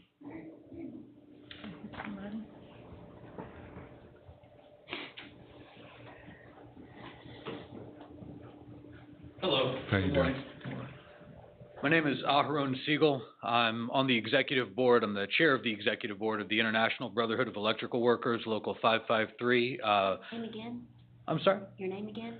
It's Aharon, which is spelled A-H-A-R-O-N, and my last name is Siegel, which is spelled S-E-G-A-L. Thank you very much. Yes, ma'am. Thank you. I appreciate the opportunity to speak with you all today. As I said, I'm on the executive board of the International Brotherhood of Electrical Workers, Local 553. I'm an industrial electrician, and I'm the product, essentially, of a training program that is similar to this. Now, for us, we represent industrial and commercial electricians. We represent power linemen. We also represent emergency medical training units over there at Fort Bragg for the United States Army. These folks represent operating engineers that operate heavy equipment. What we have in common is the training facility. These types of training facilities that bring young people up in the building trades, I have seen it change many lives, and not tens or dozens, but really and truly hundreds of lives. Working people who are looking for employment, who are looking to better their lives. We all know the cost of higher education has become astronomical, and we have incredible institutions in this state. It's very expensive. I have seen a lot of people, I've worked construction my whole life, I've seen a lot of people thrown to the wolves, as they say, on equipment, trying to learn how to do different jobs. The difference between getting thrown to the wolves on a job and not having the proper training, and in having a registered building trades apprenticeship that can train you up properly, it is a night and day difference. And these types of programs allow young people who maybe don't know what they're going to do with their lives, or maybe they're in construction or service, or maybe they're wondering how they can afford college. This is a path forward that really helps people provide for their families. It really helps young working class people find direction in their life, build careers to whereas they can build health, dental insurance for their families, pensions, as they move on in their career and move forward. A facility like this, it isn't just a bunch of equipment sitting in a spot. It is an opportunity for people to come and get trained. And, you know, I've heard, you know, some talk earlier about, you know, the way that things change in the country and how culture changes and everything. And there are certain things that do not change, which is that working men and women who are willing to sweat through their clothes build this country and build this state. And the more that we can provide good training opportunities and the opportunity for good jobs and good careers for the working people in North Carolina, the better off we all are. It's an opportunity not just to have a facility here for these particular folks, but it is an opportunity for people to come in and get trained for the jobs of tomorrow, which look a lot like the jobs of yesterday and the jobs of today. Somebody's got to build all this stuff. And if I may speak to the issue of the union, we are a right-to-work state. By law, there can be no working man or woman in this state that can be compelled to join a union. That is a legal impossibility. People join by choice, essentially, and if someone has an opportunity to work on a job, not me as an official with the IBW, or not Stephen as an official with the operating engineers, nobody can compel any apprentice or any working man or woman to join a union against their will. It is only through a person's individual choice that they choose to do that. And even if you are on a job where there is a union present, it is still illegal. It is not legal for me to say, I have to see your card or you're off this job. That does not happen in the state of North Carolina, and it would not happen under any circumstances at all. There is quite a bit of subcontracting that takes place between a variety of different contractors. General contractors are free to choose in the market who they would like to use. Sometimes they go union, sometimes they go non-union. Every contractor is free to accept or reject any applicant for a job, and any working man or woman is free to join or not join a union as they see it fits their own life. And I just wanted to offer that point of clarification since it is a concern. And I want to say thank you very much for you allowing me to speak with you today, and I hope you do approve it, because we've seen everywhere that we have training facilities like this for North Carolina's building trades, job opportunities for young people increase, and people are afforded a better future. So thank you for your time. Thank you. Yes, sir. Did you say something, Fred? I'm sorry. Thanks. Okay. Anyone else wishing to speak in favor or in opposition?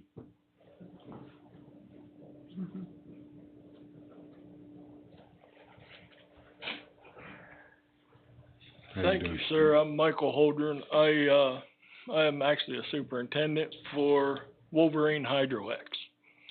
We are a contractor, which we're out of North Dakota. We got some work down here, trying to expand in this area. But these training sites are very, very important. If I need a driver, I call it the Union Hall, and they have trained people in place. I don't gotta put an ad in the newspaper, can you run a hydrovac, and then get somebody that can't. And I'm actually a product of the apprenticeship myself. I went through the apprenticeship up in the state of Pennsylvania and was properly taught the procedures of how to run the equipment. So when I go out onto a job of any contractor, I can go out there and physically do the job without having to slow down the contractor, impeding work processes. And it's been a life-changing experience actually for me.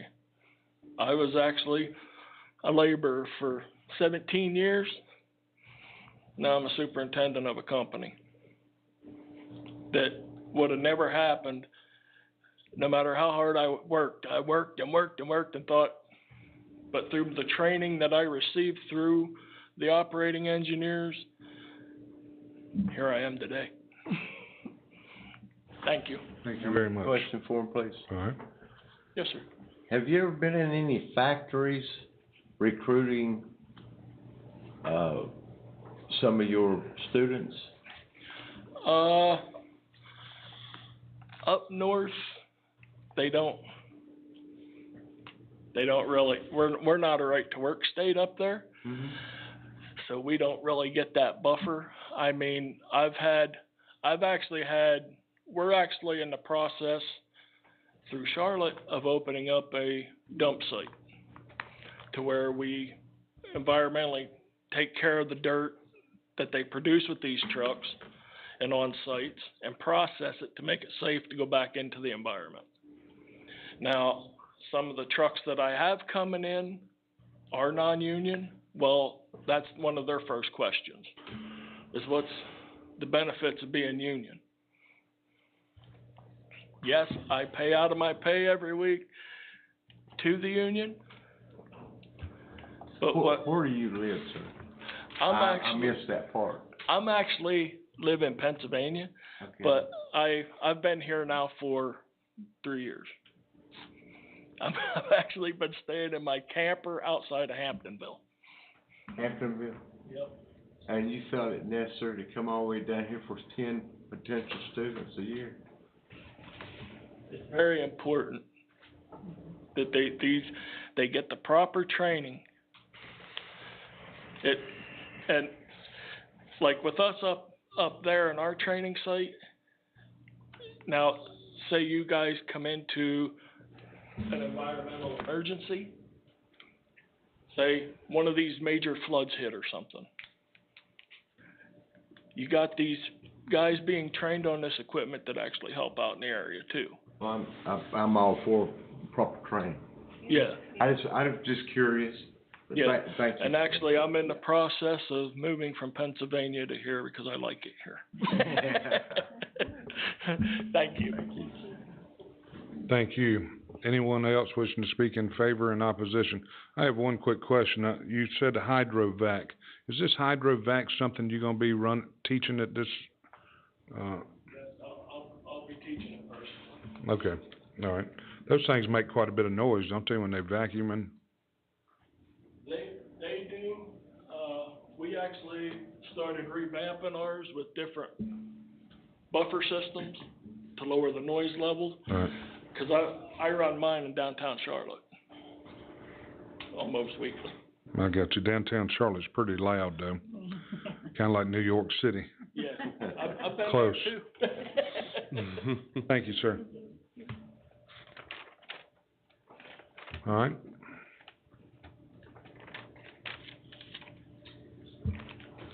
Hey, good afternoon, good morning, good afternoon. Afternoon. My name's John Schaus with Schaus Enterprises. We're a CHAVES. Thank you. Yeah, we're general contractors from Conway, South Carolina. And we're signed with the operating engineers. And my operators are union operators. They're qualified. They're good guys. They know what they're doing on the equipment. So we do a lot of government work. We do state municipality work through relations in North Carolina, South Carolina. And I rely on good help. So I think it'd be beneficial to the area that this area had a place where people could get trained properly and acquire the skills needed to do their jobs efficiently. I rely on the union to give me qualified help, so it would be nice to have a place locally that the guys could come to and get trained. So, Board, I think it'd be a good thing for the community just to know that, you know, you have the best of the best being trained here. So, All right, thank you. appreciate it.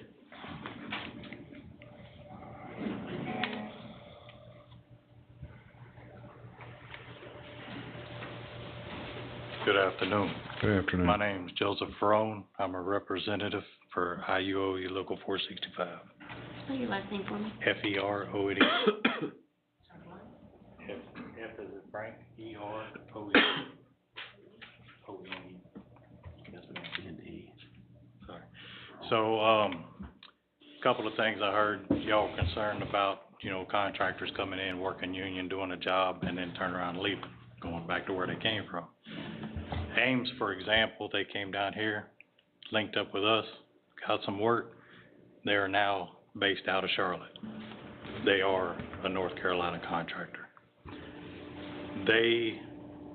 With us, we help them provide the operators that are gonna help build the infrastructure for North Carolina and this local community. So they're not going anywhere. And we're wanting to train the people to help that happen in the proper direction. Another thing, Mr. Marvin Kelly here, Goodwill Industries, you can tell your name. Yeah, my name is Marvin Kelly, and I'm the Director of Construction and Trade Training with Goodwill. So we just had a big event yesterday in Charlotte with other union crafts. Collectively, with those 5 other crafts, there's about 6,000 union members just with those 5 crafts here in North Carolina. They all have training facilities throughout North Carolina, as well as Mr. Marvin here has a training facility. So this would be a very good addition to all of those programs, and we're working in conjunction with them. Yeah, and actually what happened was previous Acting Secretary of Labor, Julie Sue, had actually connected us with the unions last year and basically said that this would be a good opportunity for us to be able to assist because there's such a demand and such a need. And so we've been working together. We pipeline folks into the various trades, construction and industrial, as well as you know, the unions. And so one of our goals is just to be able to provide a variety of different opportunities for our students because all of the trades need help, and we trade quite a few. We train about 220 students per year, and so this allows us the opportunity for them to be more specialized coming out of ours, because ours is going to be more general, more basic. They'll do OSHA 10, they'll do basic construction, and they'll go into carpentry level 1, electrical level 1, or HVAC. But our goal is to be able to allow them greater opportunity, and to partner with the union allows them to create an even greater career. And I want to be clear, my questions earlier was just me trying to figure out information about the company that would be utilizing this piece of property, you know. This goes back to whether we feel that it conforms to the use of this property, not what type of business it is or what, okay? So. And on that note too, Ames Construction, one of our main contractors, they are building their own facility, a yard, probably 10, 15 miles from this site. They already got it approved, and, you know, so that is similar to what we're gonna be doing. Just might not be in the middle of a residential neighborhood there, right? Right, It's not a residential neighborhood right now anyways, but, right. and on the noise level, as far as the hydro excavation truck, there's no way that that's gonna make more noise than, say, a sports complex that is being planned. So, you know, there'll be a lot of noise in that. Yeah, I ain't never been around one very much, so I couldn't tell you what a hydrovac sounds like, but. You'll have the you know. opportunity to come out and look at it, if it all comes together. Okay, all right, thank you guys very much, yep. Anybody else wishing to speak in favor or in opposition? All right, any other questions by the board? All right, hearing none, I'm gonna close the public hearing, staff's recommendation. Thank you, Mr. Chairman. First, I'd like to start off by complimenting Mr. Blackwood and Mr. Neal. It was a very well-prepared application.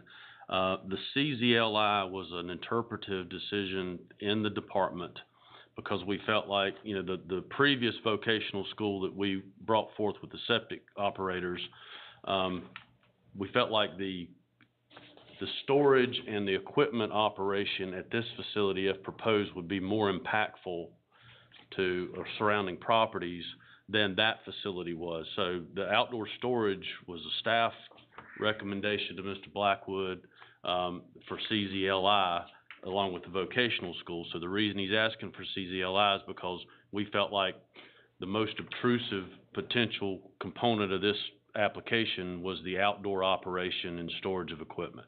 Wanted to clarify that.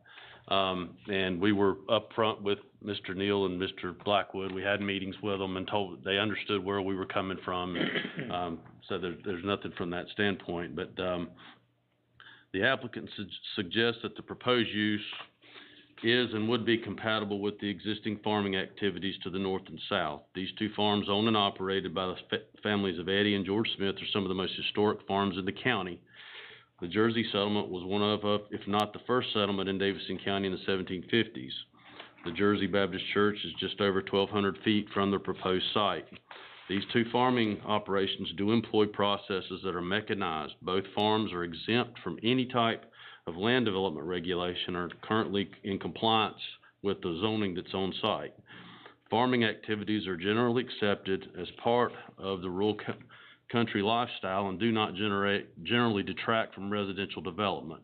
Both farms can employ any and all types of farming activities outside of the purview of our office. They have existed well over a century and will hopefully continue to exist long into the future. However, our office is tasked with planning for the future and regulating uses that are not exempted by the general statutes as farms are. If at some point in the future either of these farms are sold, how is this area supposed to grow? Our land development plan, I'd like to cite, let's see. Our land development plan, this is the area in question. Right here is Jersey Church Road. The site's right here. This is the industrial, the I-85 Business Park. You can see I-85, Belmont Road's here. This is the site right here. So it does not support this on our plan from the standpoint of non-residential development. The, let me see, where was I at here? Well, these two farm do employ process farming activities. Okay, I'm on the wrong page. All right, guy. Yeah. You hurt me. You hurt me with that one. They have existed well over a century and will hopefully continue to exist long in the future.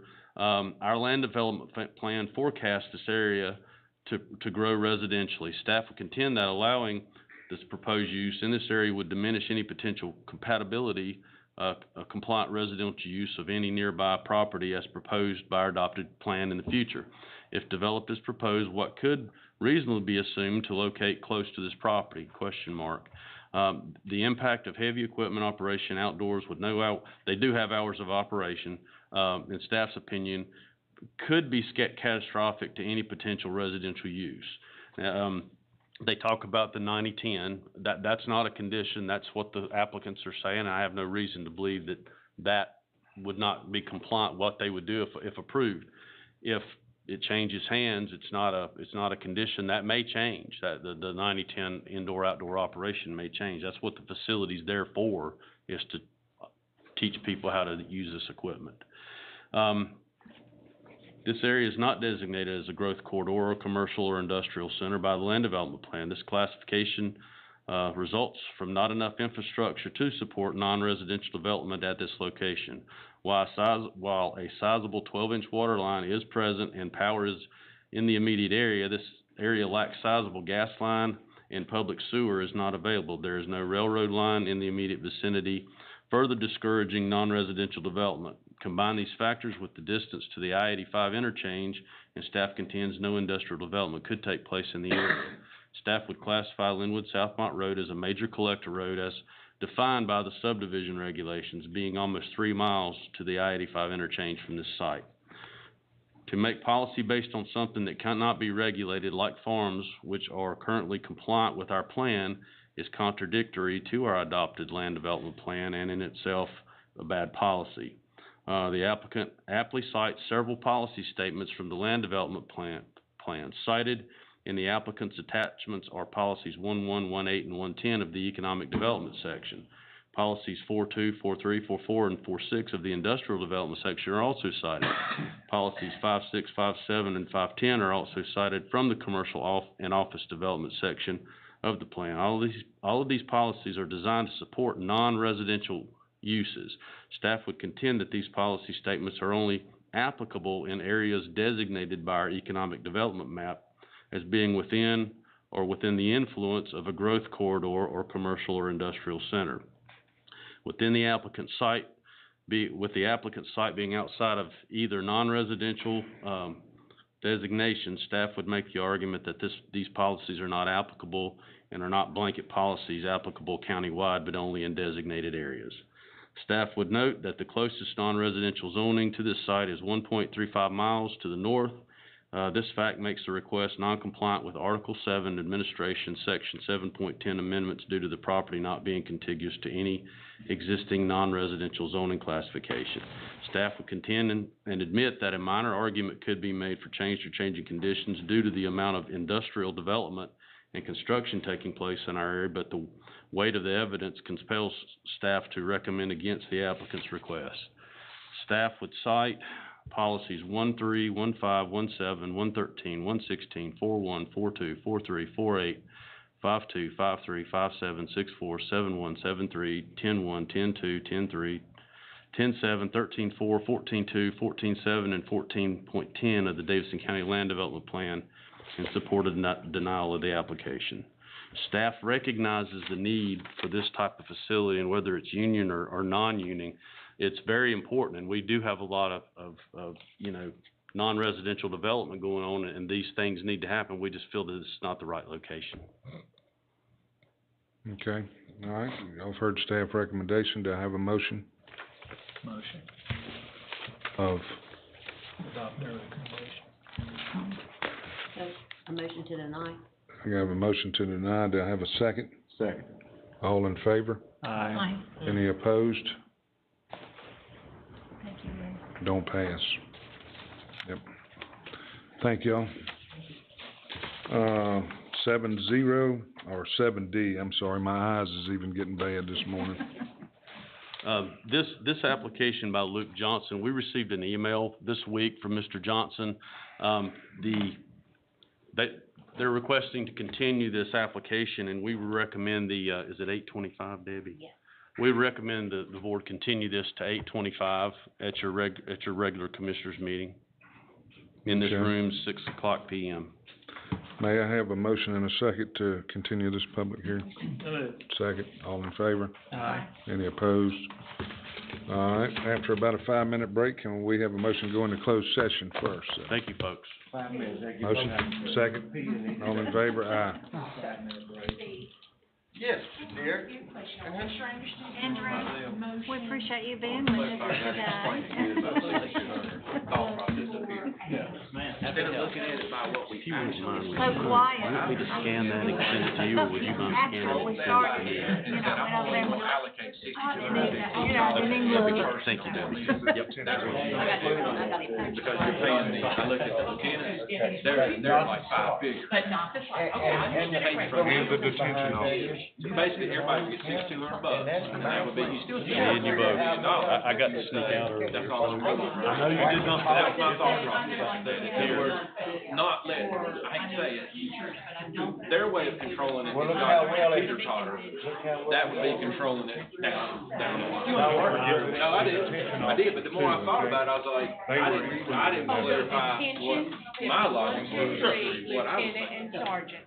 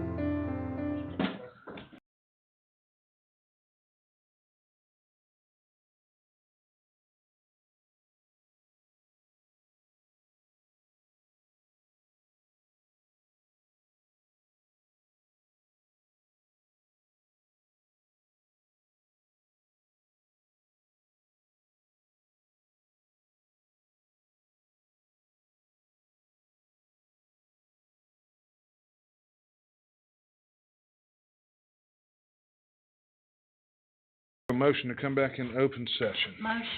Second? All in favor? Aye. Any opposed? Hear none. Mr. Attorney, will you give us an update, please? Yes, Mr. Chairman. Pursuant to, General Statute 143, 318.11, the board considered matters of personnel, economic development, and some matters of legal advice, and in all matters, the board gave direction to staff and, how to proceed in those matters. Thank you, sir. All right, no other business. I'll entertain a motion to adjourn. Motion. Second? Second. All in favor? Aye.